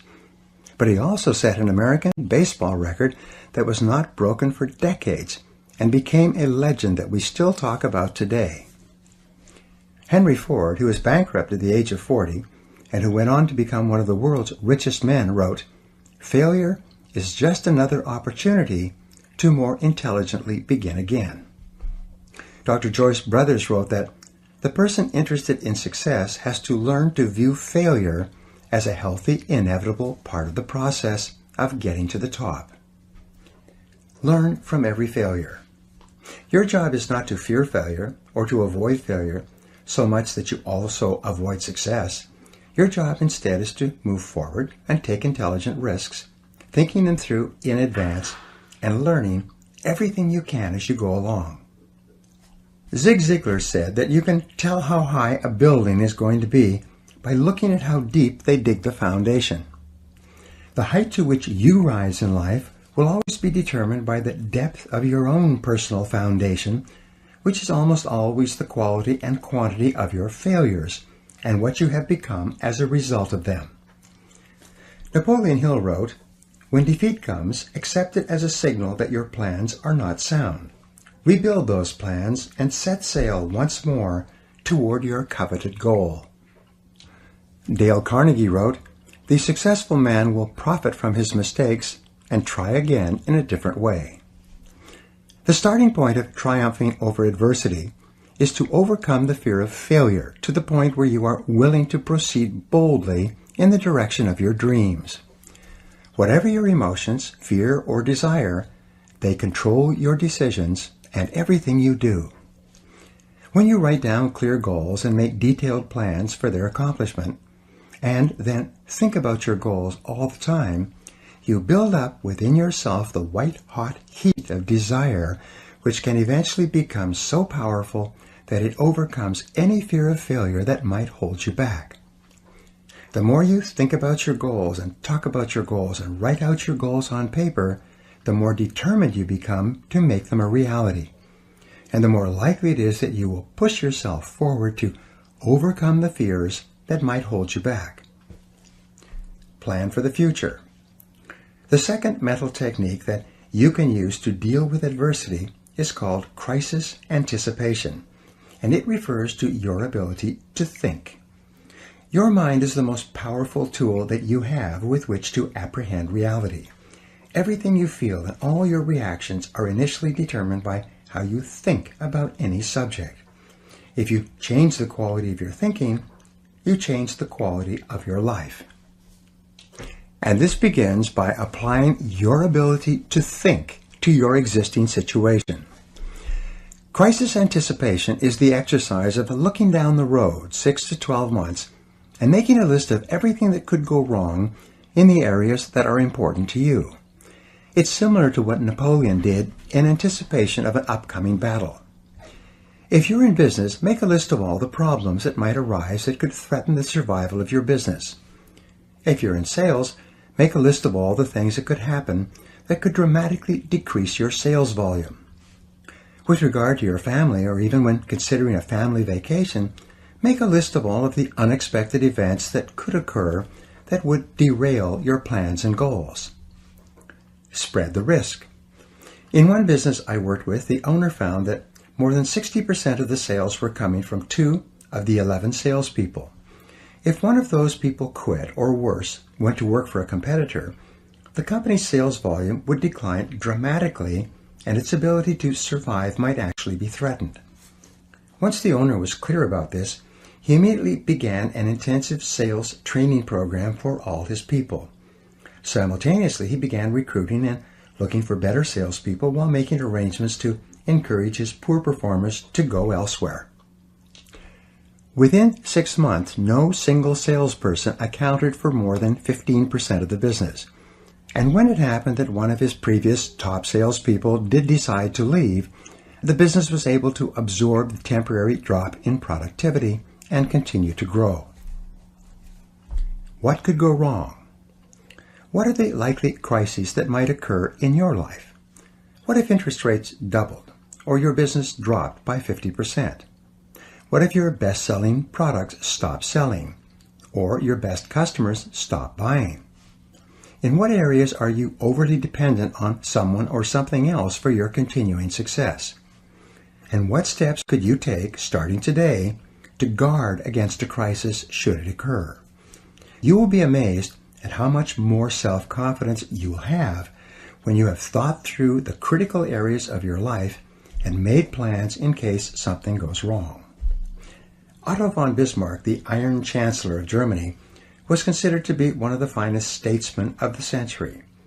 He was famous for always having what came to be called a Plan B for every situation. No matter what happened, and no matter how hard he had worked to bring about a particular result, if he was not successful, he could always reach into his drawer and pull out a fully developed backup plan ready to go.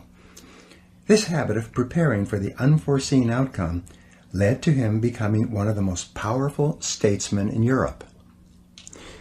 Become intensely solution-oriented. Think about the solution, about what can be done, rather than what has happened and who is to blame. Don't waste a minute being upset or angry about something that has happened and that cannot be changed. Consciously choose the future over the past. Become intensely solution-oriented rather than problem-oriented. Think about what can be done immediately to resolve the difficulty. Look for the valuable lesson that you can learn from this situation. Think how you can minimize the damages and maximize any opportunities that might arise out of this setback. As Friedrich Nietzsche, the philosopher, once said, "What doesn't kill me makes me stronger." The only real antidote to worry and negativity is positive, purposeful, constructive action in the direction of your goals.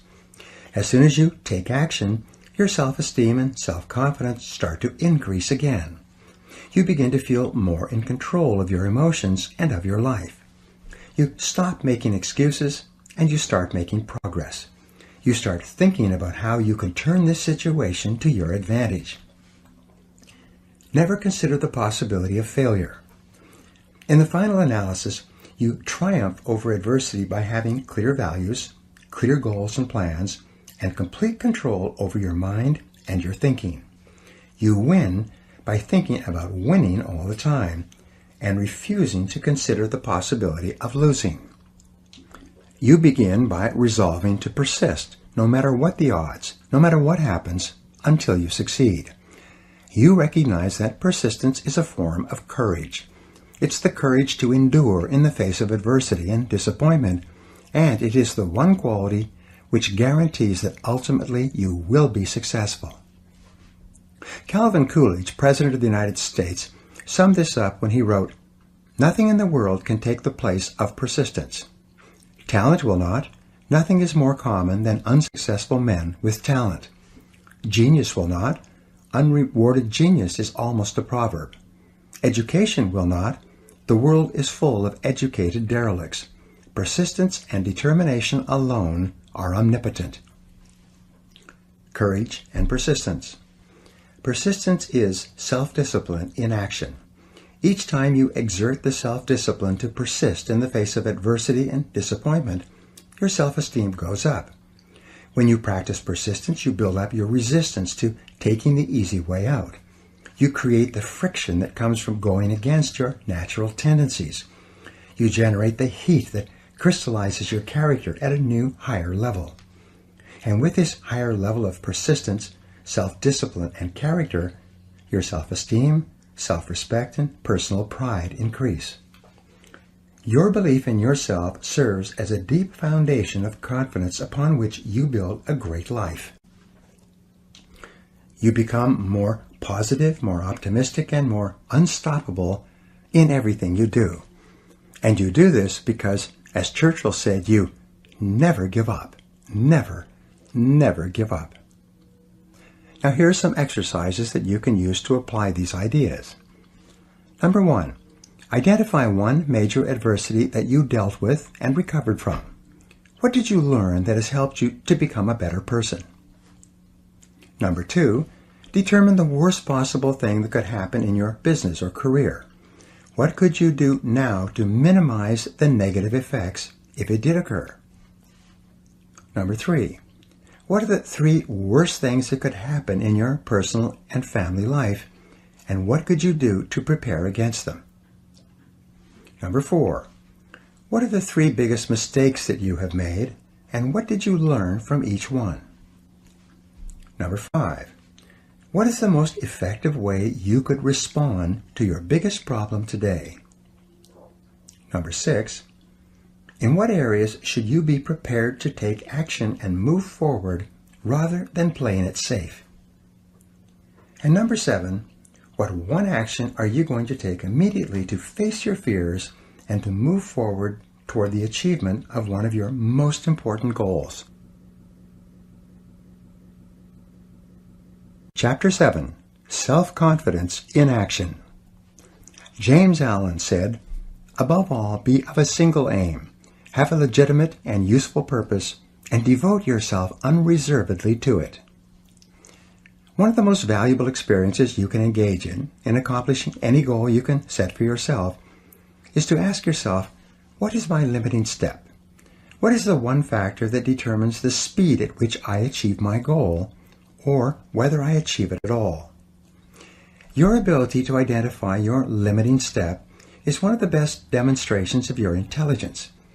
And your capacity to eliminate this limiting step is one of the best demonstrations of your overall competence in achieving anything you want. Self-confidence is critical. In studying everything that has been written or said about personal success, the conclusion I came to was that your level of self-confidence is probably the critical factor in everything you accomplish. When you have enough self-confidence, you will try almost anything. Because success is largely a matter of averages or probabilities, the more things you try, the more likely it is that you will achieve greatly. For many years, Amoco Petroleum was famous amongst oil companies for having consistently developed and maintained higher levels of oil and gas reserves than any other major oil company. The president of Amoco was asked why his company was so successful in this area. He replied simply that, "We drill more holes." They didn't purport to be better or smarter than their competitors. They just focused on drilling more wells. And by the law of averages, they ended up drilling up more successful wells and becoming one of the most profitable oil companies in the world. Try more things. The same is true for you. When you set more goals, try more things, engage in more activities, and explore more opportunities, your probabilities of success increase dramatically. The only real limiting step that you might have is your level of self-confidence. When you reach the point where you believe in yourself absolutely, the barriers that exist in your external world will not stop you. The major obstacles to success always lie within the mind of the individual. They are not contained in external circumstances, situations, or people. As soon as you win the inner battle, the outer battle seems to take care of itself. The development of self-confidence has been the turning point in my own life. The reason I feel so strongly about the subject is because of what it has meant to me. The development of greater self-confidence has enabled me to go from rags to riches, from limited means and worries about money to national and international renown. I've been able to go from living in a small, rented, one-bedroom apartment and being deeply in debt to living in a beautiful home on a golf course and driving a new Mercedes. An inauspicious beginning. Talent and ambition have been very helpful, but without the development of self-confidence, my inborn abilities would have lain dormant and unused, as they did for many years. Before I gained enough self-confidence to commit completely to my goals, I was going nowhere with my life. I started with few advantages. I came from a home with 3 younger brothers, and while I was growing up, we never seemed to have any money. My father was a good man, but he was not always employed. I remember from my earliest days that we could never afford anything. My mother used to dress us by buying used clothes from the Goodwill and the St. Vincent de Paul rescue missions. We would wear pants and shirts that had been given away by other families. Sometimes the kids at school recognized that the clothes I was wearing were their old clothes that their parents had given away. Christmases and birthdays were not occasions of great celebration. We had little to give and little to share. Early behavior problems. I became a behavior problem at an early age. I see now that I was just rebelling against my upbringing, but at the time I was a real problem for everyone around me. I was constantly being kicked out of classes for misbehavior. I was suspended or expelled from 4 schools during my junior high and high school years. I had the sorry distinction of being the worst behaved kid in school, with more detentions, demerits, and failed classes than any other kid in the 9th, 10th, 11th, and 12th grades. I learned later that my teachers had voted me the most likely to end up in prison. I began working at a young age. I worked at a part-time job and then full-time jobs to earn my own money, buy my own clothes, and eventually get my own car. I worked as a dishwasher in a small hotel for 8 to 10 hours a day during my 12th grade year, and although I didn't drop out of high school, I failed out. Failure from the beginning. I continued going to school until the year was over, but I failed 6 out of my last 7 courses. During the graduation ceremonies, they allowed me to go up on the stage in a gown in front of the audience and receive a certificate from the principal. The person in front of me received a diploma. The person in back of me also received a diploma, but what I got was a leaving certificate. A leaving certificate is just a polite way for the school to say, "Goodbye, please don't ever come back." Laboring jobs. While many of my friends who had graduated from high school went on to university to complete their educations, I began working at laboring jobs. Over the next few years, I worked as a dishwasher and a kitchen helper. I worked in sawmills and factories. I worked on construction crews and as a laborer. In one job, I dug wells. That's where you start from ground level and work down rather than up. I worked at washing cars and as a galley boy on a ship. I worked in gas stations and as a mechanic's helper. When I answered employment ads in the paper, I never even got a reply from anyone. My job applications were just thrown in the wastebasket. When I was 23 years old, I was an itinerant farm worker, sleeping on the hay in the farmer's barn and getting up when it was pitch black to eat with the farmer's family before the workday started. Selling from door to door. In my mid-20s, I was still drifting, and in order to eat, I began selling office supplies from door to door. I did poorly. From there, I went to selling other things. I remember making calls for an entire month without making a single sale. I lived on loans and charity from family and friends. I had virtually no possessions, very few clothes even, no money, no high school diploma, no marketable skills, and no experience of any real value to anyone. I was going nowhere fast. Meanwhile, all around me, I saw people my own age and younger who were doing well. They were wearing nice clothes, driving nice cars, and working at well-paying jobs. They were moving onward and upward in their careers. They had offices, and some of them had staffs. Several of them had gotten married and had homes and families and cars and furniture and what appeared to be pretty good lives. The big question. From the age of 15, I had been wondering why it was that some people were more successful than others. While I wasn't making much progress on the outside, I continued to read and search for the answers to this question, and I began to experiment with some of the ideas I discovered. My first turning point came when I realized that my problems at school and in getting along with other people were as a direct result of my own personality. I realized that if I wanted things to change, I would have to change. I began to understand that my unhappiness and anger and frustration at my childhood experiences had caused me to develop a negative personality that turned many people off. And I accepted that any change that was going to take place had to begin with me and was up to me alone. No one was going to do it for me. No one would help me. No one else really cared. If I wanted to be successful and popular with others, I would have to go to work on myself and become a different person. The big turning point. The second turning point for me came when I was poor and 20 years old, living in a one-bedroom apartment and working at a laboring job during the day. I realized that I was completely responsible for my life and for everything that happened to me from then on. If I wasn't happy with my income or my work or my education, or my future prospects. It was up to me to go to work on myself and make the necessary changes.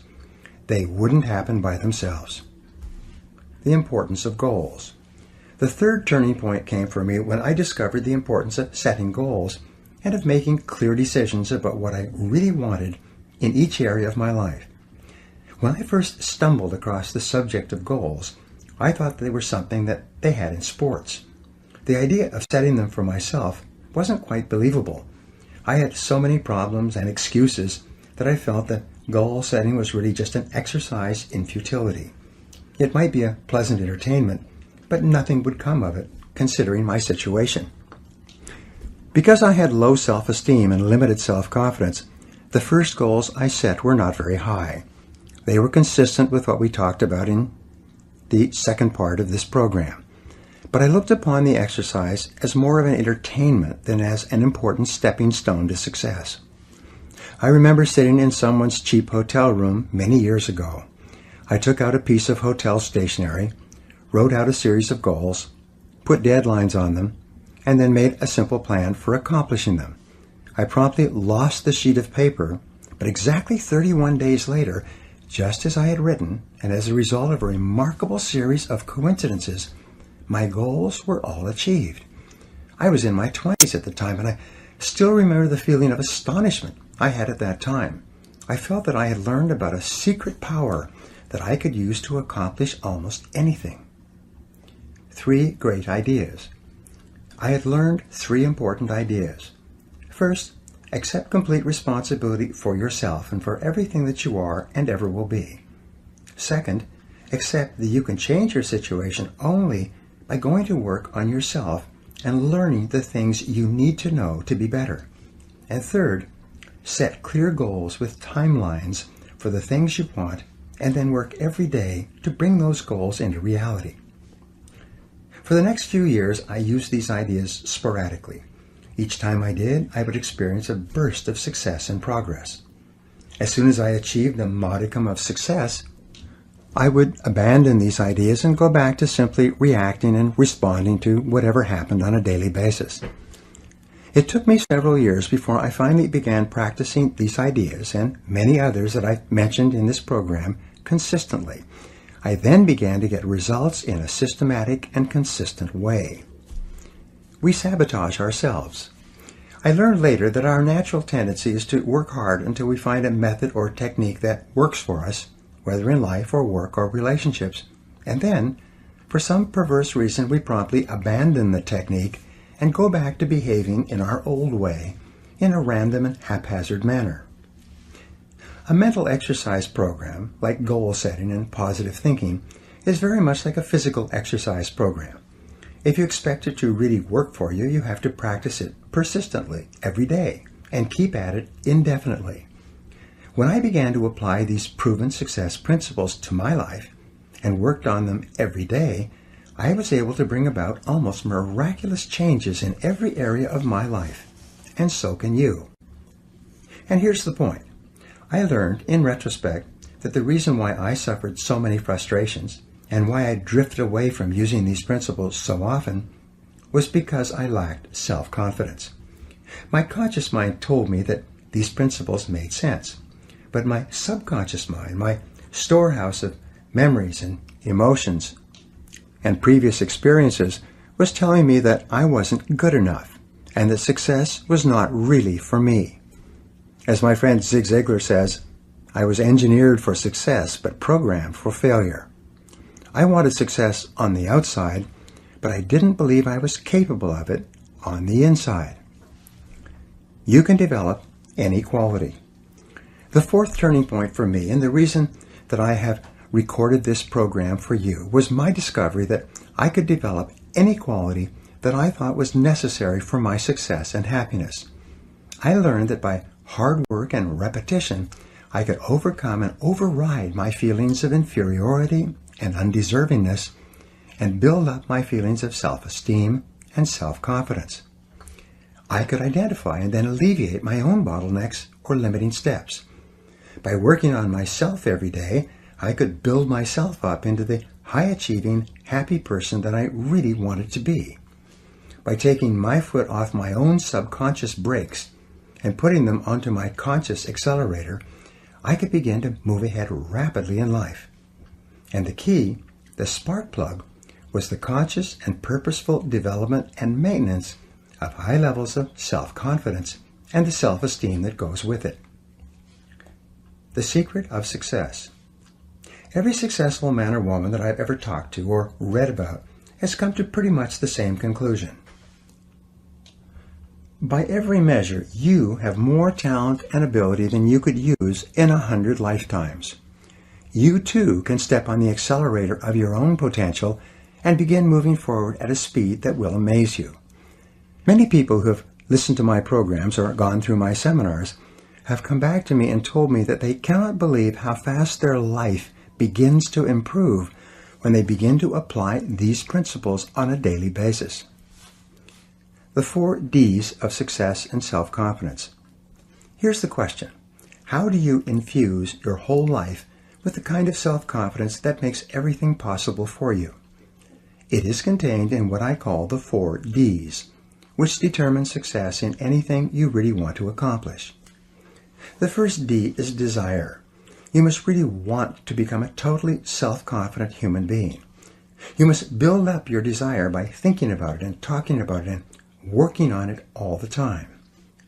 Your desire must become so intense that it overrides your fears of failure and rejection and inferiority, and it becomes the dominant emotion governing your behaviors. Intense desire is the starting point of all personality modification and goal attainment. The second D is decision. You must make a do-or-die decision that you will go to work on yourself and keep at it until you achieve the kind of self-confidence that enables you to do and be and say whatever you want. You must burn your mental bridges. Many people want things, but they never make the clear, unequivocal decision that they are going to do whatever it takes to get them. The third D is determination. Once you have started to make significant changes in the way you act, your internal gyroscope will try to take over and bring you back into your comfort zone, into your old ways of acting. Sometimes progress will be slow, and often you will see no progress at all. Nonetheless, you must persist in the positive and constructive behaviors that you know will lead to making you into the kind of person you wish to become. Your determination must be as unshakable as the self-confidence that you desire. The fourth D is discipline. Underlying and surrounding all great achievement in life is the quality of self-discipline. This is the ability to make yourself do what you should do, when you should do it, whether you feel like it or not. Every practice of self-discipline strengthens your discipline in every other area of your life. As Napoleon Hill said, after more than 20 years of research into the lives of successful men and women, self-discipline is the master key to riches. It is self-discipline that makes everything else possible.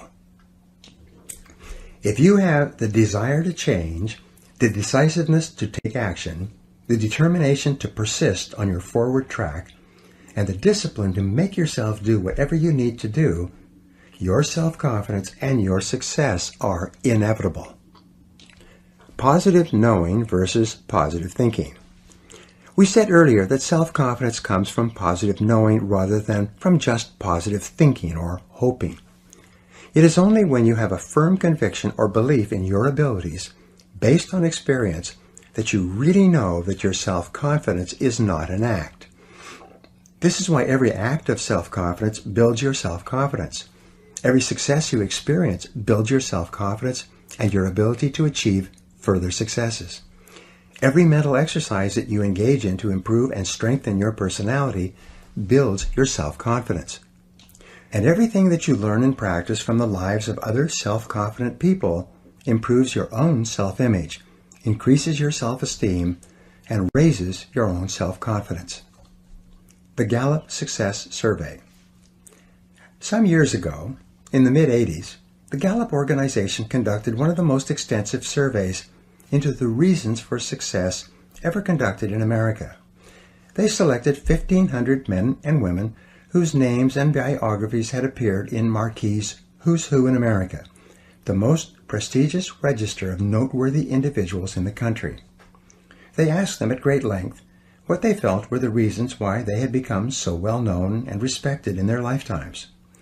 This group included Nobel Prize winners, university presidents, heads of Fortune 500 corporations, leading academics, writers, inventors, entrepreneurs, and even a high school football coach, a man who continued to have a significant impact on the lives and personalities of the young people he had trained.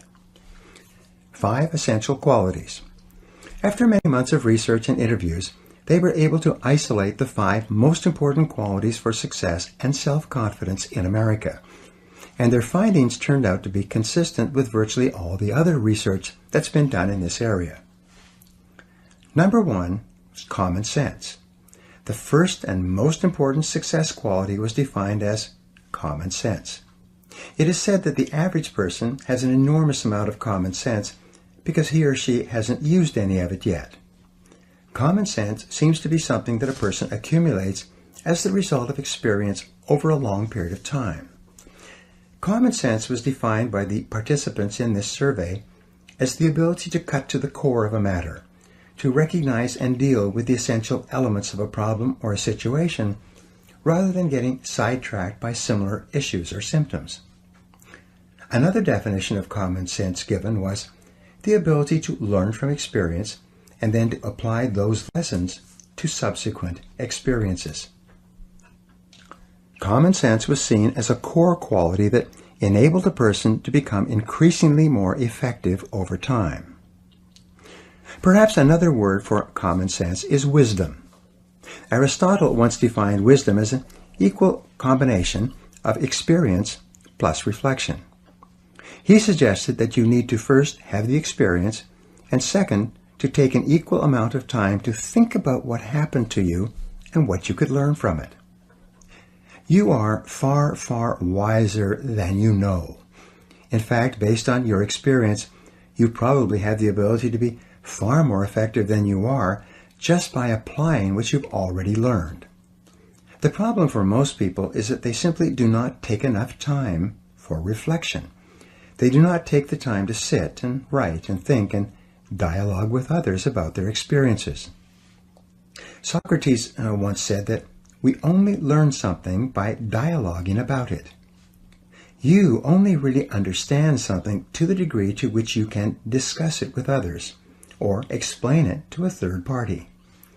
Your ability to translate your experience into words, which only comes through thinking and reflection, is essential for your growth and wisdom and common sense. Gain additional knowledge. I would add one more ingredient to Aristotle's definition of wisdom, and that would be knowledge. Wisdom is, therefore, a measure of knowledge plus experience plus reflection. First you learn, then you practice what you learn, then you take time to think about what happened. When you turn off the television or radio, or put down the newspaper and begin spending more time talking about and thinking about what has happened to you, you begin to grow at an exponential rate. 2 magic questions. Perhaps the 2 best questions I have learned for personal growth are these. After every experience, successful or unsuccessful, stop and do an instant replay of the experience, preferably on paper, and ask yourself first, what did I do right? And second, what would I do differently? If you take a piece of paper and write at the top of the page, what did I do right? And then write down every single part of the experience that you did correctly, you will be accelerating your development of common sense. By analyzing your immediate past performance like football players do on video, you will find yourself improving at a rapid rate. The very fact that you take time to reflect will cause you to improve in those areas you pay attention to. When you ask, what would I do differently, you begin to see all kinds of possibilities for improvement. The wonderful thing about these 2 questions is that the answers to both are positive and constructive. And when you dwell on the positive, constructive parts of your performance, present and future, These ideas sink deeper into your subconscious mind and program you to act in a manner consistent with that information the next time out. Review your performance. One famous football coach would sit down with his better players and replay videos of their last games. He showed them running or passing or catching on the video, but without comment. The players, whose egos were very sensitive, were quite aware of their mistakes and weaknesses. Nothing needed to be said.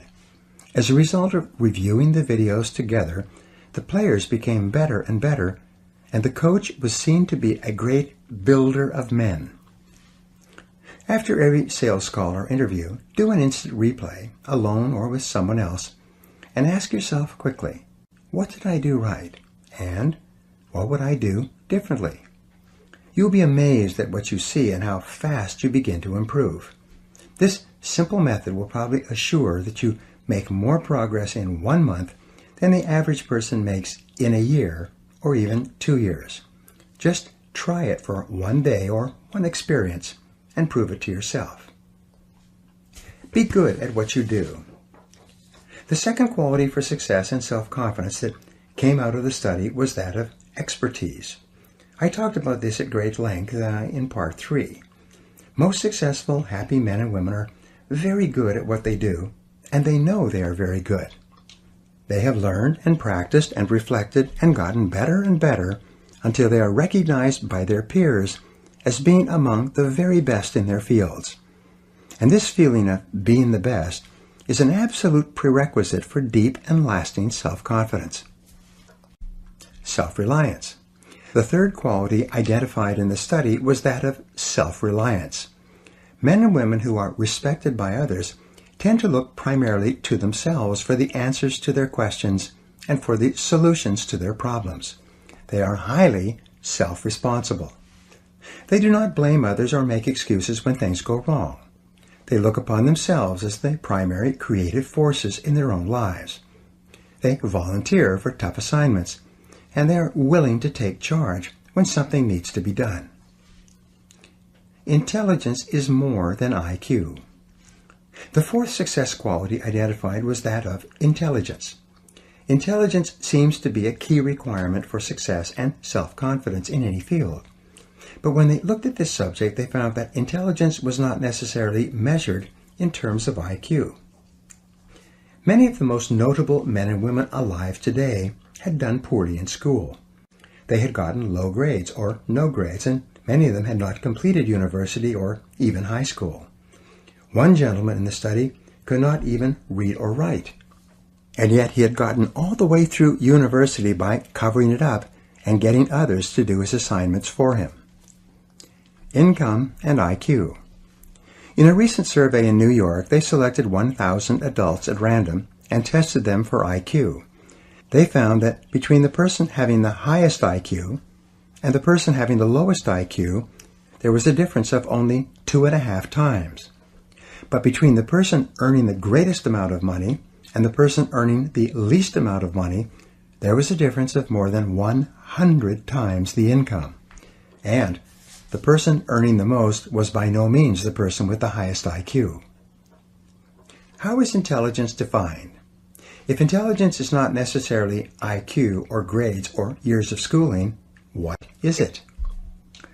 In my estimation, intelligence is really a way of acting.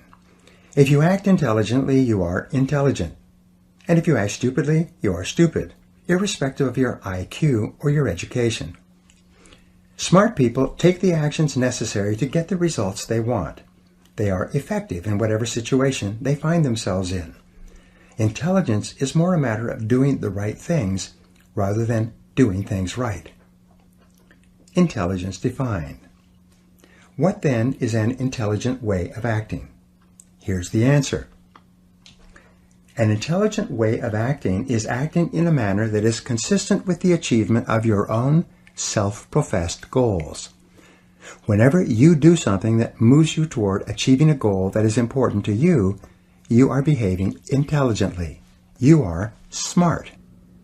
But whenever you engage in a behavior that moves you away from one of your own goals, you're behaving stupidly. The world is full of people who are behaving stupidly, hour by hour and day by day, because they are doing things that are guaranteed to bring them the opposite results of what they say they really want. Make your actions congruent. If one of your goals is to live to be 80 or 90 years old and have a happy, healthy life, then everything that you do today in terms of your eating, drinking, exercise, rest, and especially avoiding unhealthy behaviors is smart. However, if you don't exercise, if you eat the wrong foods or smoke cigarettes and neglect your health in any way, you are behaving stupidly by your own definition. If you are in sales or business and you learn how to manage your time well so that you get a lot done in the course of your working day, you are acting intelligently. If you do things that undermine your productivity or move you away from your goals, you are acting foolishly in terms of your own goals. Here's a key insight. Everything you do is either moving you toward one of your goals or moving you away from it. Nothing is neutral. Everything counts. Each act you engage in is either a positive act that goes on the positive side of your personal balance sheet, or it is a negative act that goes on the negative side of your personal balance sheet. A great life is simply a life that has far more marks on the positive side than it does on the negative side. This means that an intelligent person is one who does far more things that move him or her toward the things that he or she wants to be and have and do than an unintelligent person does. Avoid self-delusion. Don't fall into the trap of deluding yourself into believing that only what you want to count counts. Many people think that if they don't count it, it doesn't have any effect on them. They think that if they don't read a book or listen to an audio program, if they don't spend time with their families and play with their children, instead of playing on their computers and watching television, if they don't do the things that are leading to a happy, healthy, successful life, then somehow it doesn't matter. They will get a pass. It won't count. But the fact is that everything counts. Nothing is neutral. Everything you do or don't do contributes toward making your life a great life or a mediocre life. Everything counts. With regard to your self-confidence, every time you do something that is moving you in the direction of something that is important to you, you feel like a winner. But every time you don't do things that move you forward towards something you want, or even worse, move you away, you feel like a loser. These behaviors are not only progressive, they are habitual. The more you engage in one behavior or the other, the easier and more automatic that behavior becomes. The more you engage in winning behaviors, the more consistently you act and feel like a winner. The higher will be your self-confidence, and the greater will be your belief in yourself and in your goals. Your actions shape your character. Getting the job done. The final quality of success identified in the study was that of result orientation. This means that you know that you are capable of getting the results for which you are responsible.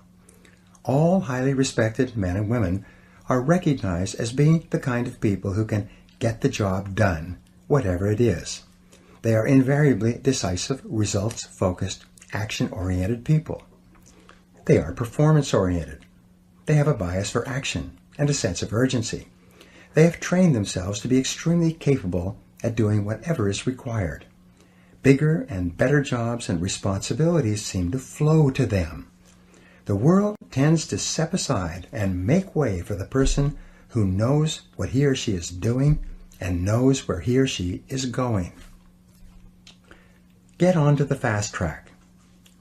One of the most intelligent things that you can do is to get better at the most important things you do to get the results that determine your success. The better your results, the higher will be your self-confidence and self-esteem. You'll be promoted more often and paid more because you will be producing a higher quality and quantity of work. You'll receive more and better job offers. You'll be immune to economic downturns because your services will be so valuable. By becoming intensely result-oriented, you will guarantee yourself a future of success and prosperity. Do what the top people do. You will notice that everything that we have talked about in this program somehow impacts on the 5 qualities for great success in America. I explained earlier about the importance of selecting your values and organizing your entire life around what you believe to be right and good and true. As long as you know that you are living consistent with your highest principles, your self-confidence rests on an unshakable foundation. I have talked throughout this program about the importance of setting clear goals and deciding exactly what you want in every area of your life. You know that big, important, challenging goals, clearly defined, with written plans for their accomplishment, improve your overall self-concept and build your self-confidence. Plan your work and work your plan. When you plan your work and work your plan, and dedicate your energies to completing high-value tasks, you start to make rapid progress toward the attainment of your goals, and your self-confidence goes up. Every time you resolve to go the extra mile, to do more than you're paid for, to put in more than you take out, to go beyond what is expected of you in your job and in your relationships with others, you feel terrific about yourself. You feel more like a winner. Your level of self-confidence increases, and you feel motivated to contribute even more of yourself to what you are doing. When you dedicate yourself to becoming better and better at performing the important tasks in your life, you feel an enhanced sense of mastery and competence.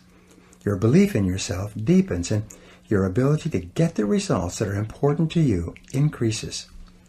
The development of excellence or expertise in what you do is a wonderful form of positive knowing that leads inevitably to higher self-confidence. Do your work quickly and well. There is virtually nothing that will bring you the respect and esteem of the people you respect faster than being result-oriented and doing your job in an excellent fashion. In study after study, it's been shown that lasting recognition from the important people in your work only comes from being very good at what you do. It is only excellent performance in your job that raises you above politics and gives you the kind of power and influence that really makes a difference in any organization. Dedicate yourself to continuous learning. Your ongoing commitment to personal and professional development gives you a feeling of continuous growth. Whenever you feel yourself growing as a person, you feel internally motivated and energized to achieve even more. And the more you learn, the more you can learn. The more you develop yourself, the more capable you become of further development. By the law of correspondence, as you become better and more capable on the inside, the outer aspects of your life improve as well. As you see and feel your life getting better, you feel more positive and in control of your own destiny. You like and respect yourself more, and your self-confidence increases. Take continuous forward action. Any positive, constructive, and self-determined action that you take in the direction of your dreams improves your self-image and raises your self-confidence. When you discipline yourself to do exactly those things that lead you in the direction of what is most important to you, you develop a sense of strength and self-assurance that is evident to all the people around you. Every positive action generates the positive emotion that goes with it. When you keep your thoughts and your actions consistent with your highest aspirations and your most valued goals, you are progressively building the unshakable kind of self-confidence that enables you to accomplish almost anything. Be your own cheerleader. When you get up each morning, say to yourself, "This is going to be a great day." Make the development of a positive personality your overarching goal and organize all your behaviors in that one direction. Remember, you are demonstrating the highest intelligence when everything you do contributes toward generating the feelings of self-confidence and self-esteem that you desire. Talk to yourself positively all the time. Say to yourself, "I can do it, I can do it."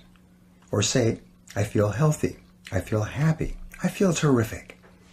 In your conversations with others, keep your words positive and upbeat.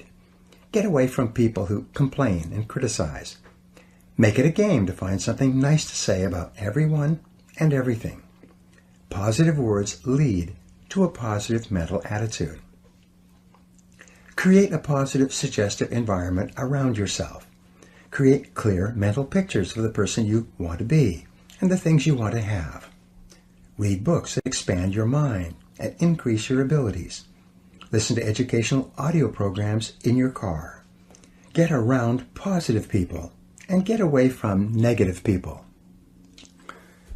Control your mental pictures. Prior to every event of importance, mentally rehearse and see yourself performing at your best in the upcoming situation. Recall and relive a previous excellent performance. Before falling asleep, think about the things you did right during the day and the things you are going to do better in the days to come. Soak your mind in positive images of you at your personal best. What you see is what you get. Whenever something happens that throws you off balance, stabilize yourself by thinking about your goals. Because of the law of substitution, you can only think one thought at a time, and if you think about your goals, your mind will instantly become positive again. Make a game of rising above the petty frustrations of people and traffic and unexpected setbacks. Say to yourself, what can't be cured must be endured, and get back to thinking about your goals and about what you can do right now to move toward them. Develop discipline and courage. Whenever you have the choice of doing what is fun and easy rather than what is hard and necessary, force yourself out of your comfort zone in the direction of your dreams. Consciously resist the temptation to go easy on yourself. Remember that the comfort zone is the greatest enemy of human performance and human potential. It is only in the area of challenge and risk where you force yourself just beyond what is comfortable and easy for you that the possibilities of success await. Each act of courage and boldness on your part not only builds additional courage and boldness, but it also builds your self-confidence. The more often you dare to go forward, even in the face of uncertainty, the more likely it is that this type of courageous behavior will become a habit for you.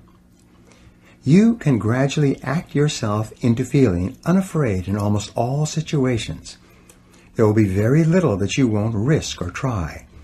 You will develop such confidence in yourself that you absolutely believe in your ability to succeed, even against difficult odds. And because success is based on the law of averages, you will ultimately succeed and succeed greatly. Take excellent care of yourself. Be sure to take good care of yourself physically every hour and every day. Eat the right foods, drink lots of fluids, get lots of sleep, and exercise regularly. If you're not happy with your physical appearance, go to work to improve it. Set a series of goals to be at your perfect weight, to wear the ideal clothes for you, and to be perfectly groomed in every respect. Your self-confidence is strongly affected by your self-image. Your self-image, on the other hand, is largely determined by the way you think that other people see you. When you work hard on yourself and take the time to produce an image that you know that is attractive to other people, you feel wonderful about yourself and your self-confidence goes straight up. And it doesn't matter where you're starting from, your main job is to decide where it is you want to go and then make a plan to get there. Speak up with confidence and clarity. In your conversations with others, be sure to speak up clearly and express yourself openly and honestly. In one-on-one conversations, in meetings, or with groups, the more competent you are at speaking out, the more competent and more confident you will feel. If shyness is a problem for you, set it as a goal to get over it. Take a Dale Carnegie course on human relationships, or join Toastmasters and learn to speak on your feet. Either one or both will make you a far more positive, outgoing, and self-confident person. Practice no-limit thinking. You can develop unshakable self-confidence if you really want to and if you put your mind to it. You can develop within yourself any personality characteristic that you really want.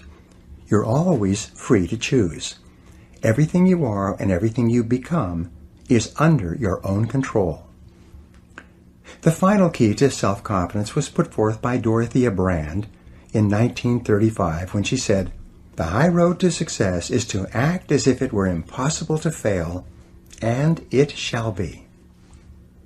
The real difference between the winners and losers in life is the difference between taking action and making excuses.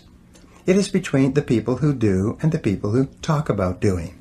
It's between the movers and shakers on the one hand and those who just watch the world go by on the other.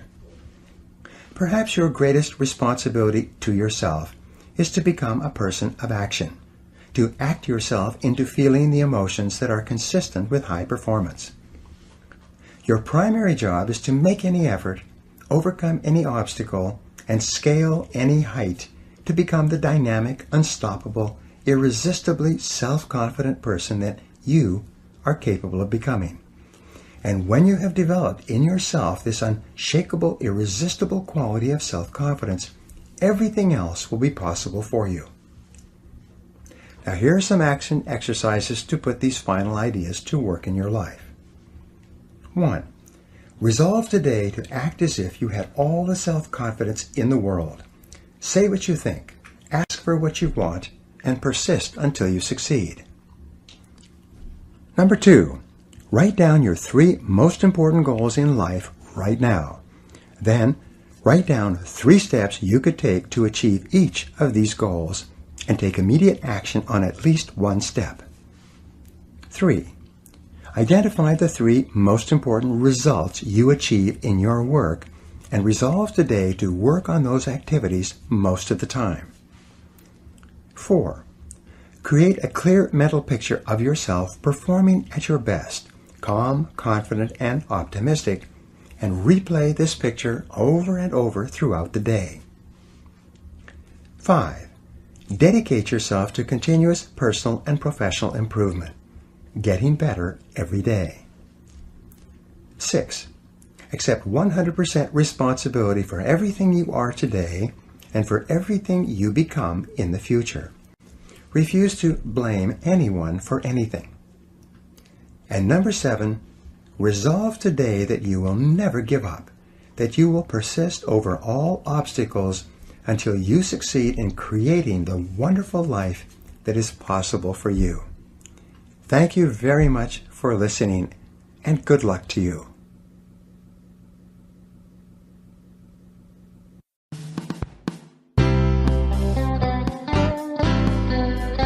This has been a Gildan audio production.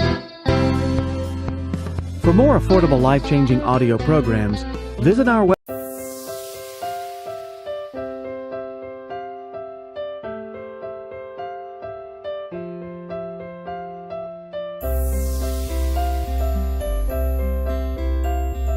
Hey, and welcome to another episode of Confidence According to. I'm so excited for today's episode because I have the gorgeous and inspiring Andrea Vessels with me. Welcome. Thank you. I'm so grateful that you're having me. Thank you. I'm so excited to get stuck into it. We were already talking and I'm like, oh no, wait, we need to save this for the video. So Andrea is a life and wellness coach. She is Canadian, you will hear, and she's been living here in Cape Town for the last year. And so how is it that you landed up being here in Cape Town of all places? Well, so my husband and I both met in Vegas.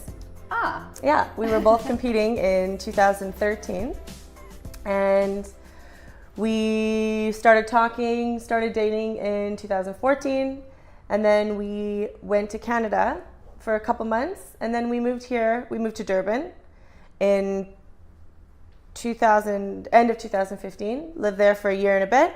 Then Durban wasn't for me, so we decided to move to Cape Town instead of going to Canada or do another overseas move, which is really, really difficult. So yeah, it's a big thing. So we chose Cape Town because we came here on holiday just for a weekend, and I was like, this place is amazing. It's awesome. I love it here. So glad to have you here in our beautiful city. I love it. And so you said that you met competing. What are you talking about there? We did both fitness competing. So there are different organizations in bodybuilding, I guess you could say. There's bikini, in my organization, there's bikini, fitness, and figure. So there's WBFF, there's IFBB. This is Lacey, by the way. Oh yeah, we didn't introduce Lacey. This is Lacey. She's our guest appearance. Yeah. You might see a cameo now and then. Yeah. Yeah.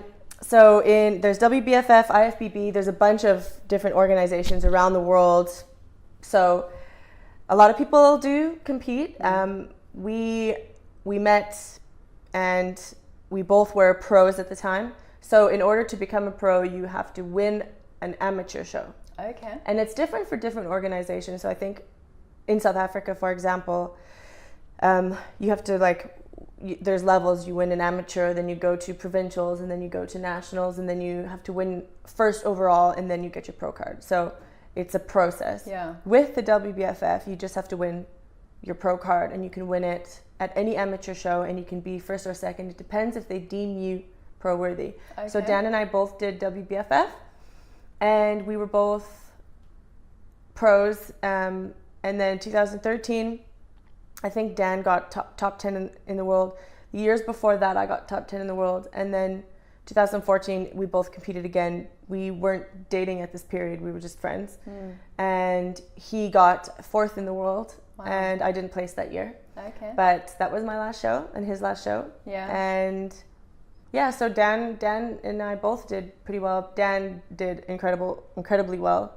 He is actually still the highest ranked in the country. Okay. So he got fourth, and the three people below him eventually all got world championship status. Wow. And no one in South Africa has gotten fourth in the world. Oh my goodness. Yet. So wow. still, yeah. Sure. And how long were you doing that? I mean, it sounds like quite an intense career. Is it a career? Like people do this for a living, or is it a hobby thing? You know, that's a loaded question. Okay. Because yes, I think a lot of people want it to be their career, but it's very difficult to actually make an income from it. So a lot of people don't know this, but you don't get paid to compete. Okay. You pay money, lots. Yeah.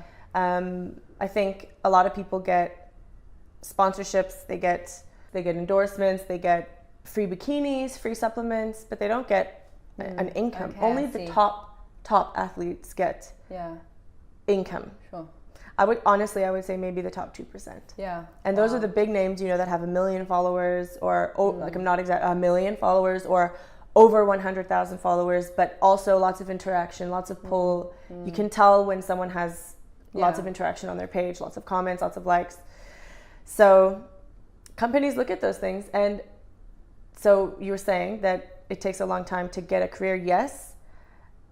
It depends what you want to get from the industry. Okay. So I realized that it was more of, for me and Daniel, it was our career because we're personal trainers. Okay. But if you're an accountant or you're a doctor or you're whatever, this has to be a hobby. Yeah. Because it's a kind of a 24-hour thing. Yeah. You're doing your meals every 2 hours, your everything like that. It's not impossible to make a career of it, but I would say you kind of have to be in this industry or you dedicate full time to being an influencer or a model or a competitor. Yeah. And this is just my opinion. In South Africa, I don't think so. Okay. So I really don't see it being a career here. Yeah. I don't see you being paid enough. Yeah. Like let's say the minimum to get by is like a salary of 20K or something. Yeah. Never. Yeah. That would never happen. Yeah. Unless your sponsors actually pay you that. Yeah. And unless you have 1 million followers. Yeah. I can only think of one South African who is at that place. Yeah. So sure. And he's amazing. Yeah. And so how long were you doing this for? I started competing when I was 19. Wow. So I started training when I was 19. I did my first show when I was 20. I'm 30 now. Okay. And then I was 26 when I did my last show. Okay. So I did it for a solid 7-8 years. Sure. And what made you decide to call it quits? I mean, because that's a drastic change in your reality, your experience of life. Yeah. So going from that level of commitment, it sounds, to like normal, like the rest of us. Yes. So what made that happen? Well, I'll tell you that it was kind of forced on us because we kind of had to choose relationship, getting married, moving, and moving around the world, number one, not easy. Yeah. Number two, we had to focus on us and the move. And I was in South Africa, and it's expensive to eat like that, and it's expensive to compete. So we couldn't justify the amount that it is to do a Worlds show. So the Worlds is in Vegas. Yeah. And that was the show. Okay. They're in Vegas or Toronto or London. It depends where the Worlds will be. But it's a huge amount, and it's either, and those, the first, so we've been together, I think it's 4 years now, almost. Crazy. 4 years. Yeah, it flies by. The first year was, okay, do we move or do we go to Worlds? Well, Yeah. life took over. And we actually never really and this is what's interesting, a lot of people will decide to not compete anymore and kind of make this big thing of it. And they'll announce, I'm not competing anymore. We didn't. We didn't see it coming until like a year ago. Okay. So what happened is we, like I said, the first year was like, do we move and put that into moving? Or do we stay doing long distance, which we did for the whole first year of our relationship, which sucks. It was hard. We do long distance, or we compete, or we move, and that was like kind of a no-brainer. And then the year after that was, do we get married? Yeah. And start our life together and move out together, or compete? And again, it was kind of a no-brainer. And then last year it was moving to Cape Town. So we, moving, we've moved every year, more than that. It was move to Cape Town or compete, and again, no-brainer. And then when I moved here, we were actually involved in a show that was supposed to be planned here and stuff. It fell through, it didn't happen. But that was actually the turning point for me, was I was involved in the back end of it. Okay. And I decided, while I was planning it, I was like, you know what, this is actually it for me. Because I hadn't been in it for 2-3 years. And then I was involved with all these athletes and all these people and planning it, and all these people asking me these questions like, oh, if I get a boob job, will I do better? Wow. And I was like, are you really basing this big of a decision on my opinion? Sure. So it changed themselves. It changed. It kind of brought back when I was 20 and I got my boob job for that reason. And I was like, I can't believe that. Yeah. Because when you're older, and you see these 21-year-olds and you're like, I want to save you for making the same mistakes I made. Yes. That was me. Okay. So I was this 29-year-old being like, oh my gosh, I can't believe these people. Yeah. And it just kind of, I think I was just reintroduced and reminded of the kind of sad side of it, the not so nice side of it, Yeah. So that's when I was like, ooh, I don't think I want to do this anymore. I don't think I'm gonna, because I never made the decision to not compete anymore. But, and another thing that I should mention is those 3 years that it took for me to get to that point were brutal. My body hadn't had a break in 7 years. Wow. So I gained, I honestly don't even know. I didn't weigh myself. I didn't want to put myself through that kind of torture. Yeah. But I don't like weighing myself either. Yeah. And I'm a naturally curvy girl. For me to diet like that for those 7 years was really difficult. Yeah. I ate fish and broccoli 6 times a day for months. And I'm not exaggerating. For months. And I don't miss it. I'm not gonna lie. Yeah. But I know that there are healthy ways to do it. Yeah. But I just think that it's one of those things that you have to have the genetics for it. Yeah. And I really don't. My husband does. He eats anything and everything all the time. Yeah. Looks amazing. Yeah. Good for him. Yeah. Not me. Yeah. So I actually would love for him to do it again one day. I think he has the potential. I think he should. For me, it just wasn't. And it's not feasible for me. And yeah. Like now I'm thinking maybe family and those things. And I just don't want to have that in the back of my mind to put myself back into that. I'd probably have to lose like at least 15 kgs. It's insane. Minimum to compete again. And I just don't want to. No, absolutely. Another thing I actually wanted to mention too, when you stop competing and it's been a part of your life for so long, you go through a major identity crisis. I was going to say. I was a shape cover model, top 10 in the world, personal trainer, fitness model, bikini model. And then the hardest thing for me and my self-esteem, my self-worth, everything when we moved to Durban, I had spent, those years in Canada building up my reputation. I was well known. Yeah. I would go out to bars or go out and people would be like, oh my gosh, I know you, blah, blah, blah. Yeah. And in Durban, it's like, oh, that's Dan's girlfriend. So you go from this, and you try not to let it affect you, but it did a lot. Because I'd go out and I'd be like, oh, that's all I am. Yeah, I'm his girlfriend. Yeah.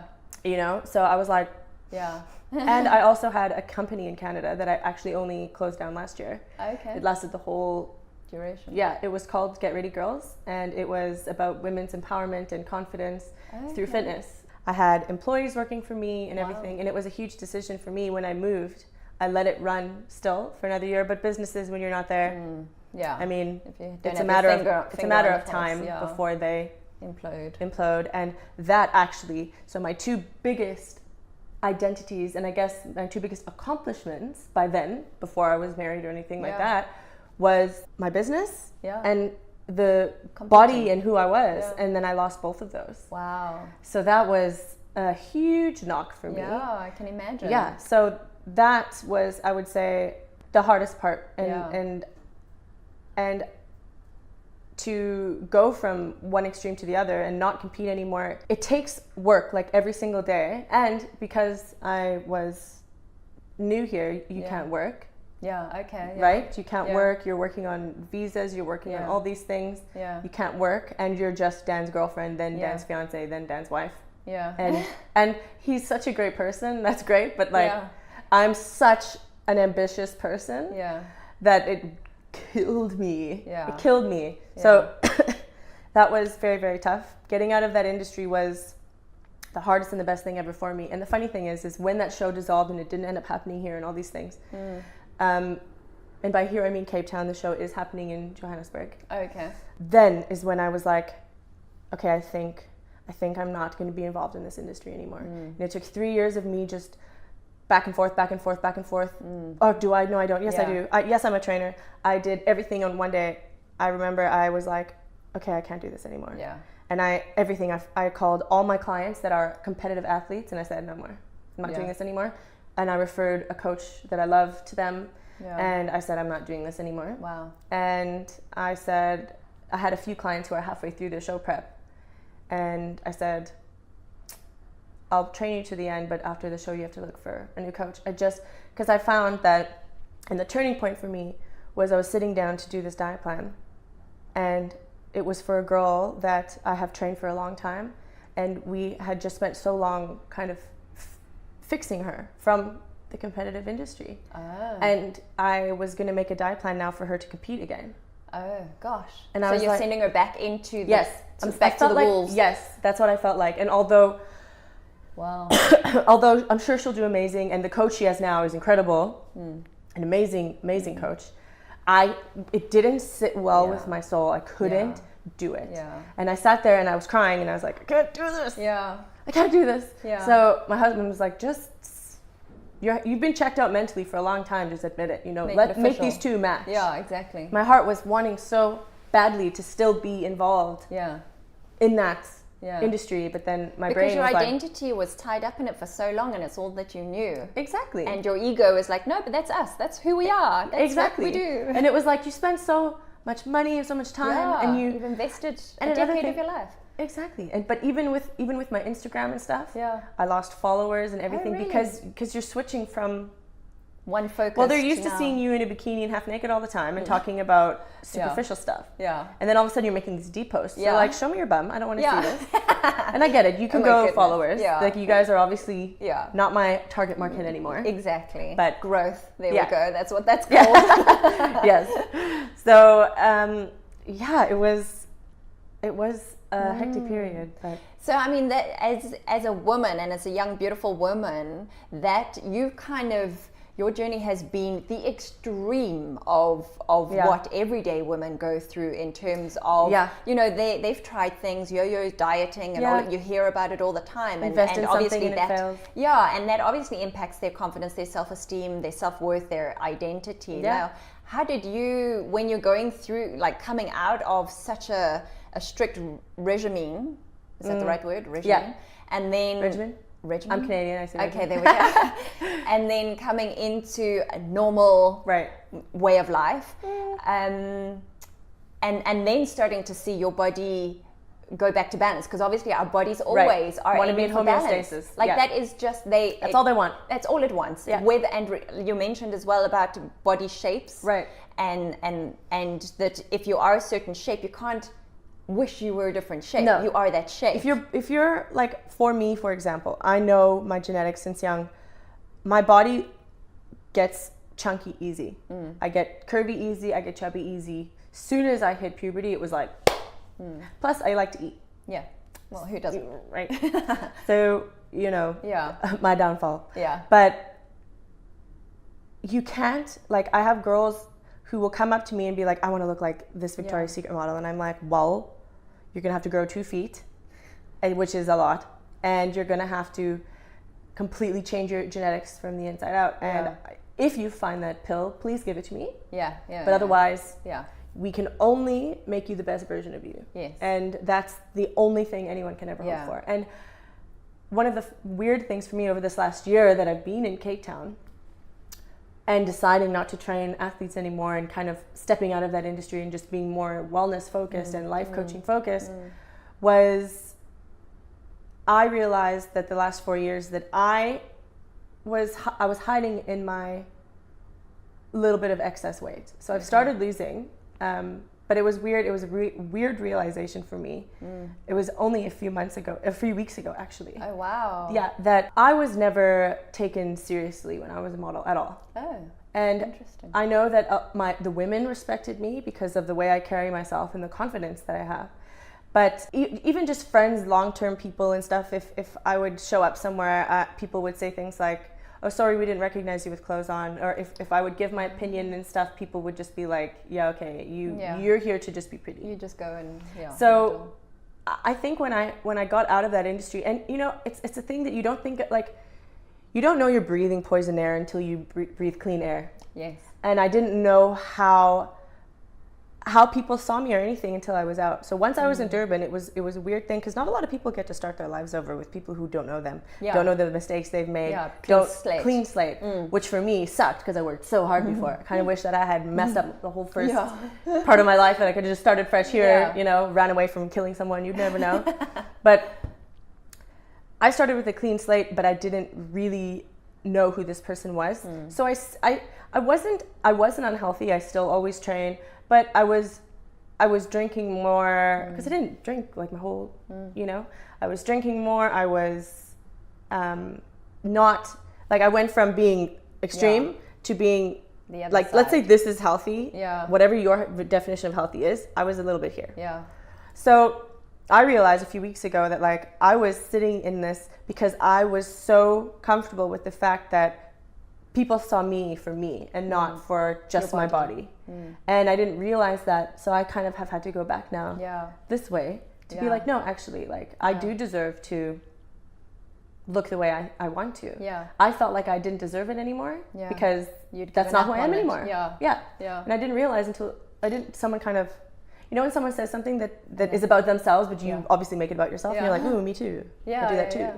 So so that everything comes around and came around recently. Wow. And so now back to being healthy and back to being motivated again. But it took that process of, and maybe, it's like redefining who you are. 100%. Actually, who am I? And I find that if you're constantly progressing, you're going to have to do this all the time. Constantly. I know there's never an absolute point of, okay, now I get it. Now I know who I am. Never. Constantly evolving, constantly growing.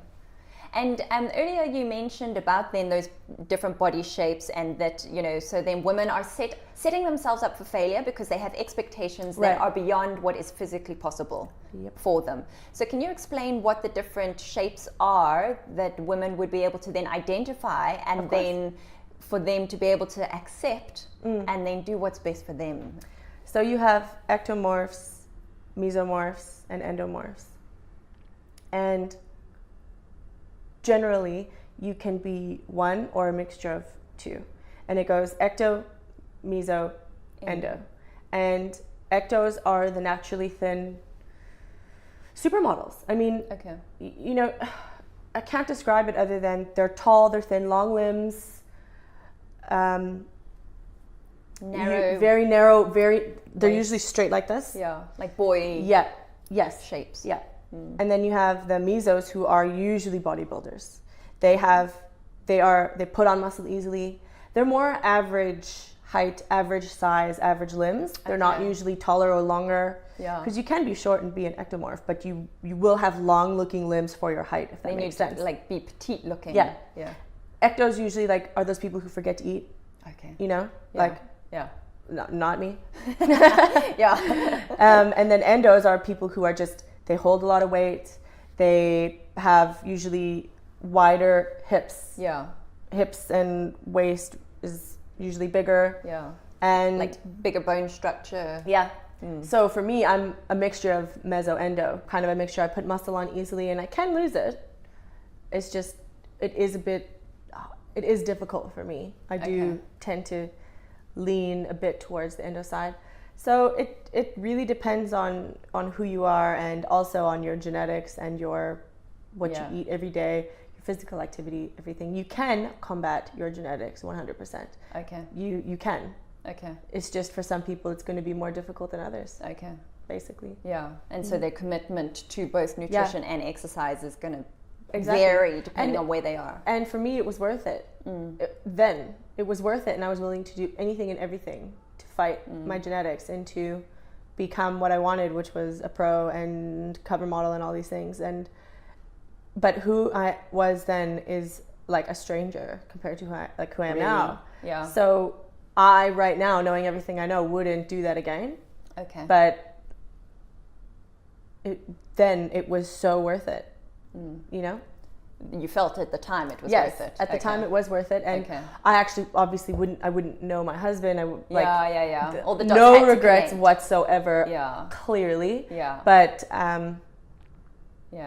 the havoc that I'm more, like, the fact that I gained weight, I'm at peace with that, and I think I could have gotten over that quick. Yeah. It's the identity crisis and the losing my self-confidence and my self-worth and everything and starting from scratch Yeah. is what really that I could have done without. And so how did you start to heal that? How did you start to get to that point of rebuilding now your self-identity, your confidence and your worth? Work every day. Yeah. So a lot of people, my close friends know this, and I would talk to them about this a lot. But the funny thing is honestly, because I had the last 2 years kind of off, and the last year and a half without my business, I listened to podcasts all day, every day. And I would get up and just do some form of exercise, even if it was just walking, or literally 50 squat jumps or sit-ups in my house, just to feel productive. Yeah. Okay. And I would listen to podcasts. I read a lot. Yeah. Self-help books and Girl Squad books and all of that. Yeah. I I did online courses that were free. I got free booklets for stuff like what you do. Yeah. Stuff like that. Yeah. But I don't think anyone, even those closest to me or even my husband, can fully comprehend how much work I had to do. Yeah. Because it looks like me sitting on my phone. Yeah. And I am very much it's taken me a lot of work to be a vulnerable person. I'm really not. My dad is like old school, comes from an Irish background. Like no. Don't show anything. Yeah. Yeah, do not show weakness, I would say, is like kind of his motto. Yeah.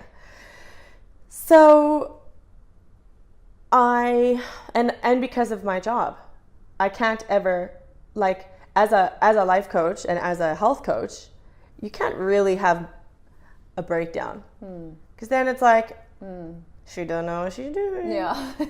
So she needs to get her shit together before she gets mine done. Yeah. So I really, really played down a lot what I was actually going through and dealt with it myself. Okay.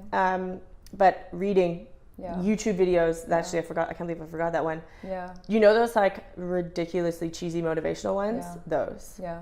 No, I get that. I get that. But I actually remember being in a place, and I'm sure some women can relate to this, where you listen to it and you can't even listen to it because you're so far away from that. You listen to it and you're like, this is so dumb. Yeah. Who feels this way? Yeah. Like, who actually is this motivated? Yeah. Like, I remember listening to that. It's kind of like the same feeling that you get when you're in like a really toxic relationship with your partner. Yeah. Like when you're with the really wrong person, and then you watch, you listen to love songs or you watch a movie, Yeah. and you're like, this is so not real. Yeah. Love like this doesn't exist. Yeah, exactly. It's the same thing, but Yeah. with anything happy. Someone has something happy going on in their life, and you're like, It's fake. this is fake. It's not real. Yeah. Not How can it possibly? Yeah. Yeah. So I went through that first. Wow. And again, because I do so many exercises with my clients and I write programs for a living, I had to do more work on myself than anything. And I don't know how women do it who never even just sit down and have to do these things. I don't know how they progress, because you have to sit and look at yourself every once in a while and be like, whoops, Yeah. let's fix this. Yeah, absolutely. Like, I think the reason why I am a good coach and why I am a good life coach is because I do that every day. Yeah. Every day I'm like, Yeah. oh, you suck at that. You're doing this introspective work. But not in like Yeah. a like derogatory. Oof. Like it's like I would say that to like a girlfriend. Like, Yeah. you screw that up, hey? Yeah. Like, ooh, better Yeah. tomorrow. Yeah, absolutely. So, well, that's the awareness, having yeah. that self-awareness Yeah. and recognizing Yeah. opportunities. Exactly. in And that's yourself for that's growth. why it's so important to like, you have to be strict with yourself, but also really easy on yourself. Yeah. You have to be disciplined in some ways, And and then compassionate. when you and finding that balance changes all the time. Yeah. So when I was in that very vulnerable place that I just told you about, where I was like, I can't even watch these YouTube videos, and listening to these podcasts of all these amazing women that I listen to, it was torture. Yeah. I was like, I can't even listen to this. Yeah. But I persisted. Yeah. Because of my background in fitness, I know that you might diet for 30 days straight, but it's that 31st day where you actually see What change. you're looking for. So I would listen to these podcasts that were grading me, Yes. because I was like, I can't even listen to this, but I would just listen Yeah. while I walk or while I do the dishes or Yeah. clean or do Yeah. laundry. I would listen Yeah. to these podcasts, and my Yeah. husband would come home and be like, because it sounds almost like, like those like raw podcasts. Yes, Like, yeah, absolutely. what do you do? Yeah, so Yeah. that phase was the hardest, because pushing through when you don't even, Resistance. and I had no direction either. Yeah. I was like, who the heck am I now? Yeah. And you're listening to these podcasts like, you're amazing, and you're like, yeah, totally, yeah, I am. Yeah. And So- and all you're really identifying is the gap between where Yeah. they are, where you are, and like it's just there. So Where is the connection? one thing I tell, and so the funny thing is what I used to tell my clients, and then when I ended up having to tell myself, was you bridge the gap by saying, I'm working on it. Yes. All the time. Yeah. So if someone's like, because affirmations is a big part of the courses that I do, and I am beautiful and I am wonderful was so hard for me to say. So I would say, I'm working on Being. Yeah. I'm working on. Yeah. It is. It's that belief. Like Yeah. affirmations are great. Yes. If you believe them. Yeah. If you don't believe them, You're just repeating you're nonsensically to yourself. You're saying like, this lamp is nice. Yeah. It's the yeah, same exactly. thing. The sky is blue. Yeah. Yes. Mhm. Yeah. So Yeah. so that phase I think was the hardest, and the work you have to do. I don't think people understand. It's like, I always compare it to dieting, because that's just what I was good at. Yeah. And it's the same. It's due diligence every day, even when you don't want to, even when you're crying as you eat your fish that you don't want to eat, even as you're doing the cardio you don't want to do. You have to do it. Yeah. And so, like I said, I would listen to the podcast, cry, watch the YouTube videos, cry, and then talk to a client and tell them What how you've to just be learned. happy, what Yeah. I've just learned. Yeah. And they would be like, oh my gosh, this is amazing. And then I'd be like, I feel like a hypocrite. Yes. Because, Imposter syndrome. yes, big time. Yeah. Big time. And Yeah. that was a whole year. Sure. And I actually took on less clients the whole last year up until recently. I just took in a bunch around the new year. Yeah. But because of that, Yeah. because they'd be like, I want you to help me with this. And I'd be like, Well, I'm still sorting Me that out first. for Yeah. myself. Yeah. so work. And it's different for each person, I think. I think every person has a different aspect of confidence, but I think because of my history, it is a bit easier for me to do it daily because of the discipline that I had to have. Yeah. A lot of people just don't have that. They wake up to go to work Yeah. because they're getting paid. Yeah. That's the only discipline they have, but Motivation, it's monetary motivation. Yeah. They don't have A deeper things why. they need to Yeah. do. Yeah. Sometimes, some women who are mothers, they'll do things they don't want to do, obviously, all day, all the time, but it's got to keep the kid alive, Yeah. and you love it. Yeah. It's your heart outside your body. So a lot of people don't have to do that thing they hate all the time. Yeah. And we're in a culture that's just like, do what you love all the time. Yeah.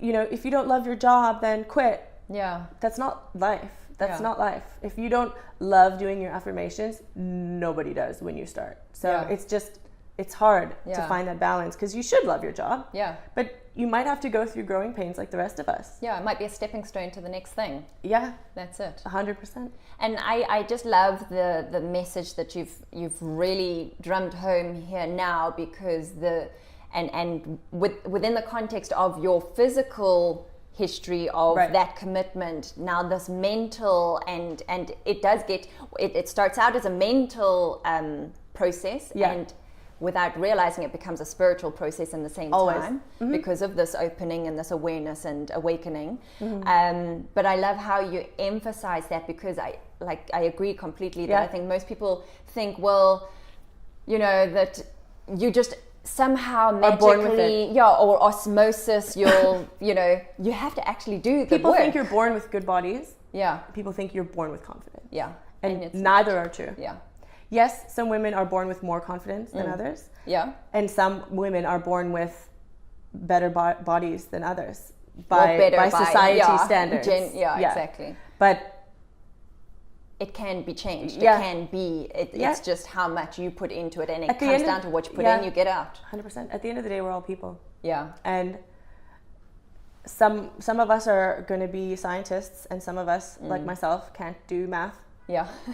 Same here. at the end of the day, we all serve a purpose, but intertwined with each other, and we're here to help each other. And I think that my life was like, I've been through so much just at 30. Yeah. And that's why I realized, because I had this thing that I wasn't going to be a life coach until I was 40. Okay. Because for me, that was the age of a woman who has experienced life. Who has something to share. Who has something to share, because I just pictured myself as a coach at 30 dealing with women who are in their 50s. And I made up the conversation in my head that was like, you're 30, what do you know? And I literally made up this whole scenario, and I was like, oh, okay, well, 10 years, I'll work on it till then and everything.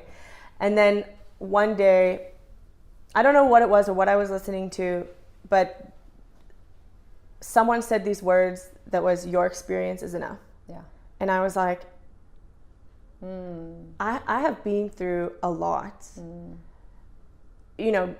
Long distance relationships, marriage, moving around the world, living everywhere, all these things that a lot of people, they go through one of them. Yeah. And they think they've done something huge. Meanwhile, you've got a whole list of them. So what I mean is I can relate to so many people, and that's actually always been my skill. It's what I'm good at. So I realized, you know what? I can do this now. And I know I'm good at it. Yeah. Because one of the reasons why I was such a good coach when I was just a wellness coach is because I knew that your weight had absolutely nothing to do with actually your food. It was your mind. Yeah. I would say, they say like it's 80% nutrition, 20% diet. I think it's 100% mind. Yeah. I don't think it has anything to do with the other things. Because if your mind is in order, you'll sort everything out. Yeah. Everything. Completely. Your confidence, everything will come from the strength in your mind. And it doesn't come from confidence. Confidence is a piece of it, a very big piece. But it's your like I said, it's your discipline, it's your mental strength, your physical strength, like to go through to deal with some of the haters that you're going to get when you're in a position of authority, or you put yourself out there to be judged. Guess what? You're going to be judged. Yeah. And exactly. it sucks. Yeah. So I think that was a huge, again, another thing for me was realizing, like, actually, why wait 10 years? Yeah. You've got enough of a story, and I think there's so much power in just sharing your story. I mean, it's phenomenal to think that you've actually lived through what you've just described, in these few minutes. And I think some women go through years to kind of realize what I realized in a year. Yeah, absolutely. Yeah. And so now on a scale of 1 to 10, 1 being completely, you have zero confidence, 10 being take over the world, where are you? Okay, so one was last year. Okay. And then I would say I'm at a 9 now. Awesome. Yeah, I again, for me, this is just my personality type. I'm impulsive. I make decisions like this. When I made the decision, okay, I'm doing this. Yeah. It was it. Yeah. Game over. It was in March. Okay. When I was like, I'm not in the fitness industry anymore, and I'm not going to compete again, and da da da da da. And then it was like, I cried, and then it felt like someone had taken a boulder and just lifted it off of me. And I was like, and from then, so I didn't close the door. Like a lot of people in the fitness industry will karate chop that door shut. They'll like kick it shut and then bolt it closed because they have such pain attached to it. Yeah. I just closed it. Yeah. But as soon as I closed it, it was like other doors just flew open, and I knew exactly where I was going, and I have such clarity with where I want to be in my life. Yeah. Even if I have a bad day in any respect with side jobs I do or anything, it's like if I'm having a bad day and someone's like, or any criticism or anything like that, it doesn't affect me now because I have direction. And I think that's what a lot of people are missing, is that direction. Because what happens is, and what happened to me, when you don't have your identity kind of solidified, or you don't have your direction solidified, things like the job that I described to you, where I was planning this show or whatever, they come, and because you're in a vulnerable state, you veer off course. Yeah. And you're not meant to do those things, and that's why they'll shut in your face. Yeah. They'll be karate chopped closed in your face. Yeah, exactly. And you'll think, oh, what's wrong with me? It's something to do with me. But it's because it's not on your path. Yeah. It's not aligned. If you keep making, if your path is here and you keep going like this, that's fine. You're always going to come back. Yeah. And it's going to 99% of the time be painful. Yeah, exactly. Because until you've learned that, and then you stay on course. Yeah. Yeah. Your dharma. Yeah. It's there. It's guiding you. Yeah. So you can't I feel now that I have this direction, it's so different. But again, like I said, when you're breathing toxic air, you don't know until. So I feel that's why you go this way, because you're like, well, I could use this and I need it, and maybe it's a stepping stone, and then nope, and then out, nope. So that's life. It's not going to be like this. But once you kind of know where your direction is, like for me, when I made that decision, nope, none of this anymore. Yeah, my attention was gone from that. It was like life coaching, and now I have a podcast coming. I have all these things coming that I've always wanted to do, but I was like, oh, when I'm 40. Yeah. Oh, and 10 years from now, when I'm a real woman, when I'm like real mature and have, some validity behind me. Yeah. Guess what? I have validity behind me, and I can do it if I want to. Absolutely. Absolutely.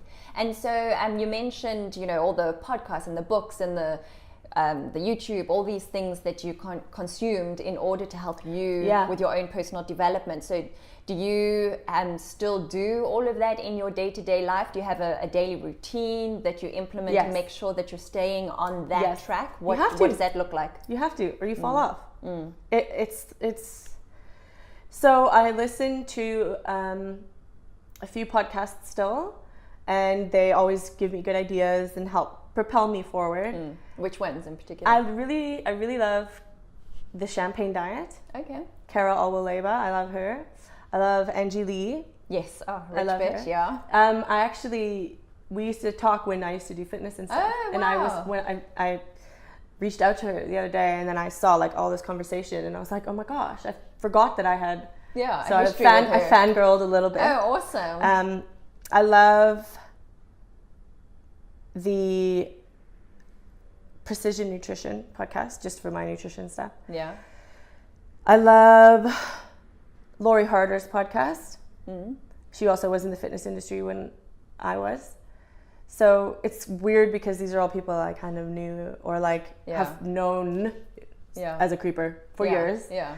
So it's inspiring because they all have similar stories to me. And they've all left the industry same as you? Yeah. Okay. They all have very similar stories to me, where they were like just these now liberated women helping other women. And my whole thing, so my purpose has always, I've actually always known my purpose. Like when people will sometimes be like, what's your like someone as in those exercises you do online and stuff like that, I'm sure you know what I'm talking about. One of them will be like, what brings you great happiness? And since 19, when I started, Get Ready Girls, it was my mantra that was on the website was, to educate women about nutrition and fitness in a positive female environment. But it was always about body, mind, and soul. Even when I was 19, I would make them do affirmations, all these things. And so I've always had that direction. And even when I was, what I described last year, even when I was at my worst, I never lost sight of that. I would help the women around me in the best capacity that I could. Some of my friends were going through some really hectic stuff, and I was the pillar for them. And that was a great mirror reflection. Yes. This is what you're doing. Yes, because they were going through some crazy things, and I was being so there for them. And then I would be like, but that's because of the person that I am. I don't recommend it for other people who are in a very vulnerable position. For me, it brings me strength to be there for other people. So I was kind of like being this strong person for them, being like, while you're going through your own shit. Because it's a nice distraction. Number one. And it's a win-win, really. Yeah, but number two, it makes you feel good. Yeah, absolutely. Yeah. Gosh. And so then your daily routine, have you like a morning routine or something like that? Do you I kind of do these am things? so type B. Okay. I do not plan anything. Interesting. I know. It's weird but here's the thing. I am type B, but very disciplined. Okay. I'm type A personality, but I'm very type B with the way I run my life. Okay. So like I will kind of do whatever you feel like. Yeah. But every morning it's podcast. Yeah. And then I'll either do my workout in the morning or in the evening. And then while I do cardio is another podcast. And only when I'm feeling like really needing that little push is the YouTube. Okay. But podcast every day. Yeah. Awesome. And different ones, different people, but the three women I mentioned in particular are ones that I really like. And yeah. And so now you're doing the life coaching and wellness coaching, and you've actually combined the two worlds really, as the physicality of it and then the mental side of it.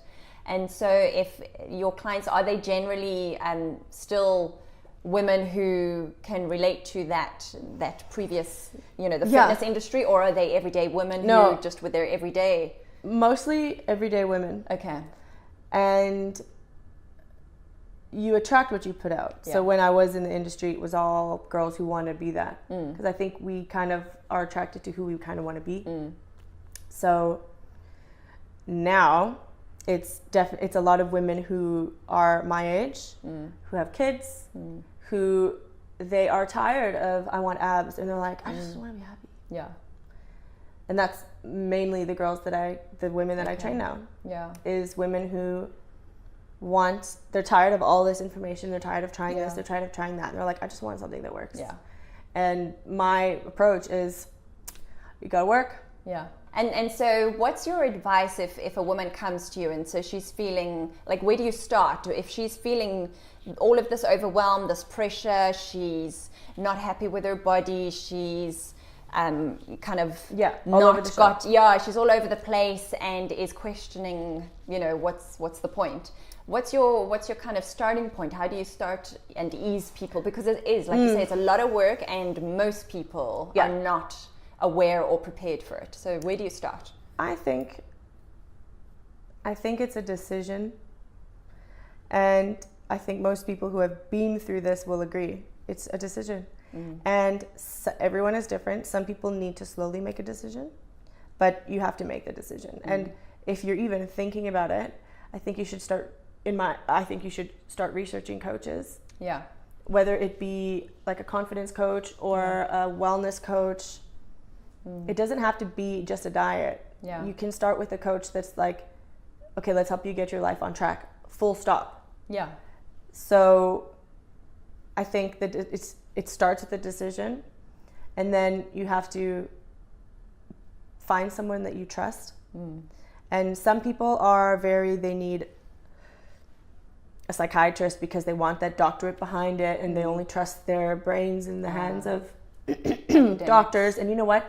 Do that. Yeah. But go. Yeah. Or like me, that wasn't an option for me financially. So free stuff online. It is. Yeah. You wouldn't believe what you find when you look for it. Yeah. Free this, free that. I even have so much free stuff on my website. Yeah. Okay. And podcasts are free. Yeah, exactly. And they're amazing. Yeah. So that's why I'm doing my podcast now, is kind of like pay back to the universe for what it got me out of, and I'm hoping to help other women that way too. And this process of getting into a good relationship with your body, are you saying then you start with the mind and then the body, or you start working on the body and then the mind? What's the chicken or the egg? It depends where you are. Okay. So for me, I had to go backwards because I started with the body. Okay. Or not backwards. So for me, the steps, like the steps in the Awaken program, or the chapters are called Nourish Me, Move Me, Know Me, Love Me, Connect Me, Awaken Me. Awesome. So those are the 6 steps that I so for me, I think if you get to know your body types, you get to know how to move your body, you get to know how to feed it, you get to know how to, like, know me is like, you get to know your personality, and you do these personality tests, and you do all these things to kind of see how you react. Like I just said, so for me, I know I'm not a schedule person. And when people give me spreadsheets and schedules, it freaks me out. I can't do it. So I know that about myself. So if you can kind of let people know up front, like, hey, by the way, this is how I roll. Yeah. They kind of have to respect that. Yeah. Because if someone says to me, I'm an introvert, I'm like, okay, I'll talk a little softer around you, because I really understand introverts. I've gone out of my way to understand introverts. Yeah. A lot of my friends are introverts, and you can't take it personally when they're like, I don't want to come out tonight, I'm introverting. You're like, good for you. Yeah. You know, like, you can't take things personally. So the know me, I think, is so important. And then love me comes after know me, because you can't love yourself if you don't know yourself. Connect me is how you connect with others, because I think it's one of the biggest bases of who we are as humans, is connecting with other people. And awaken, I just discussed karma, dharma, your purpose, and I approach it from kind of a far away perspective, because I'm not there yet, but I introduce it as like, this is the goal. This is what we want to do. The meaning of life. Yes, this is what we are all hoping to do. Yeah. And good luck. And if we were all aiming in that direction, exactly, the whole world, the ripple effect, would be amazing. So, to answer your question, you can start with the nutrition, because I think it requires the least amount of introspection. Okay. Unless you have eating issues and stuff, which most of us do. Yeah. But if you are just one of those people that just wants to kind of get started on this journey, and you don't have massive weight issues, you don't have former eating disorders, start with your food. Yeah. And eat more fruits and vegetables. How hard is that? Yeah, exactly. You know, just get started, then move your body a bit more. Yeah. And then you can start easing into the whole progress. You can then get to know yourself a little bit better, and then you can start to love yourself. Yeah. So those are the steps that I take. You can do it backwards. Some people are like they know themselves so well, but they just can't get their eating right. It's because of lack of knowledge. It's just that you can sort that. Yeah, absolutely. Yeah. And so where can people find out if you know, this is resonating with somebody watching this? Where is best for them to get hold of you if they want to find out more? You can message me on Instagram. I have a Facebook fan page. There's an Ambition Online Instagram and Facebook. And then I have my personal Drea Vessels, DREIA WESSELS Instagram, and Andrea Vessels Facebook fan page as well. But the website that you can check out is ambitiononline.fitness. Okay. Awesome. So if anyone wants to check it out. Awesome. Yeah. Was there ever a time when you were starting out in your fitness side of things, and now you're wearing like the skimpiest of bikinis and walking out on stage in front of hooker heels. In hooker heels. No, not a in joke. Front of my goodness. In front of an audience of, I presume, mostly men. Yeah. Or, okay, whatever, whoever. Complete strangers. Right. And like, was there ever this like, how do you even, I can't even fathom, like how, I struggled to just walk down on Camps Bay Beach in my bikini, let alone up on a stage, and presumably you started somewhere where you were not at world-class level. Right. How did you do that? Like, what was that like? Well, I can tell you it was really hard. Was it?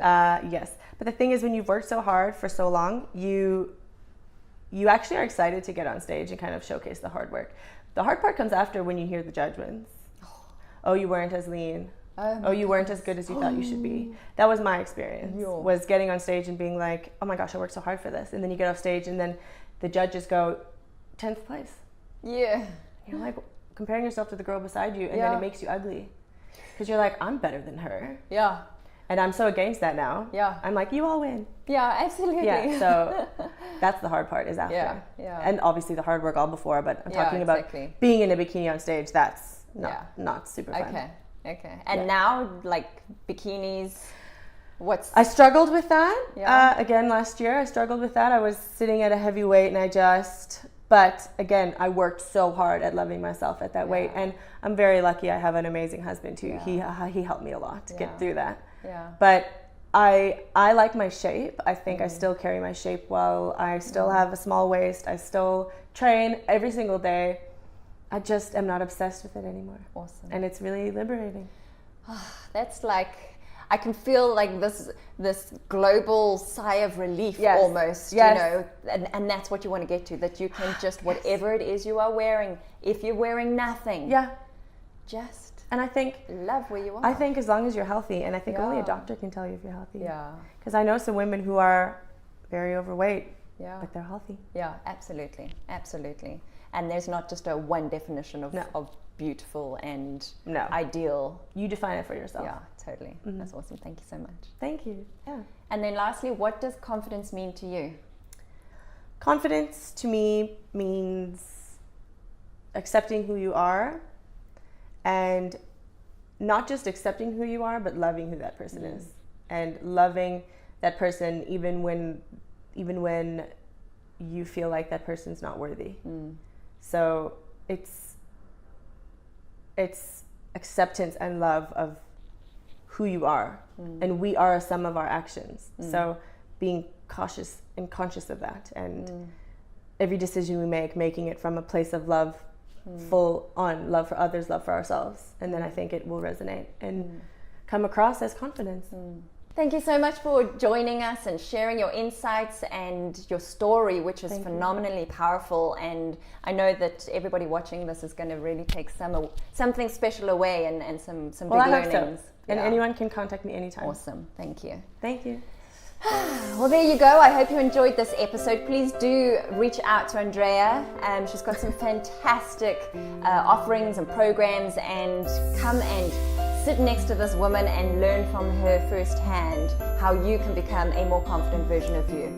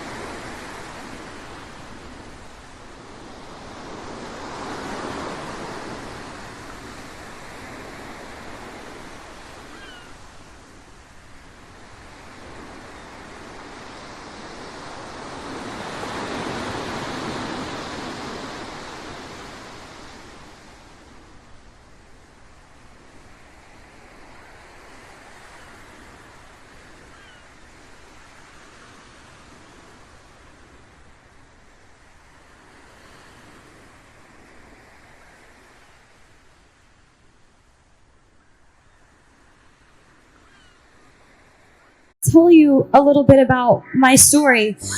I'm not an activist. I haven't changed the world or led a campaign. I'm here to just tell you my path so that you hopefully can take something away from it, because I don't like being honest with, this is the truth, I don't like being honest with press and interviews. I like being honest with you directly, which is each and every one of you. I feel like I can, and I'm just gonna start with the basics. So I'm 21. My mom had me when she was 16, and I'm from Grand Prairie, Texas, and she worked 4 jobs and completely dedicated her life into making mine better. So to me, she is the definition of a strong woman. And I love her so much because she's taught me those values so much.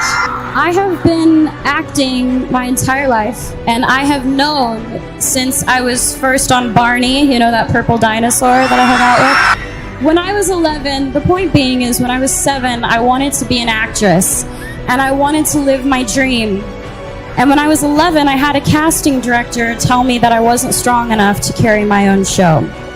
And I'm sure all of you have been told that you don't have what it takes, and that you may not be good enough, and you don't have enough people supporting you, and you're being told all of these things when deep down it's all you want to do. You want to be a part of something great. You want to make something great. And it does more than knock the wind out of you. It crushes you when people try to tell you that you're not good enough. And it almost did for me, but there was my mom next to me, stronger than ever. And she said, the most important thing is to always trust in myself. If I'm doing something because I love it, I should do it because I love it, and I believe I can do it. So she told me to keep going. She told me, and she taught me to turn the other cheek and let the critics be critics, and let us just trust ourselves. So for me, 2 years later, I got my own show, and the first thought wasn't, oh man, that girl when I was 11 said I wouldn't carry my own show, and I did. I mean, I thought about that for a little bit, but I thought about what my mom said. My mom was like, you have to trust yourself, and I realized if I didn't believe that I could do it, I wouldn't be able to be here. And I'm gonna say I live a very blessed life. I have so much to be thankful for, and a lot of you are a big part of inspiring me, because I don't think you get it, and maybe you're not told enough, but you inspire me to be better, and we should inspire each other to be better. I'm surrounded by people who are supposed to guide me, and some of them have, and others haven't. They pressure me. There's so much pressure. You gotta be sexy, you gotta be cute, you gotta be nice, you gotta be all these things. And I'm sure you can all relate. You all have pressure that you have to deal with every day. I'm sure with school, with work, with friends, with parents, with family, with parents, I know sometimes with mine. They tell me what to wear, how to look, what I should say, how I should be. Until recently, I had given into that pressure. I lost sight of who I was. I listened to opinions of people, and I tried to change who I am because I thought that others would accept me for it. And I realized I don't know how to be anything but myself. And all I really want you to know is that you are changing the world. I'm not changing the world, you're changing the world, and that's amazing. Please just be kind to each other and love and inspire people, because let's do it. Let's change the game. Let's change the game. The most important thing is that we learn, and we continue to learn from each other. Please stay true to yourself. Please just remain who you are, and know that we have each other's back. All of us have each other's back. I'd be lying if I said that I've never tried to make myself better by giving in, because I have. But I've learned from my actions, and for all the things I've done, I'm proudest of that.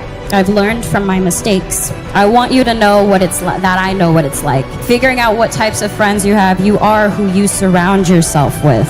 So I just want to say, I hope I can inspire each and every one of you to just trust yourselves and to love and to be loved.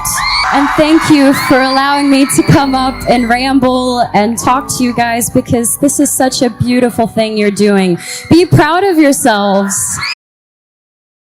Hi, I'm Elisa Vitti. I'm the founder and director of the Flow Living Hormone Center. I am the best-selling author of Woman Code, and I'm the creator of the My Flow period tracking app.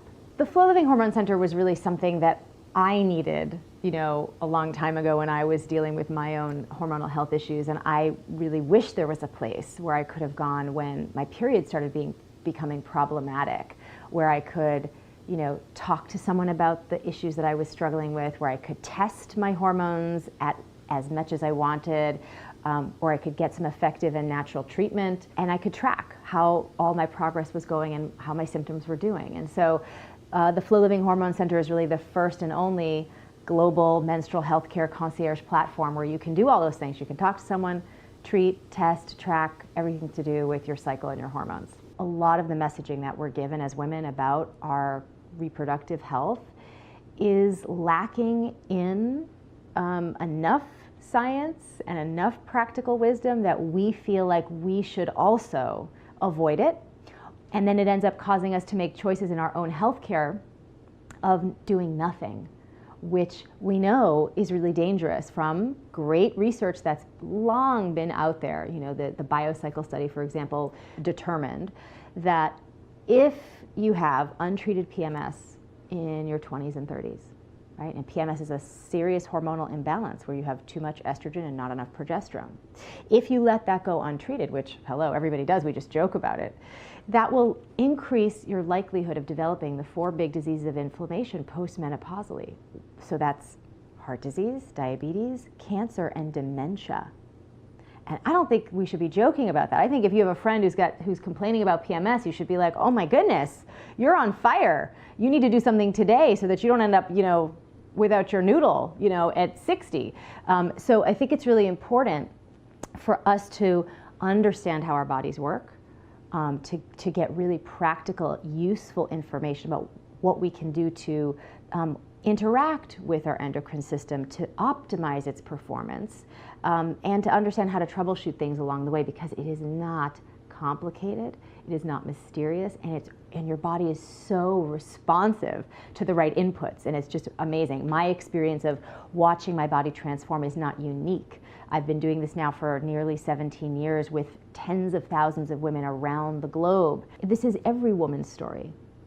And I think it's just time that there's a place, that you use. You go to your gynecologist for your annual and whatever other tests you want to get done, but then when you really need to take action around your cycle, there needs to be a place. And so that's why I ended up opening up the center, because I needed it and we all need it. We need this kind of a place where we can go when things are getting a little off track with our hormones. And the whole thing with the pill is a big conversation, and I think women are starting to really ask more questions about this, because here we are, we're eating clean, we're exercising in different ways that are really body aware, we're living these more health and wellness based lifestyles, and then we're taking this medication to suppress something that is really part of our biological process. And I think a lot of younger women are starting to say, well, gee, if I'm not using it necessarily for birth control,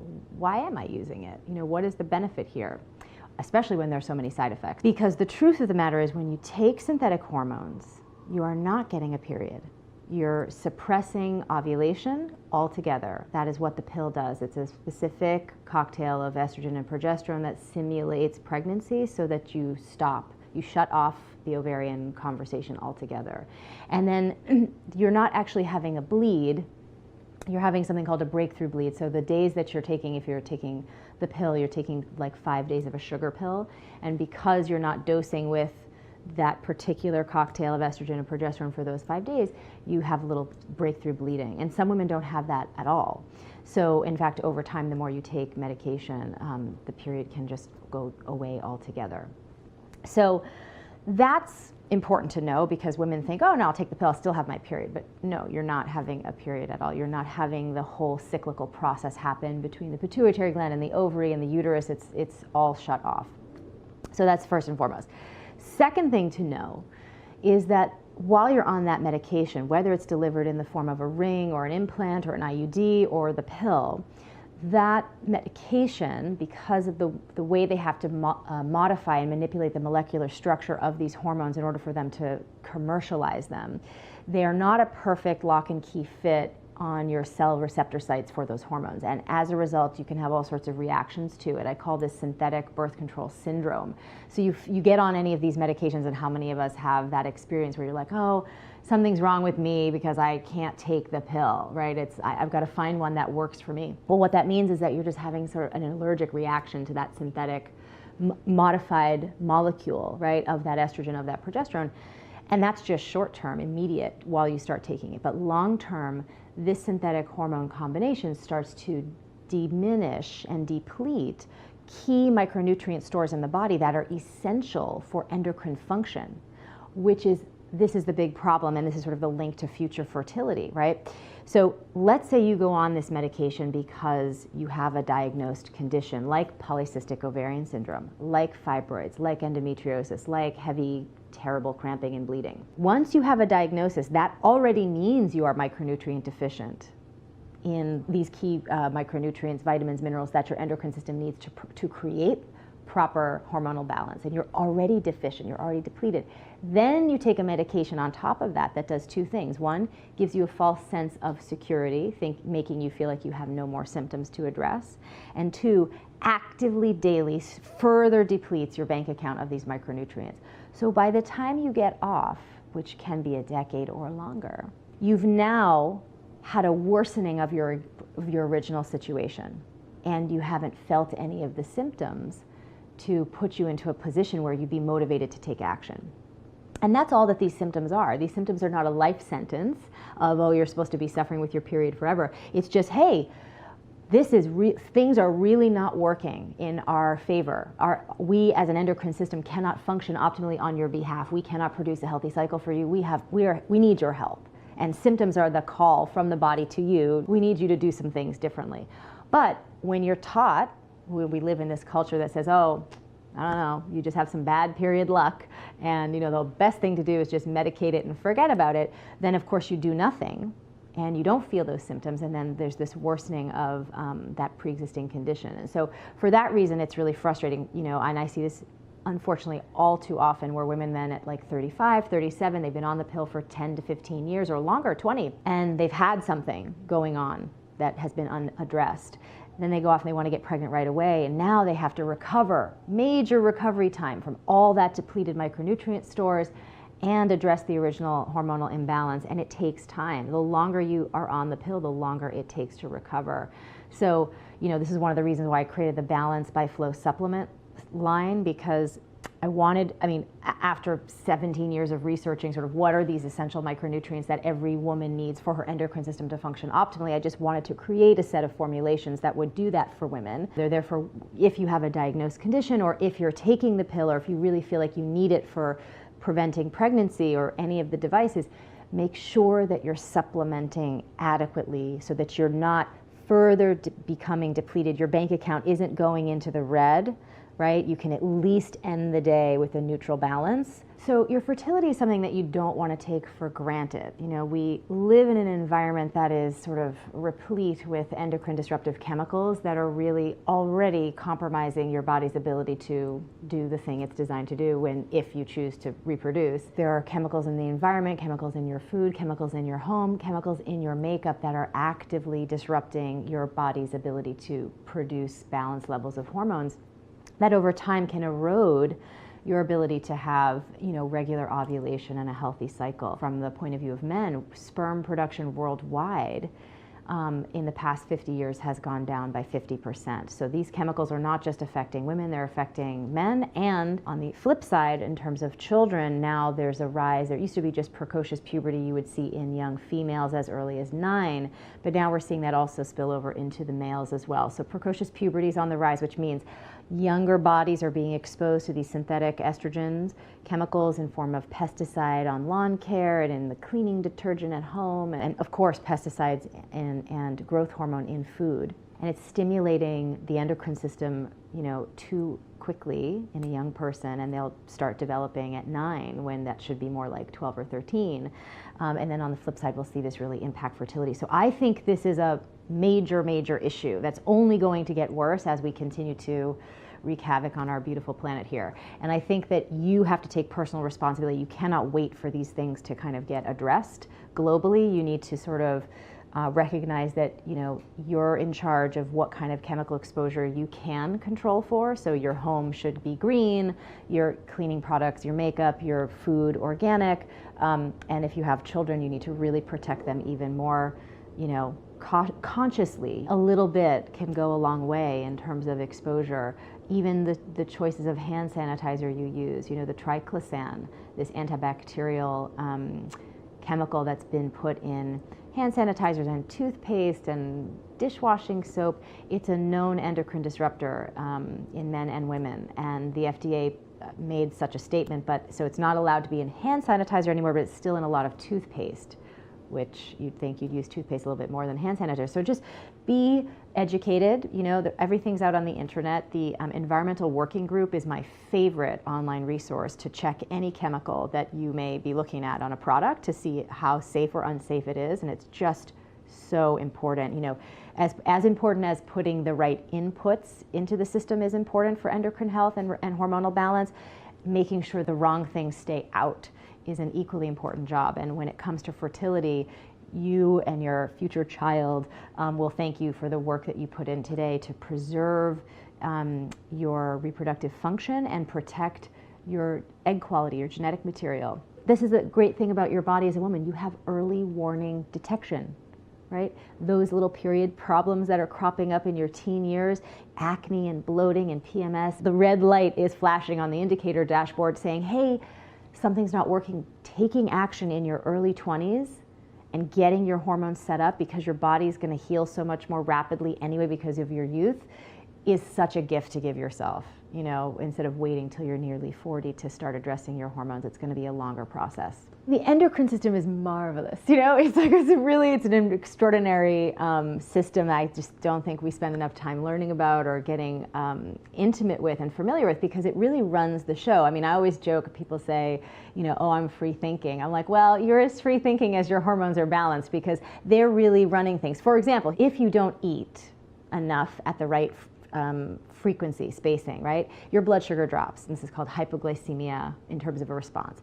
And the endocrine system, its primary job is to safeguard the transport of glucose to the brain, the heart, and the muscle tissue. So it really doesn't like it when you screw around with, how much you're eating and when you're spacing out meals. It really likes a consistent calorie intake and consistent timing of meals. So when this hypoglycemic episode happens, the whole endocrine system gets into action. Cortisol, insulin, things will start moving. Even thyroid can be involved, and just to make sure that your body starts to get access to glucose if you're not putting it in through dietary means, right?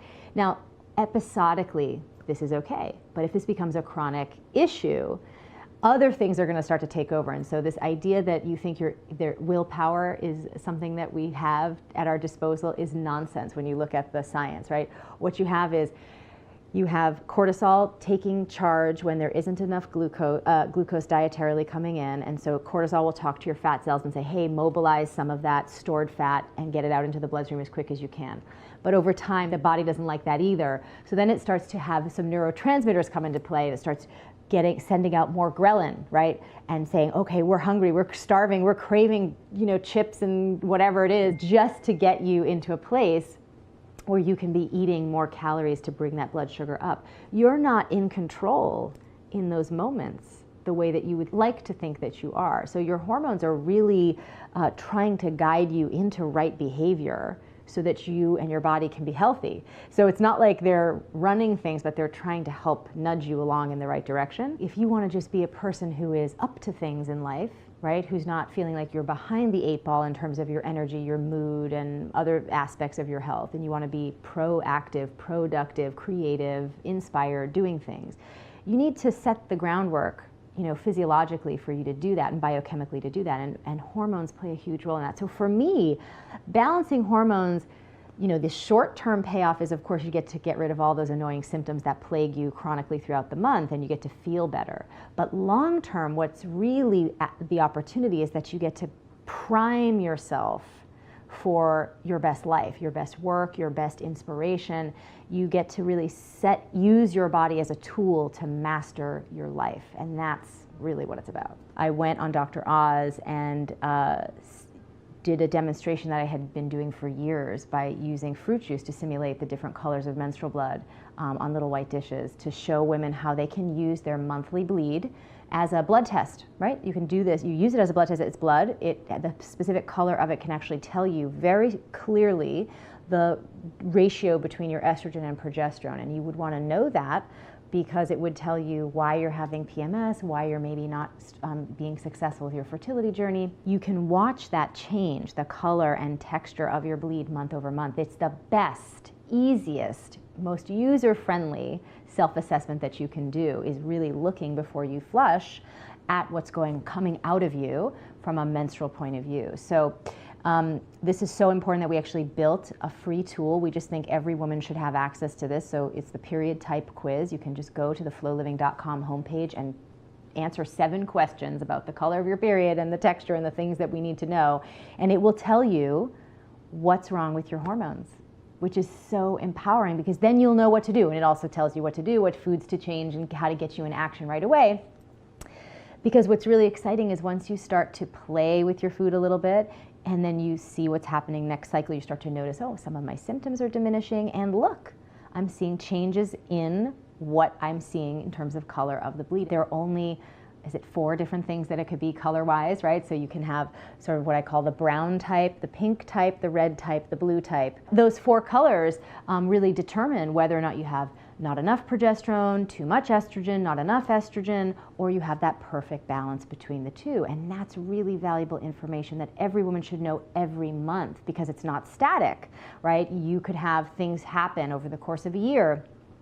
Holidays, stressful situations at work, family, stressors, changes in your diet, changes in your lifestyle, major episodes of traveling, all illnesses, all sorts of things, because of the link between the immune system and the endocrine system, can impact what shows up for you monthly. And the best way for you to gauge how well your body is responding to all of these different situations that arise that are external to your endocrine function and how it's impacting them, that's really where you can see it show up. And it's such a useful tool because then you can start to troubleshoot. Because then a lot of women then ask me the question, well, how do you know what to do? It's so easy. That's what we developed the app for, so that you can learn why you're having a symptom and then learn which foods to eat to make it better and make it go away within a month or 2. And that's the thing I just love, letting every woman know that if you make food changes that are appropriate for your particular set of hormonal issues, you can bring them to resolution within 3 months, typically. You can have a really wonky period today and 3 periods from now have it be what it should be. That's not a very long time. That's not a lot of commitment. Think about things you commit to for far longer and you don't get results. This is something that has major responsive action in the body, and it's encouraging. The more you do, the more you see your body performing better, the more you're going to take care of your hormones, and that, of course, is a perfect biofeedback loop that we want to encourage. I think for me, I'm tracking things daily. I don't wait for a monthly kind of report exclusively with the color of my bleed, although that's like the final exam. If you were to think about it, you want to take daily quizzes, you want to look at how your body's performing daily, but the final exam, how you really, if you did it right that month, that will show up in the actual bleed phase. But for me, I'm looking at how is my energy, how is my mood, how's my digestion, how's everything going on these sort of supporting cast member roles of the endocrine system. And then if I've really gone off, which I don't do because for me I'm so hormonally sensitive, I really cannot, I'll notice that I feel a little bit crankier or more tired, but I'm pretty committed to the program. I mean, it's why I'm able to still have a period and have a healthy cycle. The protocol works if you're on it 80% of the time. You don't have to be perfect, which is great news. That's how resilient your body is. But for someone like myself, I just know that I feel an extra 20% more fantastic if I'm on protocol more exclusively. So there are things that are non-negotiable for me, like eating the right foods in the right phases of my cycle, exercising the right way for the right phase of my cycle, getting the right sleep hygiene perfected, and taking the right supplements, and avoiding pro-inflammatory foods and endocrine disruptors. I mean, these are just things that I do that I can't not do. I mean, and like if I'm traveling, I still do them. I bring stuff with me, it's just part of the fabric of my day-to-day life. So it's not a big burden, but I built up those practices over time so that I have mastery over them now. So wherever you are, if you're just getting started, don't worry about how many different things I'm doing that you might not be doing. Start with something that resonates with you. Like if you think, you know what, gee, I really should swap out all the chemicals in my home, and that feels like a straightforward thing because it's one and done. You throw out the bad stuff, buy some new stuff, and it's done. Start with that. Start where you can. If it's switching to organic, start there, and you'll start to see that you're actually making improvements. A little bit goes a long way. So Woman Code is this book that I wrote, and it was published in 2013. I wrote it because it was the conversation I had been having in my professional career with my clients for over a decade, and I thought, this is the protocol. I want women to know about it. I want them to understand, about endocrine disruptors. I want them to understand that once you have a diagnosis, it doesn't mean you're stuck with it for life. And I wanted them to understand how their hormones worked, what they are, the symphony of how they work together, how things can throw them off. I wanted it to be a very practical, tactical book about how your body works and what to do. It's the sex ed you never got but really should have gotten, about being female and having a female biochemical operating system and how you interact with that to optimize its function. In chapter 5 of that book is this magical chart. And I created this concept called cycle syncing now almost 20 years ago, where I was in the course of my research just sort of piecing together that for each of the 4 different hormonal ratios you have, that one per phase of the cycle, there are 4 phases of the cycle, you need to actually be eating specific foods to both offset and support the metabolism and production of different hormones in that phase, and then also exercising the right phase not to further deplete your hormonal balance, and then of course if you are balanced, you get to take advantage of the beneficial effects on your brain chemistry for heightened productivity and creativity. If you read on the Amazon page all the women who've have gotten pregnant and gotten their cycles back, and I had a woman on a recent Facebook Live, and it made me cry, even though I hear this all the time. It still moves me. It's still this is why I do it, because I know what it feels like. She just said, I just wanted you to know, 15 years she had been struggling with endometriosis, she said, and 3 months on the protocol, went in, did all the testing, and has been cleared. It's gone. This is what is possible for women. So I expected all of that because I had been using this protocol in my practice, in my center in New York for 12 or 13 years at that point. The thing that was really surprising was the response to this chart in chapter 5. Can you turn this into something that I can use every day? I can't remember all the details of the things I should be doing in each phase, the foods I should be eating in each phase. And so, my relationship with my community is very dynamic, and when they want something is when I make something, so they really wanted this to be an app. And so it took me a couple years to do it, and at the same time as I was having my daughter. But we launched it just at the beginning of 2017, and the response to that has been remarkable. So the MyFlow app, it does, tracks your period, and it's the first functional medicine period tracker where you learn why you're having a symptom and what to do about it with food and supplements. I mean, that alone is fantastic. It will tell you where you are in your cycle, what activities to select that are ideal for that phase, how to eat, how to exercise, all those things, and then you just tap what you want, select, and schedule it into your own calendar. It's really about liberating ourselves from the oppressive construct that we somehow have to fit our personhood into a 24-hour male circadian paradigm that really optimizes for their hormonal patterns.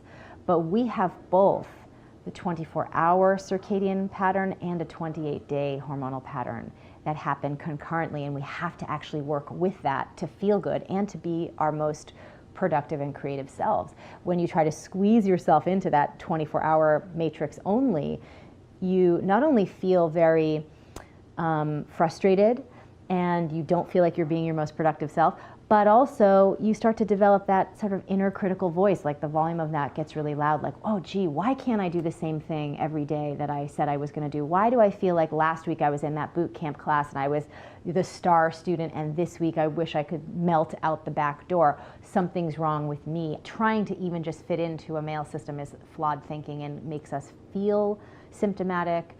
Doesn't help with PMS or any other period stuff. It also makes us feel really negatively about who we are and how we're working in the world, which just need not be, because the truth of the matter is you happen to be encoded, and that's why I called the book Woman Code. You are encoded with the same cyclical creation energy that you see in the seasons and nature, and how a seed germinates, in different stages, from planting to vegetable, that whole thing. It's imbued in your unique female biochemistry, and understanding how to harness that is pretty powerful stuff. So that's what's been super exciting about the response to Woman Code, is not only do women feel like they finally have the, as they call it, the little purple period Bible, that if anything is going on with their hormones, they can really troubleshoot from the book, but they're given a whole new perspective, and it feels like a reclamation for them and for all of us to say, we don't need to be like men, we need to be like women,